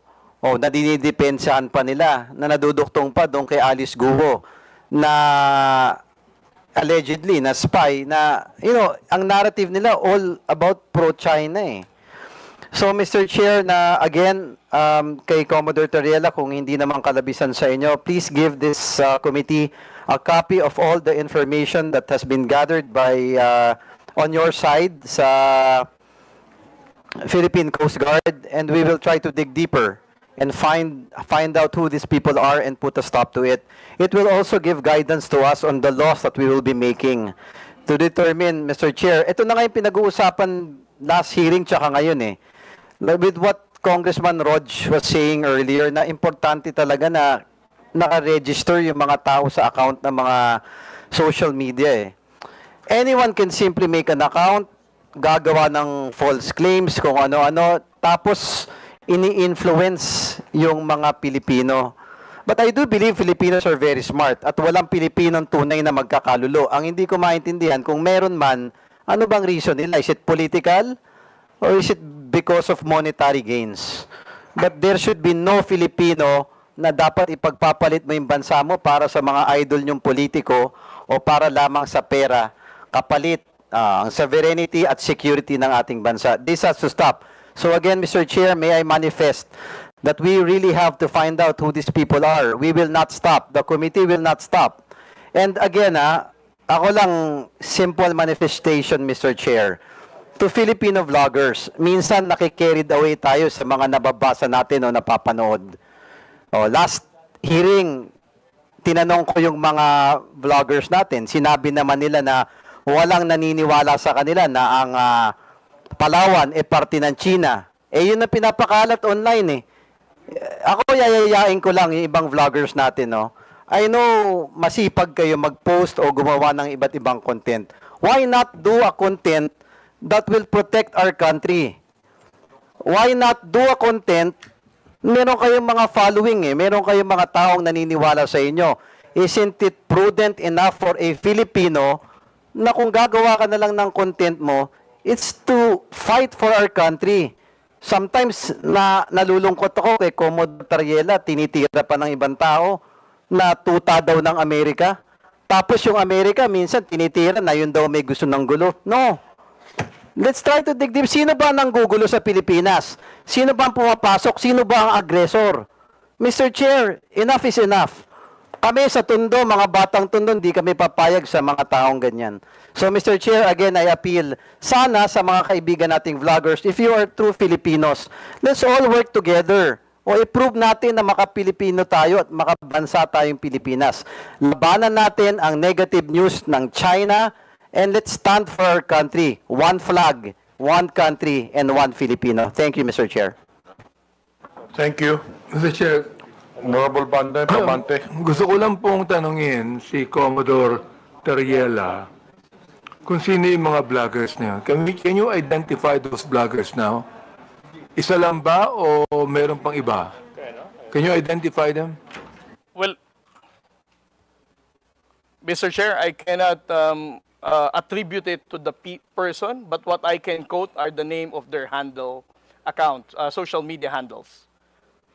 I cannot attribute it to a person, but I can attribute it to a social media account. So, ano ibig sabihin? Because as I said, Mr. Chair, hindi naman natin alam kung sila talaga yung may-ari na account, but alam ko na yung pangalan na account. Like for example, si Mr. Rugando Sasot. We don't know whether it is really him who is managing his social media account. The same thing with Ana Malindoguy or Ado Paglinawan. Those names are known to be writing about pro-China narrative. Well, Mr. Chair, why, Commodore, why don't we ask the NBI or the DICT to identify? Why? Why don't we ask them? Now, you keep on telling us about these things, and you're not telling us who the people are. So why don't you ask the NBI or the ICT to identify those people who they are? Because they can be identified. Oh, it's up to you because you're the one being bashed in this case. Perhaps even your statement here can even be treasonous. Why? Because these are Filipinos who are actually siding with China. Oh, saying things that are against our own sovereignty. So, Mr. Chair, I would like to ask to Commodore Tarella to ask the NBI and the ICT to finally identify these people. And if you do that, Mr. Chair, we're going to invite them here so they could be able to shed light to what they're saying. And also, let them realize that this committee is now crafting a bill that will regulate these things. Akala ba ng mga vloggers natin, malilibre sa lahat ng mga bagay na yan? No. There should be certain regulations on this, Mr. Chair. Do you know why? Because freedom of expression is not absolute. Are there any further questions with regards to this issue from the members? Mr. Chair, I would like to ask Commodore Tarella if he is willing to ask the NBI and or the ICT or the Department of Justice to finally identify these people. Yes, Mr. Chair, on the part of my office, I will be forwarding the report and the post of those known social media influencers that we have identified that are countering the factual narrative of the Philippine government when it comes to the West Philippine Sea. I believe we have the presence of the NBI resource persons. Andito po bang NBI? Ano mo nga yung anong pwedeng gawin doon? Good afternoon, Mr. Chair. Good afternoon to the members of our Congress. Actually, Mr. Chair, some of the personalities which was mentioned during the lecture of Commodore were already verified by our office. So, ang pagkakaintindi ko po kasi, during his explanation is that he cannot attribute yung mga accounts doon sa real identity ng mga may-ari. And we can provide some, but for those other accounts po, totally dummy account po siya. And we cannot identify kung sino yung mga ano po niya, totoong nagmamayari. But for some of the accounts that were mentioned, there are real names and identities that were already identified by the NBI, and we could furnish this committee of those identities. Thank you, Mr. Chair. I suggest, Commodore, you coordinate with the NBI na lang regarding this Yes, matter. Mr. Chair. Are there any further questions regarding this issue? Mr. Chair, Yes. thank you very much. Commodore Tarella. So, kamakailan, nabalitaan po namin at nakita namin sa telebisyon na muling nagkaroon ng enkwentro sa West Philippine Sea. Pwede mo po bang maikwento sa amin ang nangyari? Yes, sir. Mr. Chair? What transpired in the past 2 days, Mr. Chair, is that last April 5, the Philippine Coast Guard monitor the presence of China Coast Guard 3302 at a distance of 82 to 85 nautical miles off the coast of Palawig, Zambales. And because of that, the Commandant of the Philippine Coast Guard, Admiral Ronnie Hilgavan, directed BRP Cabra to challenge the presence of the China Coast Guard vessel. And last April 6, what happened, sir, is when the Philippine Coast Guard vessel was challenging this 99-meter vessel, which is relatively larger than the 44-meter vessel that we have, carried out a dangerous maneuver, attempting to, as if they are going to ram a smaller Coast Guard vessel. But thanks to the seamanship skills and the professionalism of the Coast Guard sailors of the Philippines, we were able to prevent from being rammed by the China Coast Guard. And just yesterday, sir, again, the China Coast Guard 3302 did another dangerous maneuver, attempting to ram the aft, which is the behind of the Philippine Coast Guard vessel, when we were also challenging them yesterday at a distance of 92 nautical miles off the coast of Capones Island, sir. And the area is well within our special economic zone, no? Yes, sir. That is well within our own exclusive economic zone. Exclusive economic zone. And ako, Commodore, nung napanood ko po yung video sa TV, the news, talagang nakaramdam ako ng konting galit kasi nakita ko yung isang dambuhalang Chinese vessel na palapit ng palapit habang pilit naman tumatakbo yung atin. Kasi nga baka mabangga at mukhang babanggain talaga. At buti na lang kamo, magaling yung ating mga seafarers nakaiwas. Kung hindi po nakaiwas, ilang kayang Pilipino maapektuhan kung dumating po sa punto na nabangga? Well, we have to understand, sir, na ang barko na to is almost double the size of our BRP Cabra. So you can just imagine the impact nung bilis nung barko na yon sa pagbangga ng mas maliit na barko natin. Parang to describe it, parang isang Wigo na Toyota na kotse binangga ng isang 6x6 truck.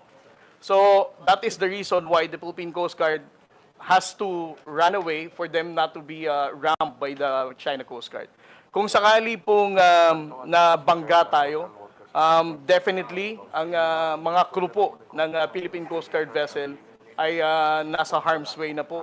At tayo po ngayon siguro ang nagpapanik, how can we be able to rescue our Coast Guard personnel, sir? At tunay pong nakakakulo ng dugo nung nakita ko po to kasi atin po yung lugar eh. Diba? Atin po yung lugar. At dito po sa hearing natin ngayon, napakahalaga po na ma-address po natin yung mga fake news na lumalabas laban sa issue ng West Philippine Sea. Because what I fear, Commodore, is due to the fake news, this might lead to Filipinos being misguided when it comes to properly understanding the issues of the West Philippine Sea. Do you agree with me when I say this, Commodore? Yes, sir. I definitely agree with you, sir, that we need to address fake news and disinformation. Dahil kung tataas po ang bilang ng mga fake news and disinformation na yan with regard to the West Philippine Sea, mawawala na pong saysay ang paghihirap ng Armed Forces of the Philippines at ng Philippine Coast Guard na itinataya po nila ang buhay nila para po sa West Philippine Sea.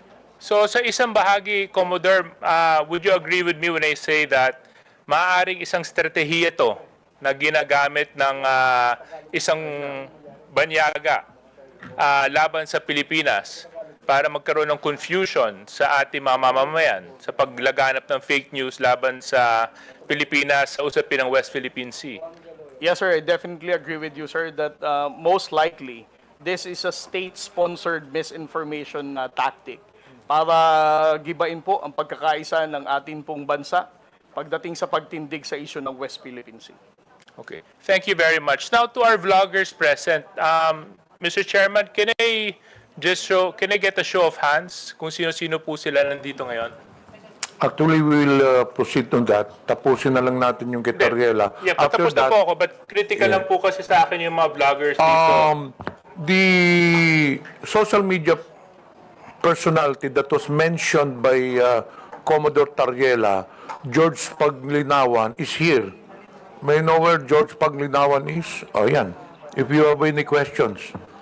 He was mentioned by Commodore Tarella kanina. If I may, Mr. Chairman, I am George Ahmed Paglinawan. Mr. Chairman, I think I have the floor.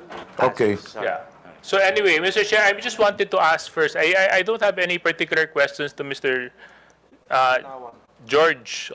Yung gusto ko lang malaman, yung mga vloggers na nandito ngayon, pakitaas nga ulit yung kamay ninyo. Hindi ko kasi kayo kilala isa-isa eh. Kanina, kung susubaybayan po natin yung takbo ng hearing, makikita po natin na napakahalaga po ng papel na ginagampanan ninyo sa paglaganap ng balita at sa mga pangyayari sa ating bansa. And in a certain way and in a certain form, you influence the manner of thinking of certain Filipinos. No? And I'm sure you agree with me that when I say the Philippines is a sovereign country. Now, I just want to find out from the vloggers present, do you condemn what China is doing in the West Philippine Sea? Yes or no?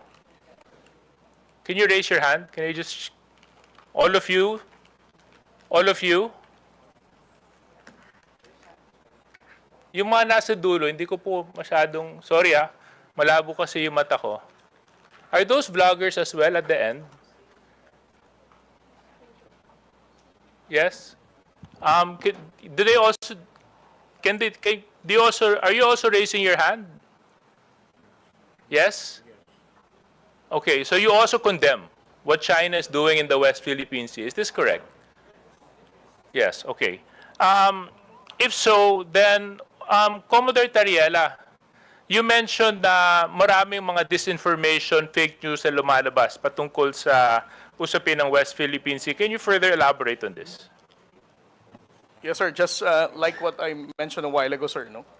There are 7 types of narratives that they're saying. Una, wala tayong legal basis. Second, dinidiktahan lang tayo ng Amerika. Pangatlo, Pilipinas ang gumugulo sa West Philippine Sea. Pang-apat, ito ay hindi ito priority ng ordinaryong Pilipino. At pang-lima, ang mga spokesperson natin are actually receiving bribe from the government and even the U.S. government. Okay. So, is Mr. Mark Lopez present? No. And Comsec, can we check if Mr. Mark Lopez is present? Because I remember in our last hearing, he was very opinionated about this issue. Comsec?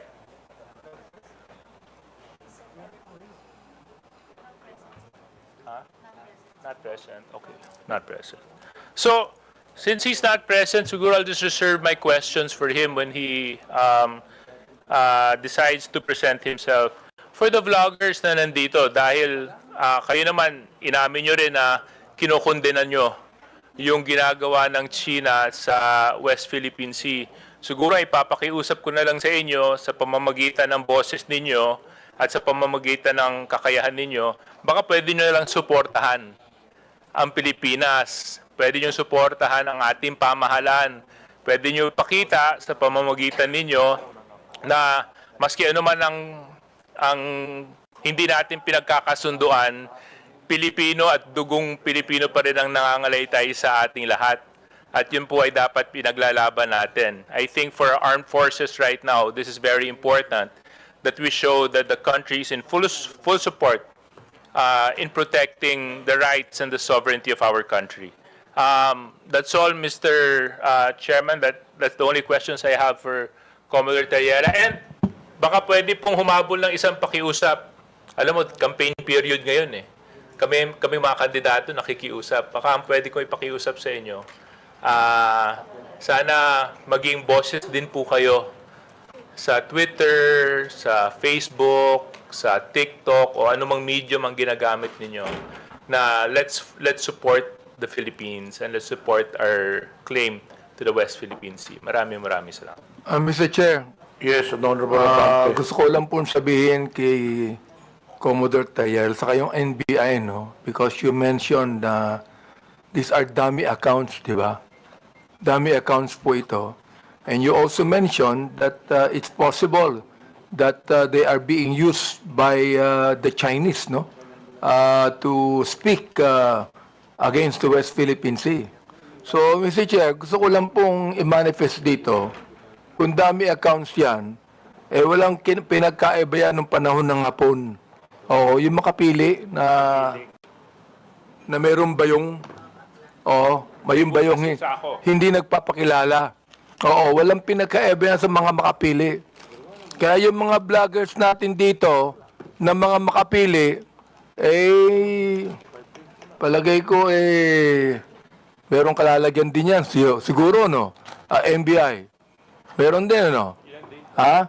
So, it means that you could be able to really identify those makapili today. No, NBI. Kaya, no? Mr. Chair, if I may. Yes. Yes, Your Honor. As long as makumpleto po natin yung mga verification.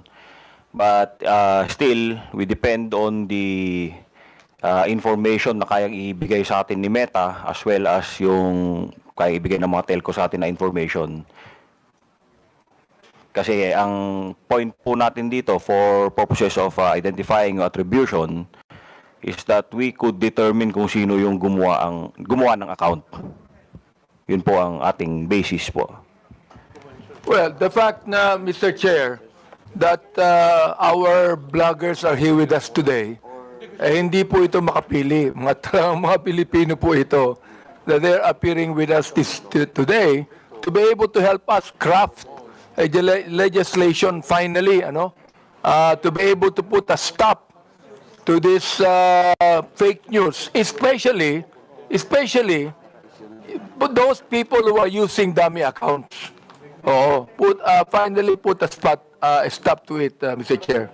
Yun lang po gusto kong sabihin.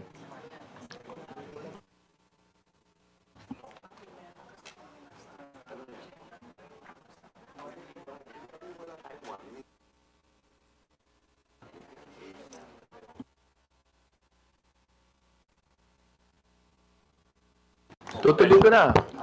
I will continue. Okay, Yeah. Chairman Abante, please continue. Mr. Chair, thank you. Andito po pa si Miss Joey Cruz. Miss Joey Cruz, nandito po ba? Yes, Mr. Chair. Okay, Chairman. Asan po siya? Ayan. Gusto ko lang po alam nyo, sa totoo lang, marami po akong natatanggap na bashing eh. Hindi ko pinapansin. Hindi ko pinapansin yon.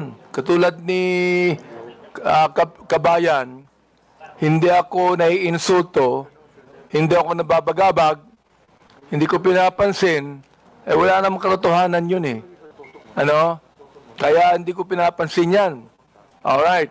Ngayon, ang gusto ko lang pong sabihin kay Miss Joey Cruz, in one of your blogs in YouTube, you directed this statement sa akin.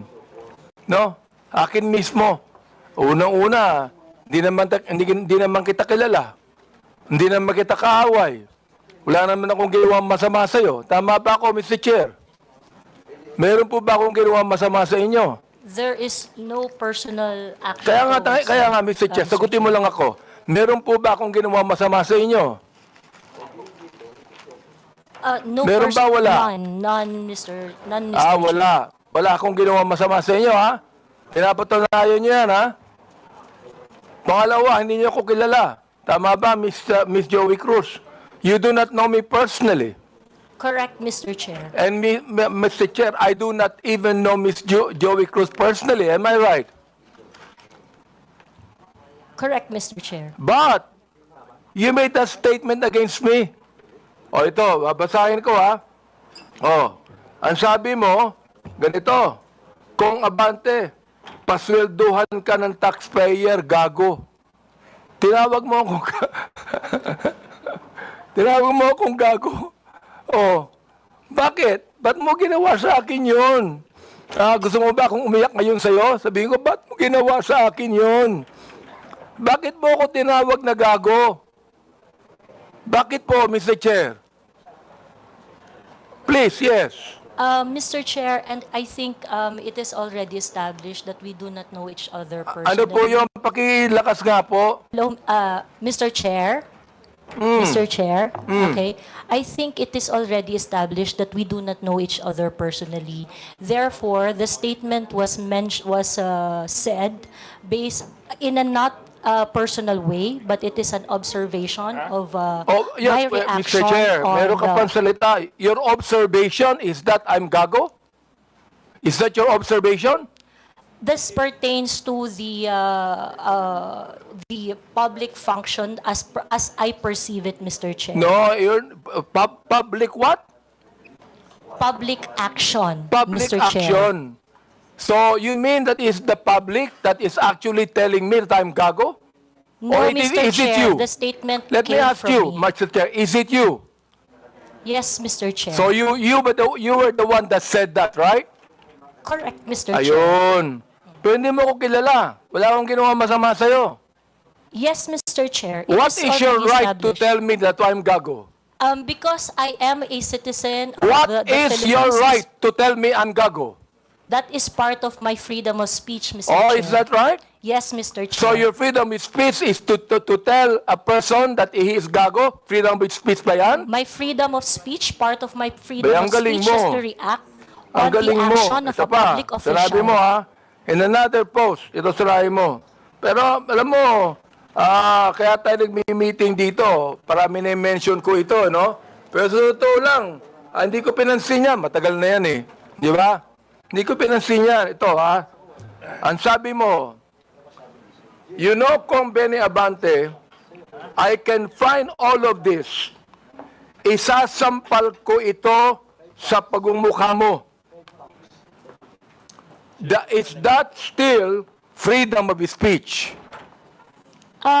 Mr. Chair, I am not very familiar. Yes or about no, those- Mr. Chair? Is that still, you think, freedom of speech?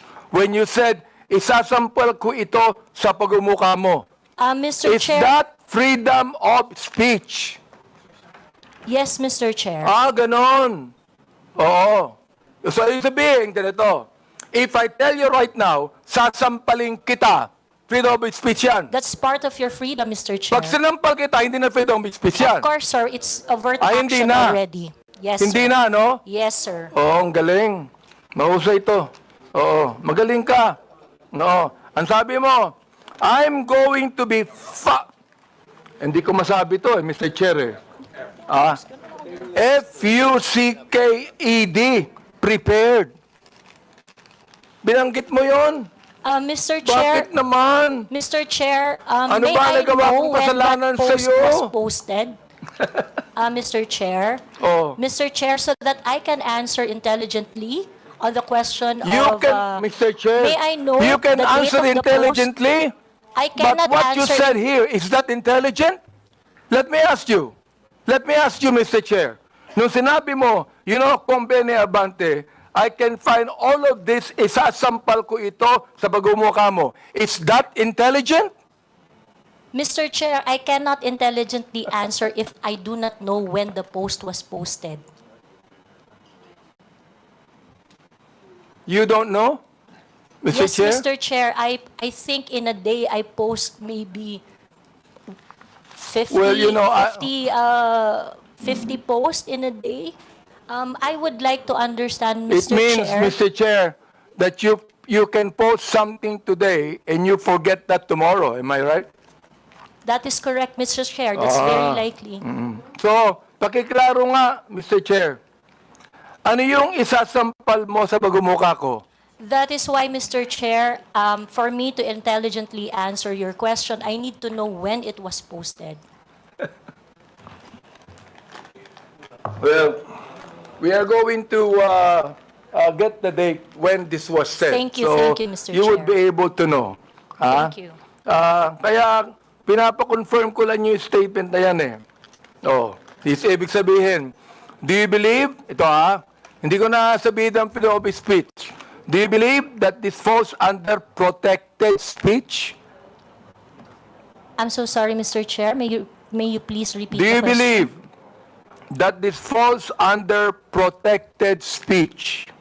Mr. Chair, like I said earlier, I would like to know first the context of the post. But rest assured, Mr. Chair, that when I post in my platform, I make sure that it is a reaction on the news or public action. As a political observer, I always practice. Miss Cruz, is this a political statement? You were saying a political observer. Is this a political statement? Do you believe that using profanities, insults, and malicious accusations online represent fair and respectful, intelligent discourse? Except as part of your statement, Mr. Chair, the malicious imputation you said, except that, the rest that you said, yes, it is part of the healthy public discourse. It is part of what, Mr. Chair? Healthy public discourse. O therefore, pag binanggit natin using profanities, insults, and malicious accusations, that is, anong tawag mo doon? Part of the healthy discourse, Mr. Chair. Healthy discourse. Healthy discourse ba yon? Yung Yes, profanities, Mr. Chair. Yes, Mr. insults, and malicious statements, healthy discourse sa yon. Yes, Mr. And that's Chair. the reason why, Mr. Chair, that we should now actually craft a legislation to put a stop to Miss Joey Cruz, who seemed to be intelligent, and a woman using profanities, malicious insults, saying it is healthy. Yes, Mr. Chair, I stand by my statement. Everything you said, except the malicious imputation, which I do not do, is part of a healthy public discourse. It is part of my freedom of speech. In fact, it is recognized under the Universal Declaration of Human Rights Act that I It should is be able recognized to where? express my opinion without Miss interference. Joey Cruz, I am the chairman of the Committee on Human Rights, and this is not recognized. Profanities, insults, and malicious words are violation of human rights. You violated my human rights. Mr. Chairman, Mr. Chairman, Mr. Chairman, may I inquire, sino po yung sa tabi ni no resource person? Please identify yourself. Are you the lawyer of Yes, Your Ms. Honor. Cruz? I'm Attorney Mark Anthony Manuel. I'm the counsel for Ms. Cruz, Your Honor. Please. Have you entered your appearance here? Yes, Your Honor, please. So Mr. please Chair. be reminded that you can only give legal advice to your client, and you ask the chairman. Yes, Your Honor. Please sit, not in the resource person at the back. You are not allowed to sit. At the back, you sit at the back. Yes, Mr. Lawyers are not allowed to sit beside the resource persons. And please be advised that as permission by the chairman. Yes, yes. Also sit Mr. at the back. Yes, Mr. Do Chair. not sit beside your client. And rest assured that I am only advising my client as And to then, her so legal ask the rights. chairman the permission before you give the advice. Yes, Mr. Chair. Also sit at the back. Thank you, Mr. Chairman. Thank you, Mr. Chair. Attorney, please comply. Are you through, I'm because no, actually, Mr. Chair, I'm just starting. wait, we are still on the issue of, I would like to finish the issue on Tarella, then we can go back to your interpolation.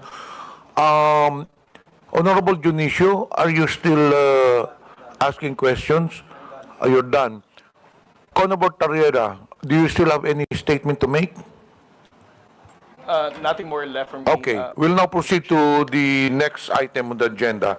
This is with regards to the issue on social media personalities. Mr. Chair, if there are no other congressmen that have questions for our resource person, Commodore Tarella, maybe we can excuse him because he has more important issues at stake, which is national sovereignty.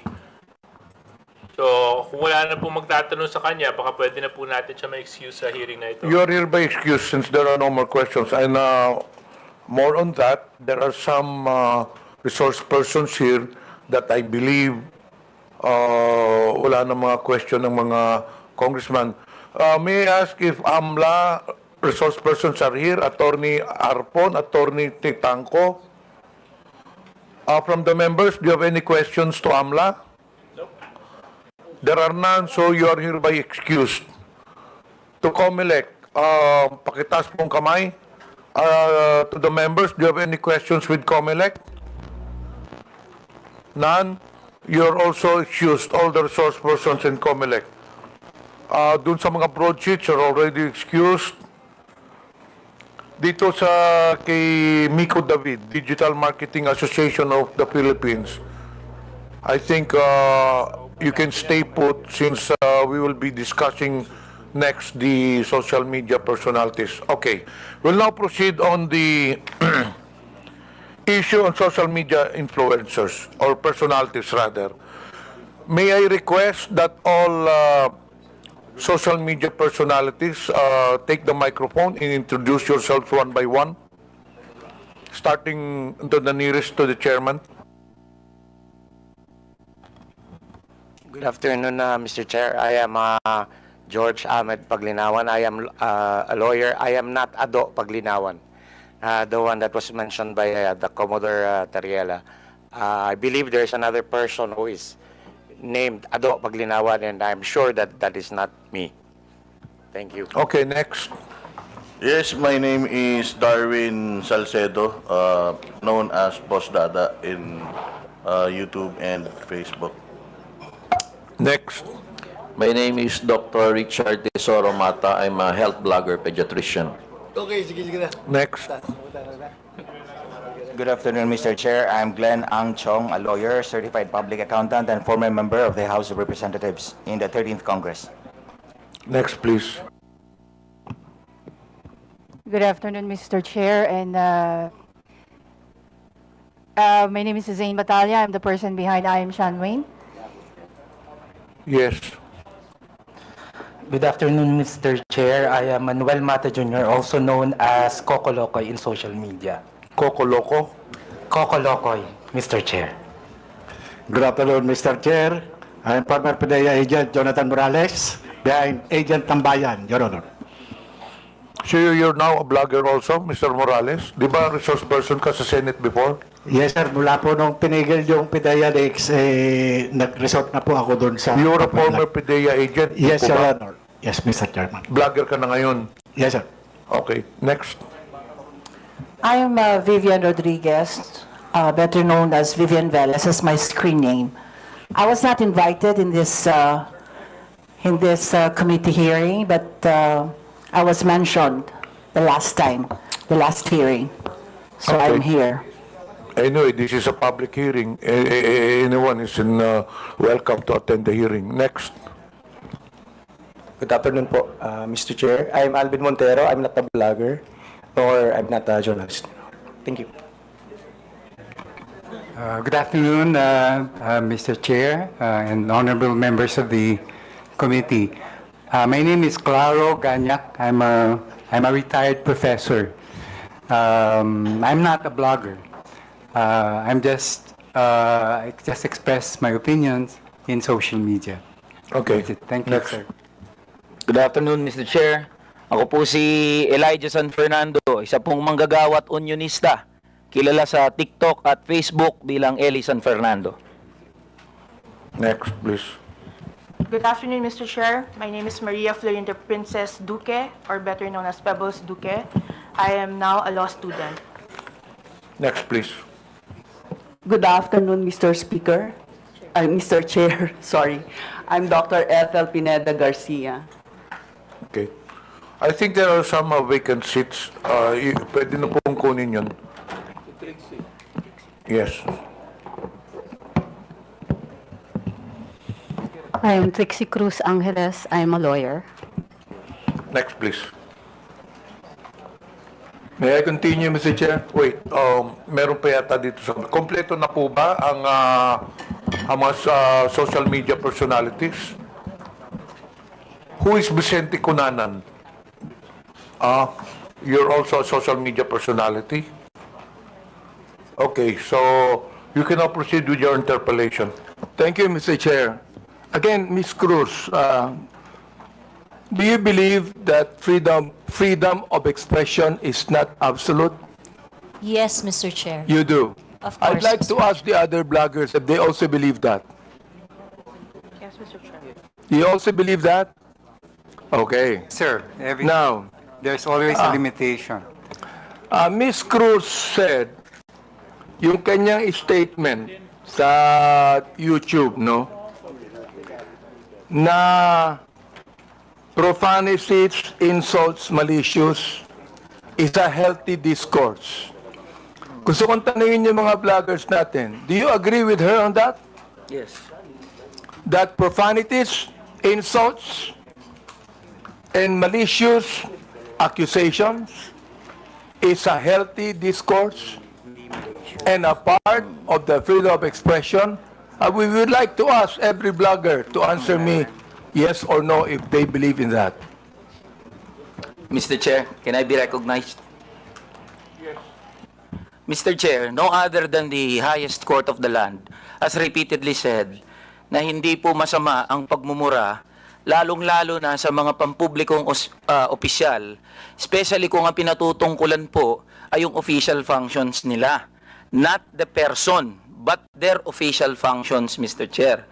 So yun po ang paninindigan, lalong-lalo na po namin bilang mga manggagawa, dahil kahit meron pong TikTok, Facebook o social media, sa komunidad po, yan ang lengguwahe ng mga manggagawa at ordinaryong Pilipino na nagagalit. Hindi po kasalanan ng mga vlogger o ng mga gumagamit ng Facebook, TikTok, X o kung ano pa mang social media platforms kung bakit merong ganito na mga pagmumura o profanities. Ito po ay lengguwahe ng mga manggagawa at ordinaryong Pilipino na Mr. nagagalit. Chair, Mr. Elijah, hindi ko binabagit yung lingwahe ng ordinaryong Pilipino. Ang binabanggit ko, lingwahe ng vlogger. Hindi ka ordinaryong Pilipino. Mr. Chair. Tatandali lang, kasalala pa ako eh. Alright. Hindi ka ordinaryong Pilipino. Tama, mali? Ordinaryong Pilipino ako, Mr. Chair. Hindi ka ordinaryong Pilipino. Vlogger ka eh. No, I'm a manggagawa ako, Mr. Chair. Lahat pa ng ordinaryong Pilipino, vlogger? Mr. Chair, manggagawa ho ako na may platform ho. So, ordinaryong Pilipino ho ako, Mr. Chair. Mr. Chair, Point of order. We have our rules here. I think the resource person cannot answer without being recognized by the chair. Sorry, Mr. Chair. Okay, to all reminder to all resource persons, let the interpolator finish his line of questioning in his statement, and resource persons can only talk when the chair recognizes them. Okay. Nabanggit mo kanina na yung profanities, yung insult, yung malicious accusation, kung yan ay sinabi sa kanyang, ang tawag doon, functions bilang public official, okay yon.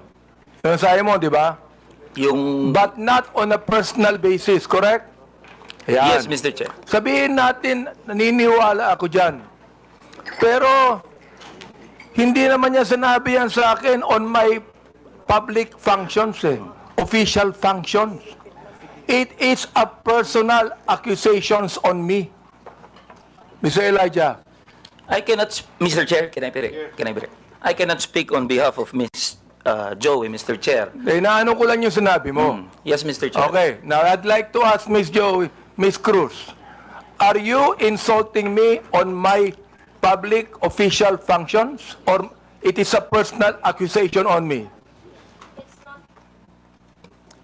It's not a personal accusation, Mr. Chair, and I think we have agreed early on that we do not have any personal relationship. So Yes, that that's is right. just- Pero ito, ang sabi ni Elijah, okay lang yon kung yan ay sinabi in my official functions as a public servant. Ano nga ba yung official functions ko? Yes, Mr. Chair, and Alam mo. So therefore, hindi ka naniniwala sa aking official functions, kaya tinawag mo akong gago. no, Mr. Chair, the observation that I uttered to describe your performance of your official action, that is my observation. That is what I felt. Well, inobserbuhan mo ba yung aking official functions? Yes, Mr. Chair. Inobserbuhan mo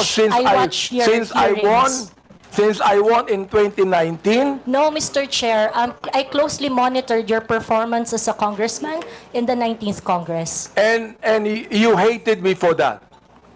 No, not really, Mr. Hindi, Chair. gago. Just in the Binagit mo 19th sa akin, Congress. gago. So you hated me, Mr. Chair. Ano ba ibig sabihin nun? Binanggit mo, gago ako. Binanggit mo, isasampal ko ito sa pagmumukha mo. Binanggit mo, I'm going to be... Hindi ko babanggit eh. Okay. If you prepared, binanggit mo yun eh. May Oo. I respond, Mr. Chair? Therefore, you hated me. Hindi pwedeng sabihin mo sa akin na you love me. Is that the person that you said that you love me? I love you and because of that, isasampal ko ito sa'yo. May I respond, Mr. Chair? Yeah, go ahead. Sige, Mr. Chair, go ahead, respond. At the very most, I do not like your performance as a member of the 19th Congress. But hate is such a powerful word because we established earlier that we do not have any personal relationship or any personal Mr. affiliation. Chair, binanggit mo yung human rights. Yes, Binanggit mo Mr. yan kanina, di ba? Correct, Mr. Therefore, Chair. Mr. Chair, you violated my human rights. Why? Because when you said those profanities, those insults, yung gago, yung isasampol ko ito sa pagbubuka mo, you violated my human rights. You did. May I respond, Mr. Chair? Teka, Mr. Chair, hindi ako nagagalit sa'yo. Okay? At wala akong pakialam sa'yo. Kahit na anong sabihin mo, okay lang sa akin. Alright? Pero itong ating pinag-uusapan ngayon, merong kinalaman sa mga legislation na aming gagawin later on. That is why I am asking you right now. Sapagkat napakahalaga nito. Kapag binabanggit mo, if you're saying that using profanities, insults, and malicious accusations online represent fair and respectful discourse and a healthy discourse, therefore you're telling us that the freedom of expression is absolute. You can say anything you want, and that is freedom of expression. Yun ang sinasabi ko, Mr. Chair. May I respond, Mr. Chair? Pag binanggit mo, if you said that freedom of expression is not absolute, therefore, there are certain things that you cannot say. Yun ang ibig sabihin nung freedom of expression is not absolute. May limitation yun. Di ba? Oh. Go ahead. You can answer now. Okay, thank you very much, Mr. Chair. Mr. Chair, in the universal thoughts and ideas, there would always be a limitation. The freedom of speech is not absolute. And the limitation of freedom of speech is well defined. Under the law, under the jurisprudence, there are things that you cannot say. There are things that Mr. Chair, you what cannot... jurisprudence are you talking about? Supreme Court decisions, Your Honor. Can you tell me what law? Example of law that limits your Yes. freedom of expression. For Can you example, tell me the Mr. Chair, jurisprudence? yes, Mr. Chair. For example, Mr. Chair, there is, I cannot specify the specific law, Mr. Chair. There but is a law on libel. Yeah, law There on is libel. a law on slander. There is a law. Is it okay, Mr. Chair, if I give my example? Okay, thank you very much. One example, and I think this example is very demonstrative, is very illustrative of the limitation of freedom of speech. Right now, it is election, midterm election, and it is not allowed that people are going to campaign on the day of the election day. That is a clear prohibition to express on the part of the citizen to say whatever they want to say on that Teka, election day. Mr. Chair, ano po ang connection nung binabanggit mo? I'm asking you about the jurisprudence. I just told you that there is a law against on libel, on cybercrime. What you said today is libelous. What you said here is libelous. Why? Mr. Because Chair. there is a malicious intent. When you use profanities, when you use the word gago, there is a malicious accusation, and that is libelous. Mr. Chair, if that is your assessment of And that kind of listen, statement, you not will only have your... libelous, Mr. Chair, sandali lang ha, not only libelous, ha, that is also unjust vexation on my part. May I respond, Mr. Chair? Go ahead. Okay, Mr. Chair, if you think that you are violated by my exercise of my freedom, you would have your right and No, be no, in court Mr. Chair, so that, don't so worry. that the maliciousness of Mr. that Chair, statement don't can be worry. I'm sorted not out going in the to charge you proper in court. authority. Don't worry. I'm not going to charge you. If I charge you in court, matatalo ka eh. Pero hindi. Oo. Unjust vexation to. Alam niyo ba yon? Are you a lawyer or not? I am not a lawyer, Mr. Therefore, Chair. you should know this. The thing is this, pero wag kang mag-alala. Hindi ako magdidemanda sa'yo. Do you know why? You're not important to me. Alright? Ang dahilan lamang, kaya natin ginagawa ito, para magkaroon kami ng idea kung anong legislation ang nais naming gawin. Pero ikaw, you are not important to me. Alright? Oo. Thank you, Mr. Chair. Yan. Kaya, wag kang mag-alala. Hindi ako kailanman magdidemanda sa'yo. Alright? Oh. Tumatawa ka pa eh. Thank you, Mr. Chair. Natatawa ka sa akin eh. No, Mr. Chair, I am expressing my gratitude, Mr. Chair. Ganun ba? Mr. Chair, tumatawa ka and you're expressing your gratitude by your sarcastic laughter? I am not laughing, Mr. Chair. It's just a natural smile, Mr. So Chair. gusto kong tanungin po, itong ating vloggers na ito, kayo po mga vlogger natin, do you agree with what Miss Joey Cruz said? Every one of you could be able to answer, if you agree. I have a lawyer there. Attorney Trixie.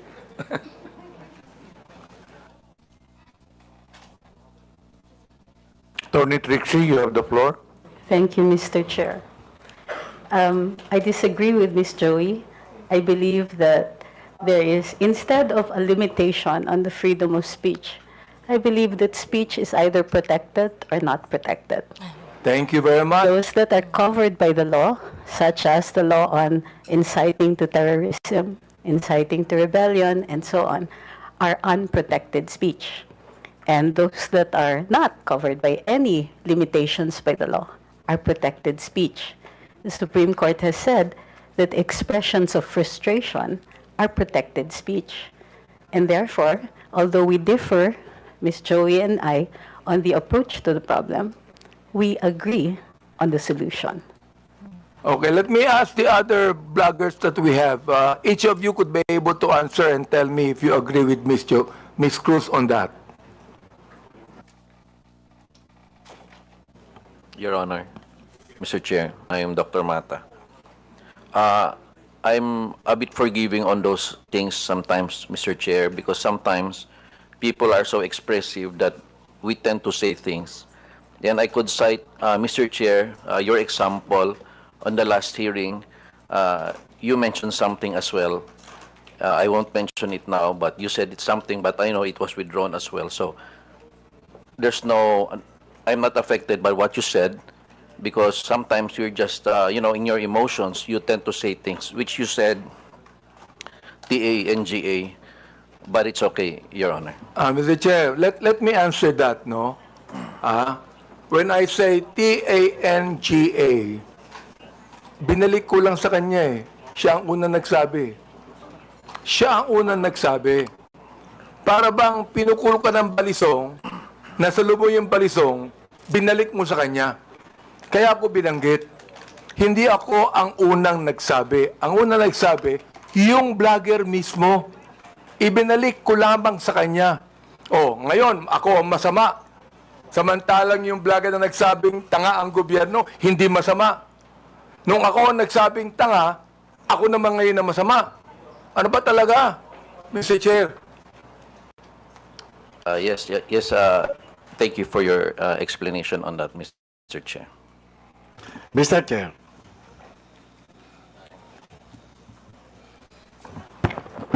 Yes, who's that? Mr. Chair. Mr. Morales, please proceed. Yes, sir. Doon sa kay Miss Joey Cruz, ang ko lang, bilang isang dating tauhan ng gobyerno, wag lang sana tayong magpakita ng anumang kagaspangan para hindi tayo napapansin ng publiko. Yun lang po. Ano yung ibig sabihin?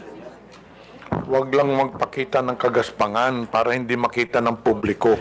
Yes, Your Honor, Mr. Chairman. Yun lang po. Kasi kung magpapakita tayo ng kagaspangan at makikita ng publiko yung hindi na ayon na kilos ng isang public official, talaga makikita po tayo. At yun mapapansin ng publiko. Huwag naman sana tayong masasaktan. Sinong tinutukoy mo, Mr. Chair?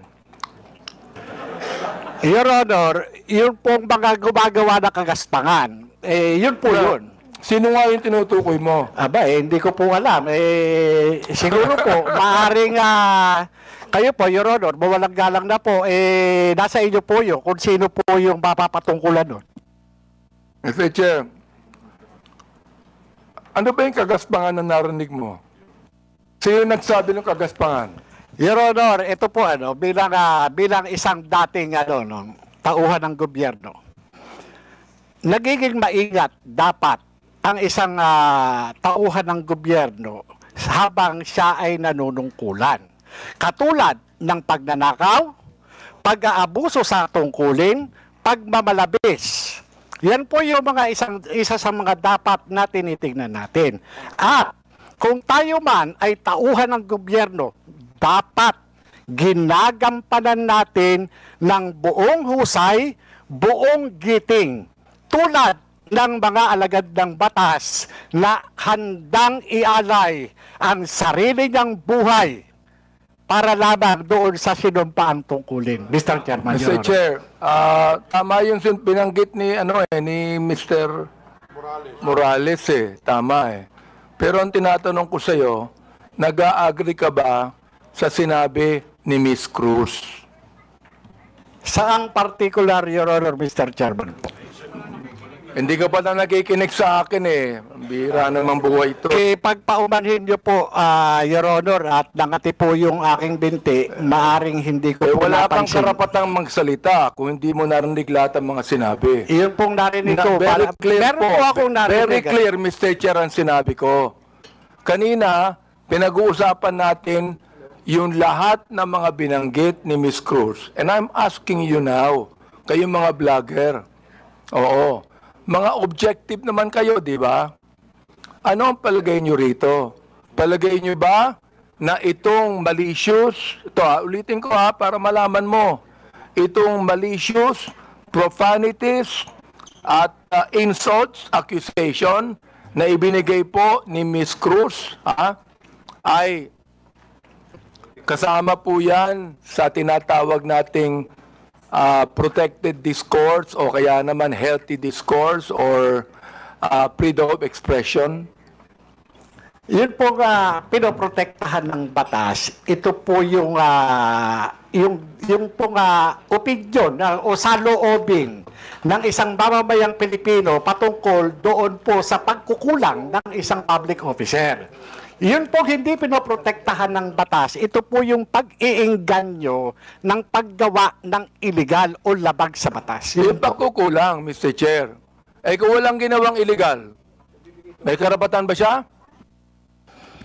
Kung walang ginawang illegal, Your Honor? Depende po Depende po sa napapansin at dun po sa nagbibigay ng opinion, Your Honor. Miss Joey, meron po ba akong ginawang illegal? Meron po ba? Nothing that I said in the Yun, blog. wala akong ginawang illegal. Meron ba akong ginawang immoral? There are things that I may not agree. You may because of not agree, differences. that's fine Yeah, with me. Yeah. Pero ang tinatanong ko, meron ba akong ginawang immoral? Differences I in agree values, that there Your are some Honor. things that you do not agree. Okay lang yun sa Differences in akin. values, Your Honor. Di ba? Pero wala akong ginawang immoral o illegal. You said that yourself. So therefore, anong ibig sabihin ng profanities, insults, and malicious accusations you gave to me? Yun ang tinatanong ko. May I answer, Your Honor? Yes, go ahead. Okay. First of all, Your Honor, I would just like to take exception once again that I never agreed to anything, any statement that is malicious as part of freedom of speech. It's not. What I said are not malicious. Those are observation on my end, and the profanity is part of part of my expression of discontentment, disgust, because my expectation for a public officer is not Therefore, met. Mr. Chair, when you're saying that a public official who is not doing anything illegal or immoral, and you said something malicious, insult and profanities, Again, that is your observation. And you have the right to say that. Again, Mr. Chair, I am taking exception on the malicious statement. My statements are not malicious because my statements are always pertaining to the exercise of the public duty of the officer I am responding to. So therefore, when you said reacting to. gago, that is not malicious. That is not malicious, Mr. Chair. Okay. That is not malicious, Yes, Mr. Chair. Oo. Pero ako, Miss Cruz, kahit kailan, hindi naman kita kilala, hindi ko alam ang ginagawa mo, wala akong karapatang tawagin kitang gago. And I respect your opinion, Mr. Chair. Not my opinion. That is my belief. I Iba yung respect your opinion, belief, Mr. iba Chair. yung belief. Okay. I'd like to ask the other vlogger if they agree with Miss Joey on that. Una po, I agree po na this is not malicious kasi na-establish na po na hindi po namin kayo kilala personally. And kung sabihin namin mahal namin kayo, it is because of your work as public official. Hindi po ibig sabihin mahal po namin kayo bilang kung ano pa man, malisyoso. And when we say we don't like what you are doing, it is also not malicious. It pertains to your job as a government official. So I think magkaiba din po kasi yung sukatan sa public official and also private citizen. So, I think it's important for us to understand the difference of and the limitation doon sa public official and sa private citizen. And I agree po. Lahat po ng sinasabi namin sa inyo, because we don't know you personally, are not malicious. It's not personal. It's about your job lang po. And sometimes, Mr. Chair, I'm not onion skinned. Ayan, ako, kilala ako ni Congressman Glenn. Oh, kaibigan ko yan. I'm not onion skin. Ang ibinabanggit lamang natin dito is how do we limit this? How do we regulate this? Yun ang aming inaanong batas. How do we regulate this kind of statements? Na masyadong personal to eh. Diba? Hindi ko na nga pinapansin eh. Oo. Kung hindi lang binigay sa akin itong mga bagay na sinabi eh, makikita ko ba to? Hindi ko nakita to eh, Miss Joey Cruz eh. I don't even care about that anymore. Hindi ako apektado dito eh. Hindi ba? And the thing is this, kayo makakatulong sa amin for us to be able to craft a better legislation to what? To tell you that the freedom of expression is not absolute. Yun ang nais naming sabihin dito. Oh, so, yung the rest of the vloggers, if, yes, Attorney Glenn, go ahead. Thank you, Mr. Chair. While we recognize the plenary power of this Congress to enact legislation to limit freedom of speech or expression, I would just like also to exhort the members of Congress, the honorable members of Congress, to remember that the exercise of free speech, public officials should not be onion-skinned. I know hindi po kayo onion-skinned, Congressman Honorable Abante. Public officials should not be onion-skinned, and that free speech serves as a scalpel that removes the abscesses of officialdom. I quote the jurisprudence. It's a landmark decision of the Supreme Court. So we have to make a tight balance between limiting the freedom of speech and, of course, when it comes to public acts of public officials. Yun na po, Mr. Chair. May we hear the others, Mr. Chair?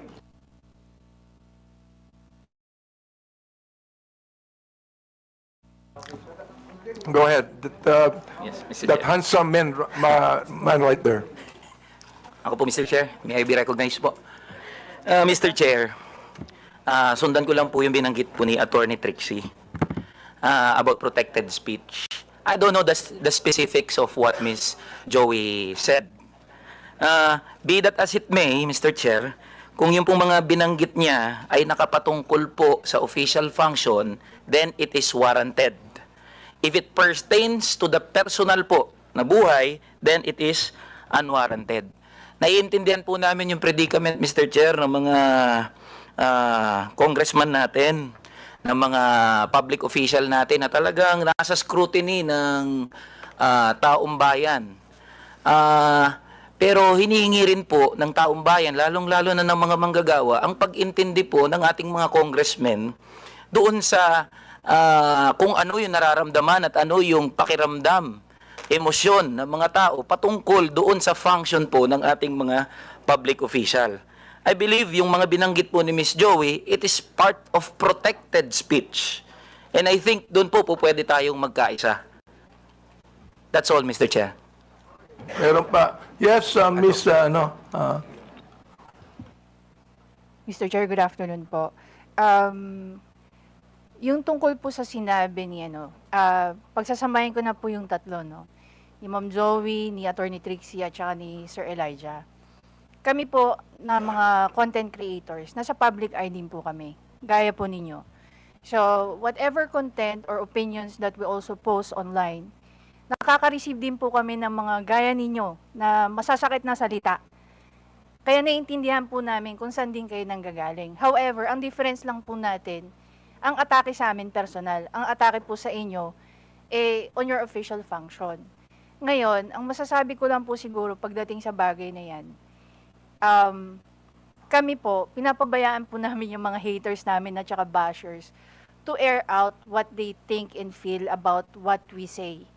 Hindi ko naman din po sinasabi na dapat ganun din po kayo. It so happen lang that sa inyo po, pagdating sa mga nasasabi nyo po, sa mga press briefing nyo po, sa press con nyo, or even sa mga pinapublish sa news, sa aming mga content creator, naka-anchor kami lagi kung ano lang po ang nasasabi ninyo. Mr. Chair, Ms. Batalya, Yes po. gusto ko lang pong banggitin din, no? Alam mo, natanggap ko itong mga bagay na ito since Quadcom days eh. Hindi ako binabas ng sino man bago ang Quadcom. Bakit kaya? Di ba? Mr. Chair, if I may, hindi ako nababas eh. Oo, ngayon lang talaga. Hindi ko alam kung bakit eh. Oo, yun ang gusto kong sabihin sana sa inyo. Di ba? Yes,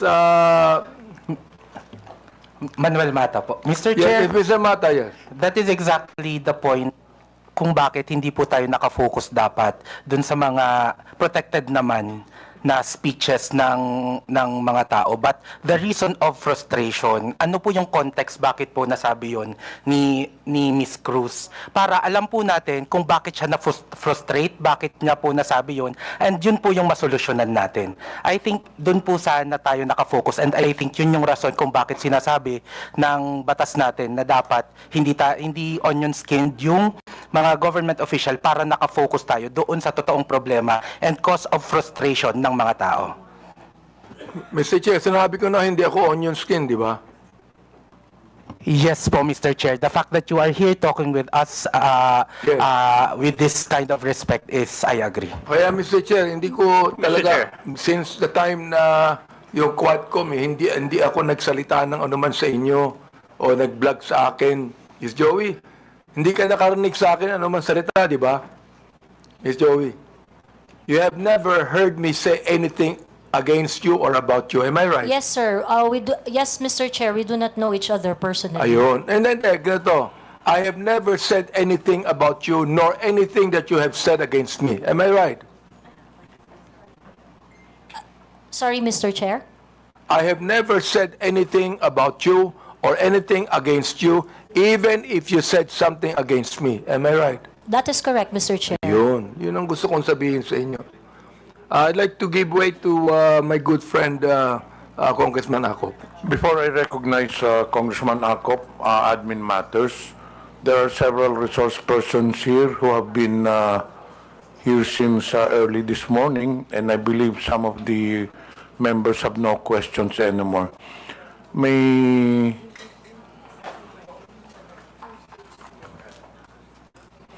Andito po ba si Attorney Kirsten Bautista? To the members, do you have any questions with regards to the Department of Justice? Meron po ba tayong tanong sa Department of Justice? Palagay ko meron po, Mr. Chair. Okay. Sa BIR, may tanong pa po ba tayo? I do have some questions to the BAR, Okay, Mr. Chair. later. Okay. Andito pa po ba ang PIR? Okay. So, hindi pa pwede po kayong umalis. Okay. Sino pa ba ang... Sa NBI, may tanong pa po ba tayo? Do you have any questions sa NBI? Kayo? Baka meron pa, Mr. Chair. Bonus na Okay. ulit. Sa PNP, meron po ba kayong tanong sa PNP? Yes? Okay. What about sa KBP? Kay Attorney Randolf, who is a KBP legal counsel, and Attorney Mark Tolentino. Do you have any questions with KBP? But of course, you are free to stay, no? If you want to stay. May tanong po ba tayo sa KBP? Wala? Kung walang tanong sa KBP, then KBP is allowed to be excused. But as I've said, you're free to stay. Sa Digital Marketing Association of the Philippines, kay Mr. Miko David, may tanong pa po ba tayo? Anyway, you can stay, but you're allowed to be excused.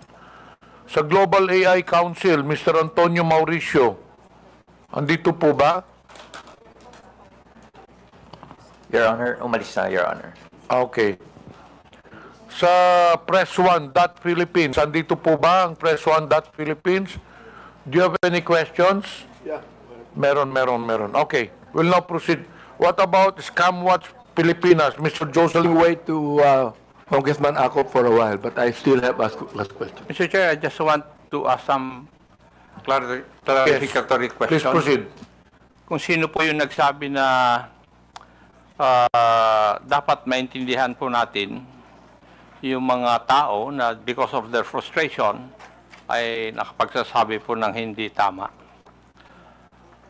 Gusto ko lang sabihin na yung frustrations wouldn't give you the right to violate the law. Hindi po nakapagbibigay ng karapatan sa isang tao na mag-violate ng law because of his frustrations. Because there are avenues, legal or provided by law, para ma-express nyo yung frustrations ninyo. That is precisely the reason why the freedom of expression is not absolute. Thank you, Mr. Chair. Okay, thank you. Before we proceed, may I know if Ms. Vicente Cunanan has taken her oath? Wala pa. Please rise. Comsec, please administer the oath. Please raise your right hand. Do you swear to tell the truth, the whole truth, and nothing but the truth in this inquiry? Please respond with I do. The oath has been administered to your honor. Thank you. Honorable Abante, you have the floor. Mr. Chair, meron po bang ibang vloggers na gustong magsalita tungkol dito? Do you have any statement to the social media personalities regarding the issue on Ms. Cruz? Ms. Cruz, just curious, are you a voter of Honorable Abante? No, no, So you're Mr. not a Chair. registered voter in the district of Honorable Abante? No, Mr. Chair. And as you have said earlier, you do not know him personally. Yes, Mr. Chair. And he does not know you personally. Correct, Mr. Chair. So, bakit na nyo naisip na atakihin si Honorable Abante? Just curious. Because the action is not really limited. The performance and the performance of Congressman Abante being part of several committees that affects national issues. But why are I you got to know interested him. particularly, specifically to Mr. Honorable Abante, considering that you are not a voter of Honorable Abante? Ano pong interest ninyo? The issues that he tackles in his committee memberships and chairmanships are issues that are affecting the Philippines at large. So in short, you have something against him because you have singled him out. There are 314 congressmen here, pero mukhang ang paborito mo si Honorable Abante.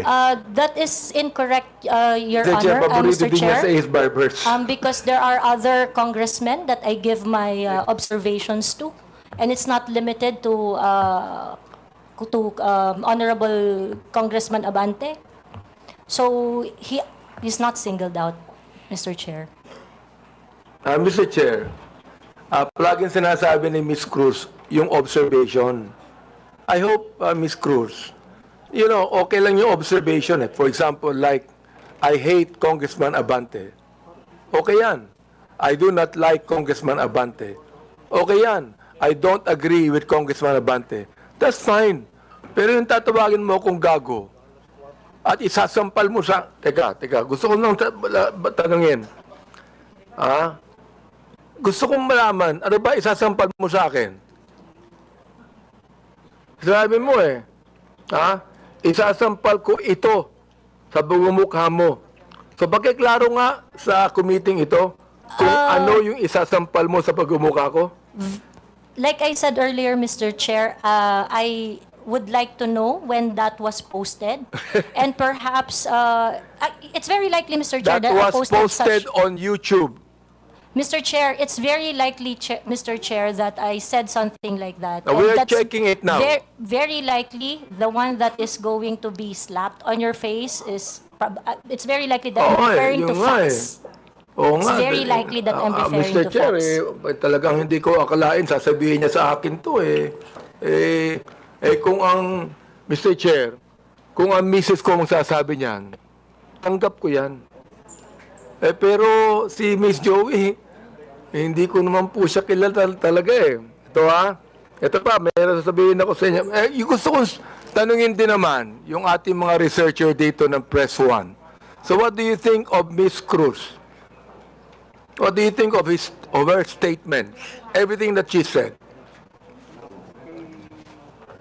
O, mga researcher po kayo ng Press 1. Can you say something about that? Press 1, can you please answer? Mr. Chair, no, we were confined with the facts as researchers. No? So I think as long as if Miss Joey Cruz is giving her opinions and her opinions alone, no, I think it is beyond our capacity it is beyond our capacity because she is entitled to her own truth. But again, if it's something to do with the known facts, no, I think we can debunk what is being said. Ayun po. Yun po, Mr. Chair. Okay, may I ask Mr. De Guzman? Yes, Mr. Chair.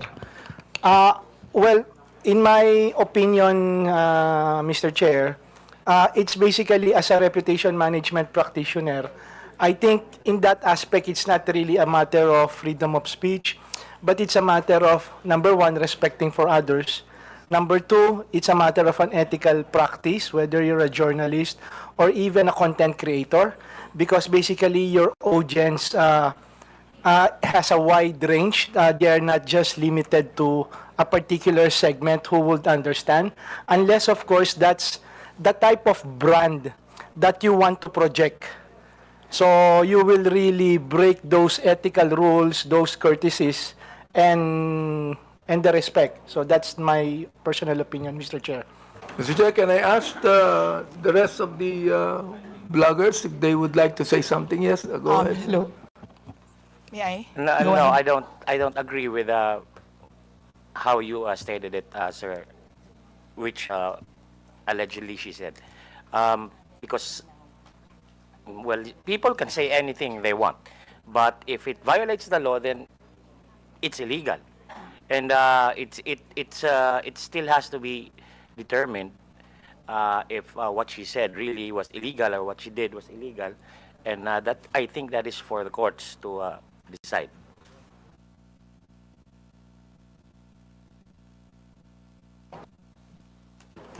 I think we have already heard the other Mr. Chair. bloggers. Those who wish to make a statement, you can do so. But to those who have already made their statement, pwede na siguro yun. Mr. Chair, Permission to speak. gusto ko lang pong sabihin kay Miss Joey, yung batas tungkol sa unjust vexation. Supreme Court has defined unjust vexation as any human conduct without violence that unjustly annoys an innocent person. Yan. Yan ang batas. The elements of unjust vexation are: there is human conduct that unjustly annoys or irritates another person. Such human conduct was not attended with violence. Such human conduct caused annoyance, irritation, torment, distress, or disturbance to the mind of the person to whom it is directed. An offender acted with criminal intent. That is what unjust vexation is, Miss Cruz.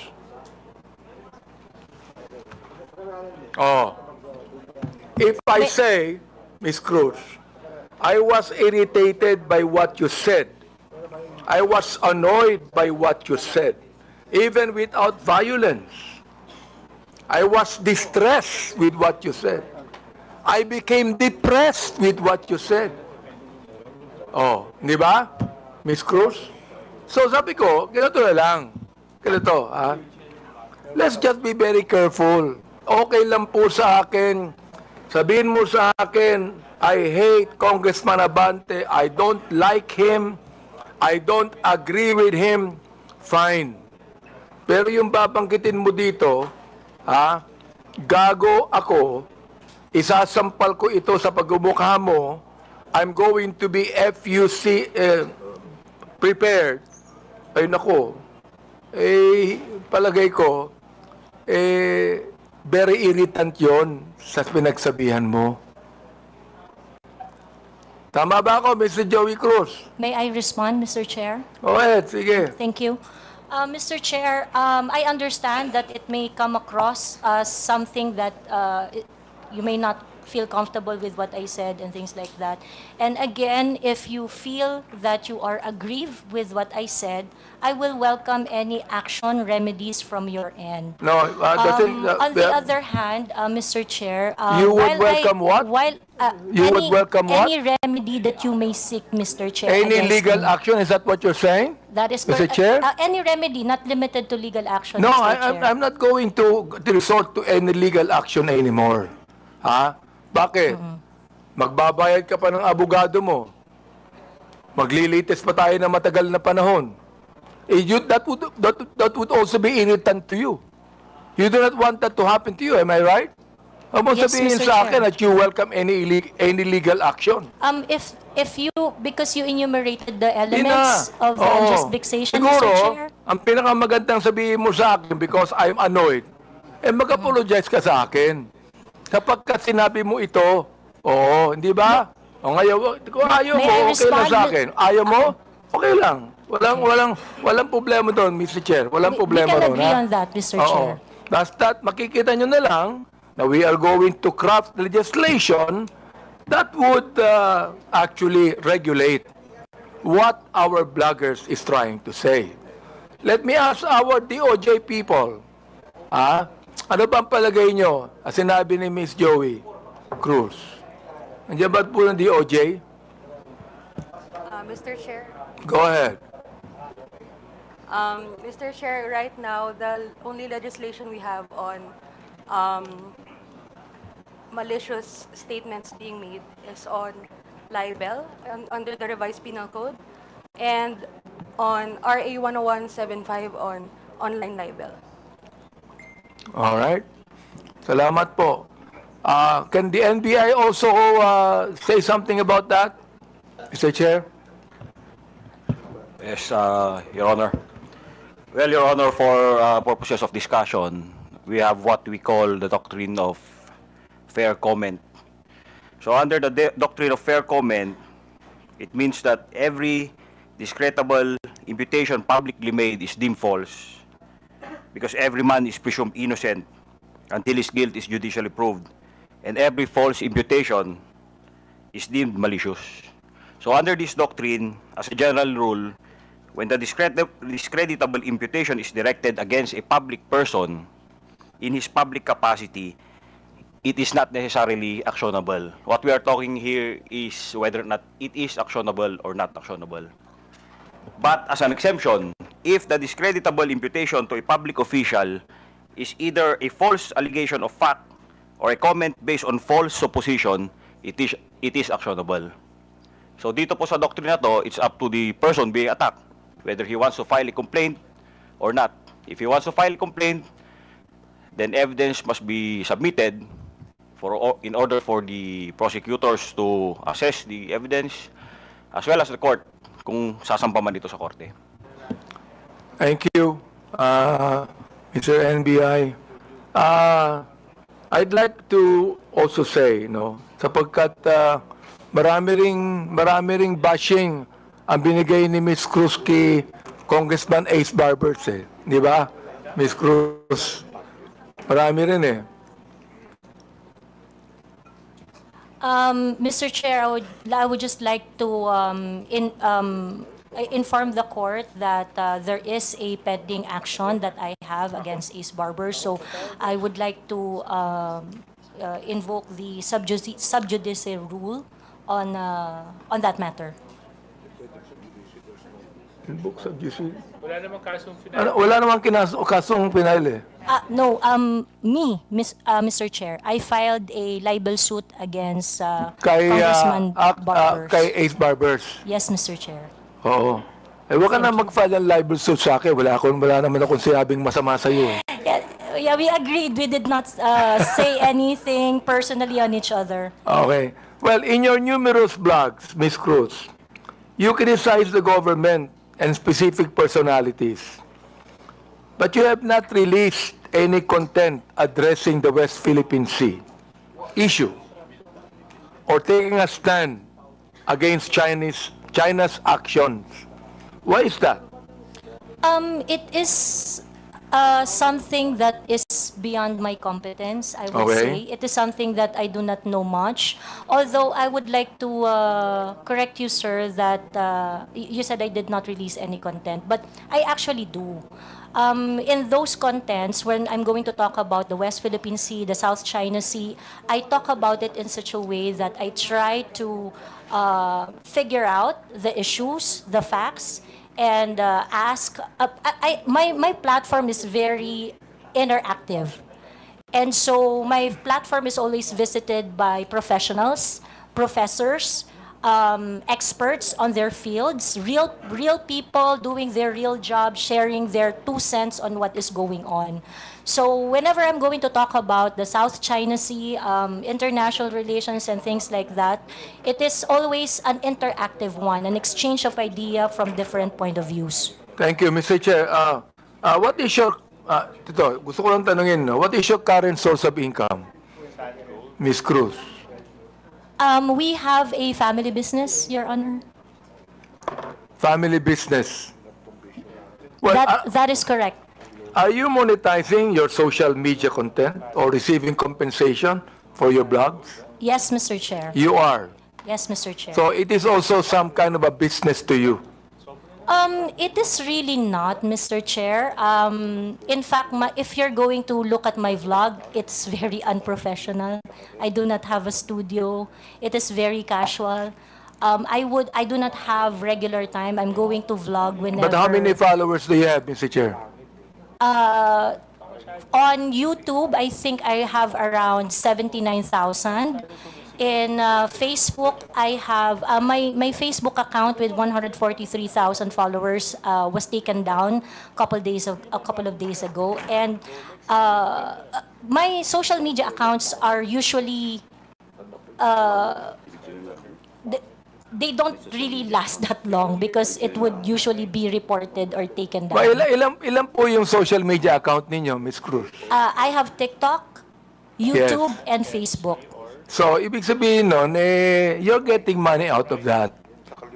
Parang sa'yo, that's a source of income, correct? It is a source of income, but Good. it is not a job for me because I can not vlog if I want to. Ano yan, Mr. Chair? I do not have to vlog if I want to. Mr. Chair, I do not have specific schedule when I do vlog. Sa akin, let me advise you, Ms. Cruz. Huwag ka na mag-vlog kasi naiinis ka din eh. Naiinis ka din, hindi pwedeng hindi ka mainis sa sinasabi mo eh. Di ba? Naiinis ka din. Mr. Chair, Naasar ka actually, din. Tama ba ako? Naasar ka rin. Nai-stress ka din dun eh. not really, Mr. Chair, because I'm a very I grew up in a household with very political orientation, so it is something that I really like So doing. Mr. Chair, did you grow up in a household where you curse each other? No, my parents are devout So you Catholic. did I'm the not only grow one who up curse in a household. I am the only one who curse in our household. You are the only one that Yes, curse. Yes, that is correct. Well, you know, you're a grown-up person. Sana tinuruan ko ng bata ka pa ng magulang mo. Ako tinuruan ako ng bata ng magulang ko eh. Nawag akong magmura eh. They did, Your Kaya hindi ako Honor. nagmumura eh, Mr. Chair. They did teach me. Tinuruan ako teach ng me magulang that, Your ko ng bata ako huwag magmura eh. Kaya hanggang ngayon, hindi ako nagbumura eh. They did teach me not to curse, Your Honor, but they also taught me how to be your authentic self. Ganon. Okay ka. In one of your posts, you said, ito nakakaawa ang mga pulis under BBM administration. Can you elaborate on that? What led you to the conclusion that you said that? That is a series of posts on the memorandum that is circling around saying that policemen would have to react on official PNP pages. And I think it is so unfortunate that apart from the regular duties and responsibilities of a policeman, they are being asked to do such kind of menial task. I think it's something that they do not have to do. I vehemently disagree with that kind of policy, so that's why I felt I commiserate with the policemen. You what? You commiserate. Yes, Your Honor. So when you commiserate, you can tell the policeman, police patola kayo, wala kayong kwenta. Is that how you commiserate? I never said that, Mr. Chair. Nabanggit mo yun eh. Mga pulis, wala kayong na-solve na problema. Nabanggit mo yun. Kaya nga gusto ko tanungin, are these statements based on any verified data? Do you have a data on that? If I know the time Or when they I are simply your posted it, personal opinion? Mr. Chair, like I mentioned earlier, so that I can intelligently identify the reaction I posted on my Facebook, ito po ang kaibigan ko. I would need to know the Miss time Ako, Miss when I Ako. posted it, so that I would know the exact Miss Cruz. news. Miss Cruz, ito pong kaibigan ko si Congressman Akop, naging general po ng pulis to eh. Oo. Kaya, ano mo, pag you begin to generalize, pangit, hindi ba? Let That me is ask correct. our police people there, what do you think of the statement of Miss Joey Cruz? Thank you, Mr. Chair. Oo. Pulis patola ka ba? No, of course. Hindi. No. Wala Your kang Honor. kwentang pulis, ganun ba yan? No, Mr. Oh, Chair. you tell us about that, Mr. Chair. Well, the data will probably speak for itself that the PNP has done so much. And I think that was the statement of Ms. Cruz, but the numbers will really speak for itself, Mr. Chair. Okay. Now, ito na lang, no? In your other blog, Ms. Joey, or post directed against the Quadcom, mga members tungkol sa pag-iimbestiga over bloggers spreading fake news. Itong Tricom po namin. You dismissed them and said something along the lines of what? Sabi mo, para kayong mga bata, tangiin nyo. Hindi ko nga masabi. Di ba? Yan ang pag pinapasweldo kayo ng sambayanang Pilipino, pinagputahan ng mga tao, including ng mga vloggers, sagutin nyo mga tanong. Do you confirm this statement? Yes, Mr. Chair. Why did you say that? Because in any rants or bashing or issues I raised in my Facebook, I never really got a response. So pakiklaro a mo nga response. yung sinabi mong pinagputahan ng mga tao. Will you please make it clear to us, anong ibig sabihin nun? Kasi hindi ko alam ibig sabihin nun eh. Yes, I will explain, Mr. Chair. Yes, please. Pinagputahan ng mga tao means pinagtrabahuhan ng manggagawang Pilipino ang nagpapatakbo ng bayang ito, ng kongresong ito. So therefore, the public officials should listen when there is a grievance being raised, petition being submitted by the people, especially when they are expressing dismay or standards not being met. Pinagputahan ng tao means pinagtrabahuhan ng matindi ng mga tao. Mr. Chair, yung mga taong nagtrabaho, tinatawag mong PUTA. No, Mr. Chair. Ayun ang nabanggit mo eh. And Mr. Chair, sa Katagalugan po, ang ibig sabihin po niyan, dahil nga po ang tao ay nagtatrabaho, ang isang hardworking na tao ay nagtatrabaho ng long hours, they would always express ng frustration dun sa kanilang pang-araw-araw na challenges. So that is why, ganun po ang Bulakenya po ako, Mr. Chair. I would just like to inform so that you would also have a proper context on my vernacular. Mr. Chair, marami kong kilalang Bulakenyo na hindi ganyan ng mga salita. Yeah, marami po. Marami rin po Please, ako. wag mong banggitin ang pagiging Bulakenya mo dito. But Baka it is- sabihin po ng mga Bulakenya, lahat yan, ganyan ang salita nila. I am Please, under oath, wag Mr. naman. Chair. It is like that. Mga in disente po ang mga Bulakenya. Bulakenya po ako, sir. So I can speak for my people. Isa ka, Mr. Chair, sa Bulakenya hindi disente. Now ito last question, Mr. Chair. Yes, can you wrap it up? We still have other issues. Given your consistent use of offensive language, not only against me, against others, for example, personal insults, unfounded allegations, You cannot even verify it with your data. Do you believe your actions are still protected under freedom of expression? I take exception, Mr. Chair, Or on have you crossed the alleging line unfounded accusations Or have because you crossed the line into abuse of your right? I understand my right, Mr. Chair, and I understand that I have no right to abuse my right. Good. So ibig sabihin doon, you have no right to use abusive language against a person you do not even know personally. Using profanity is not necessarily abusive, Mr. Chair. Well, you made that in a personal way. So let the people judge it, no? Because Correct, a lot Mr. of people Chair. are watching Agree. now. Let the people judge Mr. it. Chair. So siguro, yun na lang, Mr. Chair, ang may tanong ko kay Miss Joey. Siguro ngayon, magkakilala na kami ngayon, siguro magiging close na kaming dalawa. Baka kayo ng sunod na love team. Kung ako, please recognize. Thank you, Mr. Chair. May I know if Mr. Vicente Bencalo Conanan is present this afternoon? Yes, she just took her oath. Would he be the same as Miss Pebbles Conanan? Yes Same. po. Your Honor, Yes. Thank you. I have here a sinumpaang salaysay.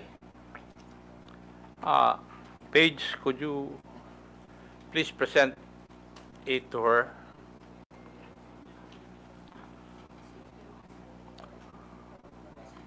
Would that be your affidavit?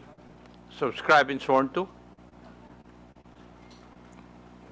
Pakitignan yung dokumento na binigay po sa inyo. Yung po ba ay affidavit po ninyo? At pirma nyo po ba yung naandyan? Mr. Chair, yes po. Thank you. Page, pwede bang?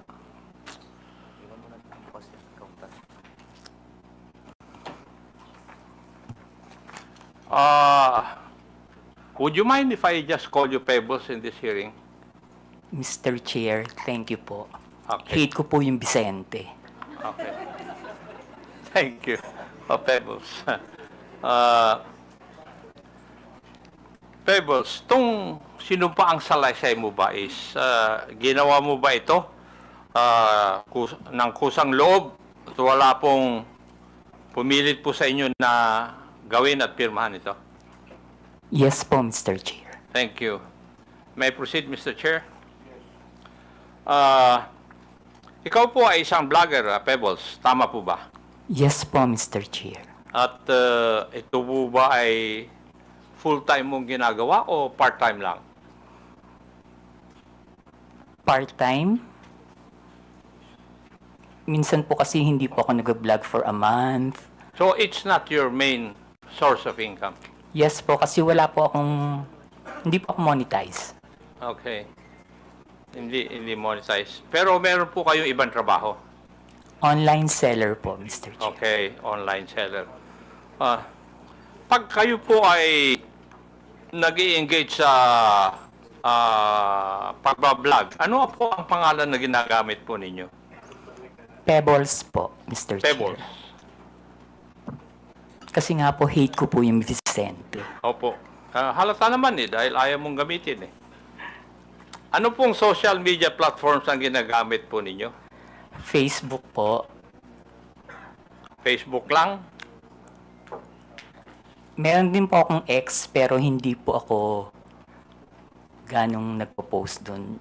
At ilang taon na po kayong nag-vlog? Since 2014 po, Mr. Chair. 2014, that's about 11 years. Opo. Okay. Thank you. Now, dito po sa affidavit po ninyo, meron po kayong binanggit tungkol sa isang Maisog rally sa Hong Kong noong July 2024. No, Mr. Chair. Yung pong Maisog event sa Hong Kong, that was July 7. July 7. July. Ay, wala naman nakalagay dito yung date. Ako lang ang naglagay para malaman ko kung magsasabi ka ng totoo o hindi. Pwede po bang ipaliwanag po ninyo sa committee ito kung ano po itong maisog rally? Yan po yung normal, Mr. Chair, na ginagawa ng TOPS Coalition, yung may isog event na sa iba't ibang lugar, katulad ng sa New York, sa Vancouver, maski dito po sa Pilipinas, sa Liwasan. Yan po yung may isog rally na sinasabi. At ginagawa ito sa iba't ibang lugar ng Pilipinas at saka ibang bansa. Opo. Thank you. Ikaw ba ay kusang loob na pumunta doon sa mga maisog rally na yan? O sa mga lugar na ito? Kapag ini-invite po ako, Mr. Chair, nagpupunta po ako. Pero pag hindi po ako invited, hindi po ako pumupunta. Pag ini-invite ka, Opo. may sumasagot po ba sa iyong pamasahe? Meron po. Meron. Pati yung accommodations po ninyo? Yung pamasahe lang po, pero yung accommodations, kapag isang beses pa lang po kasi ako nakapunta ng abroad na maisog rally. Saan po yun? Sa Hong Kong. Sa Hong Kong. Doon po, yung friend ko po yung nag-sponsor sa akin ng airfare and hotel. At pwede ko po bang malaman, masabi po ninyo dito sa committee ito, kung saan ka nag-stay at saka ilang araw ka na natili doon sa Hong Kong?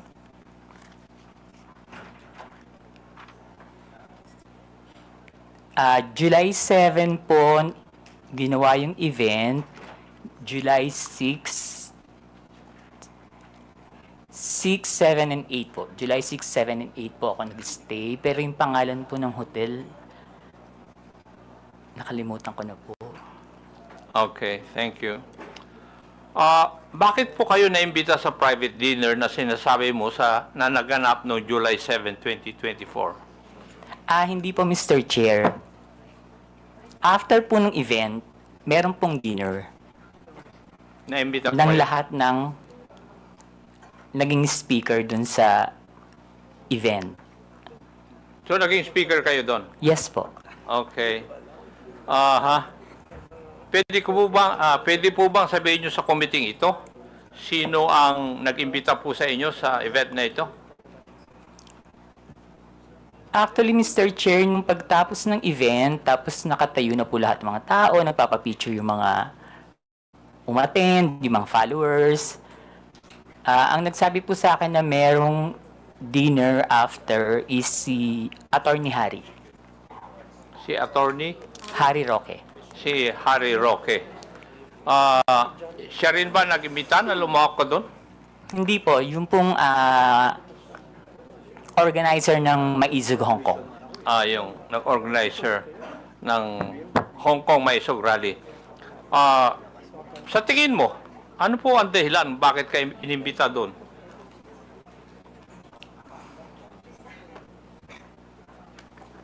Kapareho rin po nung mga ginagawang rally dito sa Pilipinas na sabihin lahat ng ginagawa ng gobyerno na hindi namin gusto kasi that time kalaban po ako ng gobyerno. Liwanagin po natin yon. Kalaban ka ng gobyerno? Ano Opo. po ang ibig sabihin po ninyo sa kalaban ka ng gobyerno? Mr. Chair, kayo po ba ay critic ng gobyerno? Yes po, kritiko yun. po. Kasi Opo, malawak kritiko po yung po. sinasabi po nyo na kalaban ka ng gobyerno. Sorry, kritiko po ako ng gobyerno. Kritiko ka ng gobyerno. Okay. Meron akong meron pong binabanggit sa iyong affidavit na pagkatapos ng nangyaring maisog rally sa Hong Kong, ikaw ay naimbita na dumalo sa isang pribadong dinner kasama ng mga iba pro-Duterte vloggers at personalities. Meron akong ipapakitang litratong ito sa screen. Sagot lang kung pakisabi lang kung ito po ang sinasabi po ninyong dinner na nangyari. Yes po, Mr. Chair. Comsec, please flash the photo on the screen.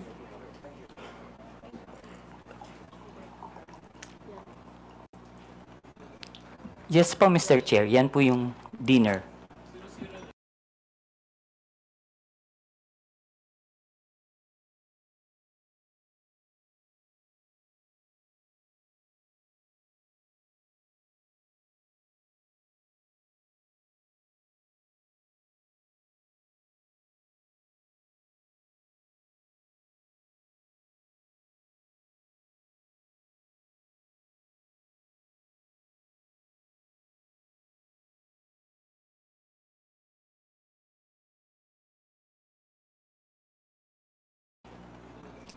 Yes po, Mr. Chair. Yan po yung dinner.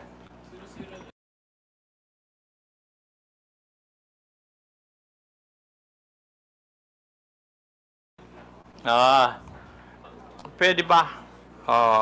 Narayan ka.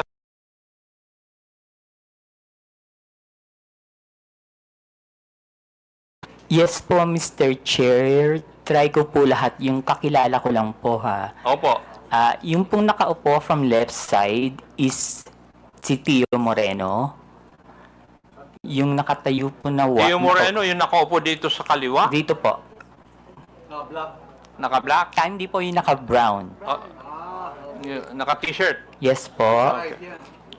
Ay, ipag doon po kasi ako tumingin. Oh, kasi nasa left sa photo, yes. Okay. And yung nakatayo po na white is si Miss Sas Rogando Sasot. Okay. Ako po yung kasunod. Sumunod po si Miss Joey. Next si Sec Trixie, si Atty. Vic. And then yung nakaupo pong green is si Prof. Ana. Uy. Okay. Yung naka-red, hindi ko po kilala.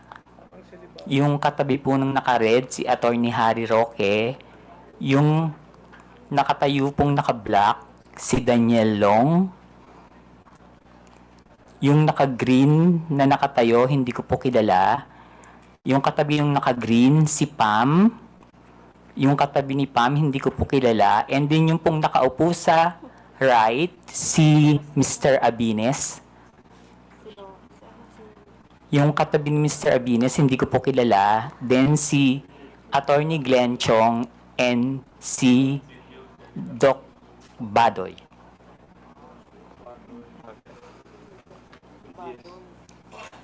Alam mo ba, Pebbles, kung sino ang nagbayad sa dinner na yan? Ang pagkakaalam ko po si Atty. Harry. Atty. Harry Roque. Okay.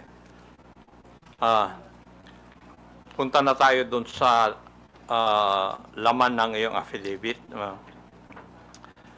Sinabi mo sa iyong affidavit, Pebbles, na pinag-uusapan sa dinner na yon na may larawan o picture si Atty. Harry Roque na di umano nagpapakita na gumagamit ng cocaine si PBBM. Sigurado ka ba dyan? Sa sinabi mo sa affidavit mo na ito? Late po kasi akong dumating, Mr. Chair. So mga 1 hour na sila nandun sa restaurant, nag-uusap.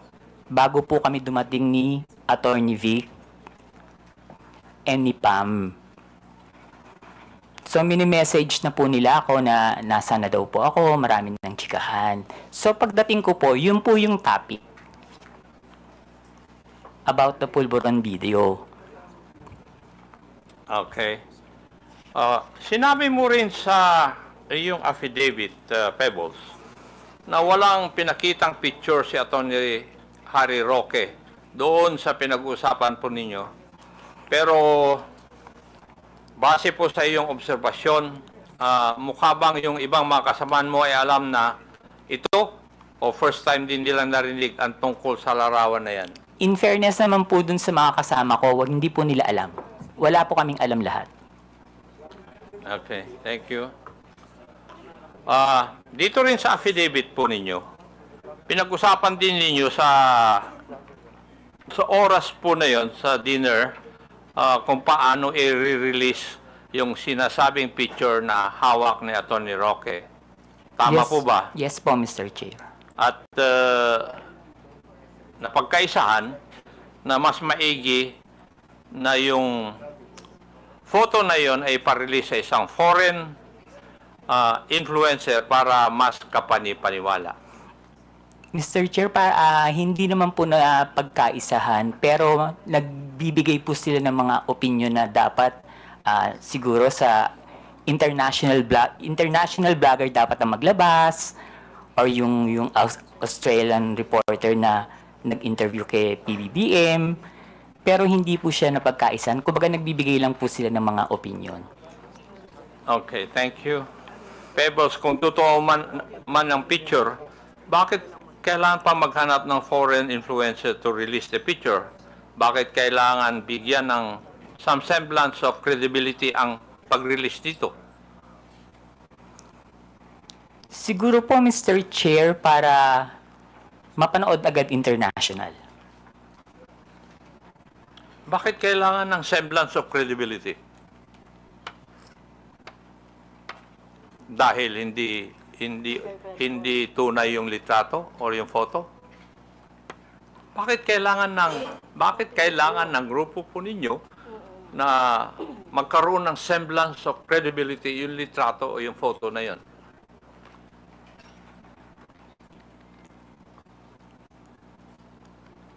Hindi ko po...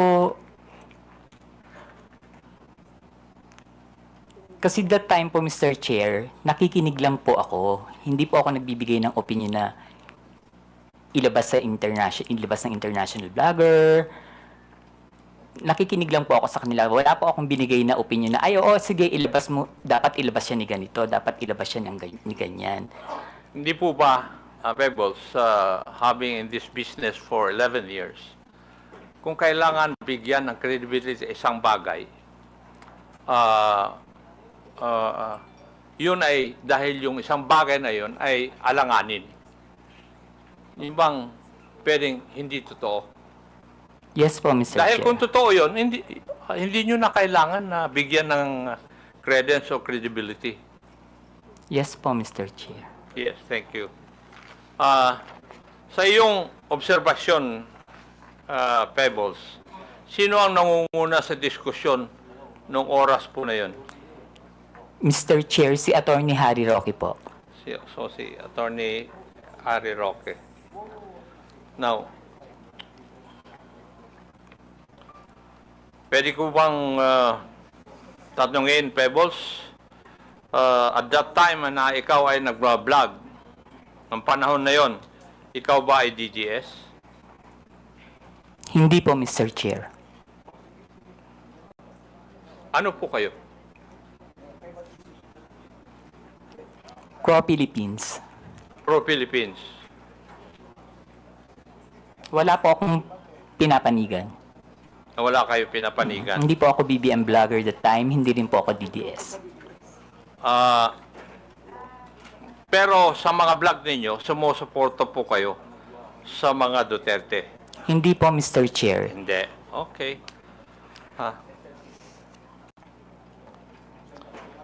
Dito rin sa iyong affidavit, Pebbles, may binanggit din ni Atty. Roque na sinabi niya na kaya niyang magpabagsak ng gobyerno.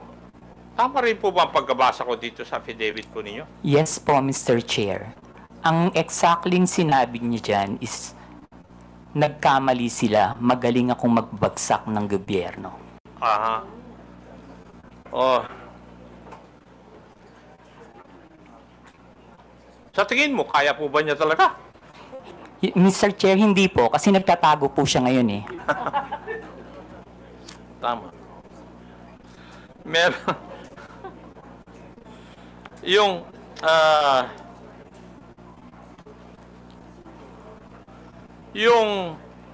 sa iyong interpretasyon, Pebbles, nung gabi na yun, kung ano man ang pinag-usapan nyo doon, specifically yung supposed photo na gumamit ng cocaine si PBM ay parte ng plano na pabagsakin ng gobyerno ayon kay Harry Roque? Sa palagay ko po, Mr. Chair, party po yun ang plano ng gusto nilang pabagsakin ng presidente. Okay. Meron po bang ibang pinag-usapan pa nung gabi ngayon? Wala na po, Mr. Chair. Wala na. Okay. Now, meron ka rin binanggit dito sa iyong affidavit, yung may sugrally sa Vancouver, Canada. Dito po yata, inirelease officially, yung photo na pinag-usapan ninyo doon sa Hong Kong may sugrally. Yes po, Mr. Chair.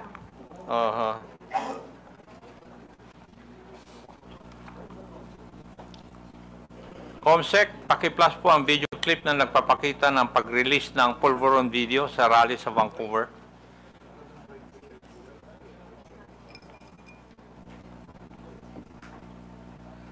Yan ba'y epekto ng pulburon?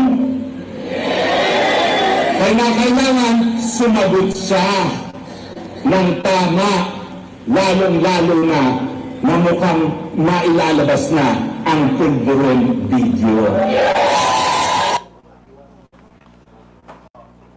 Thank you.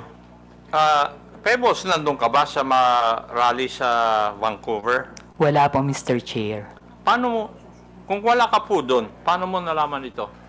Naka-live po yan, Mr. Chair. Nag-live po sila dyan. May nag-abiso sa'yo na magla-live sila? Wala po, Mr. Chair. Pero kasi, pag binuksan niyo po yung social media, yung Facebook, yan po yung trending. Yun ang trending.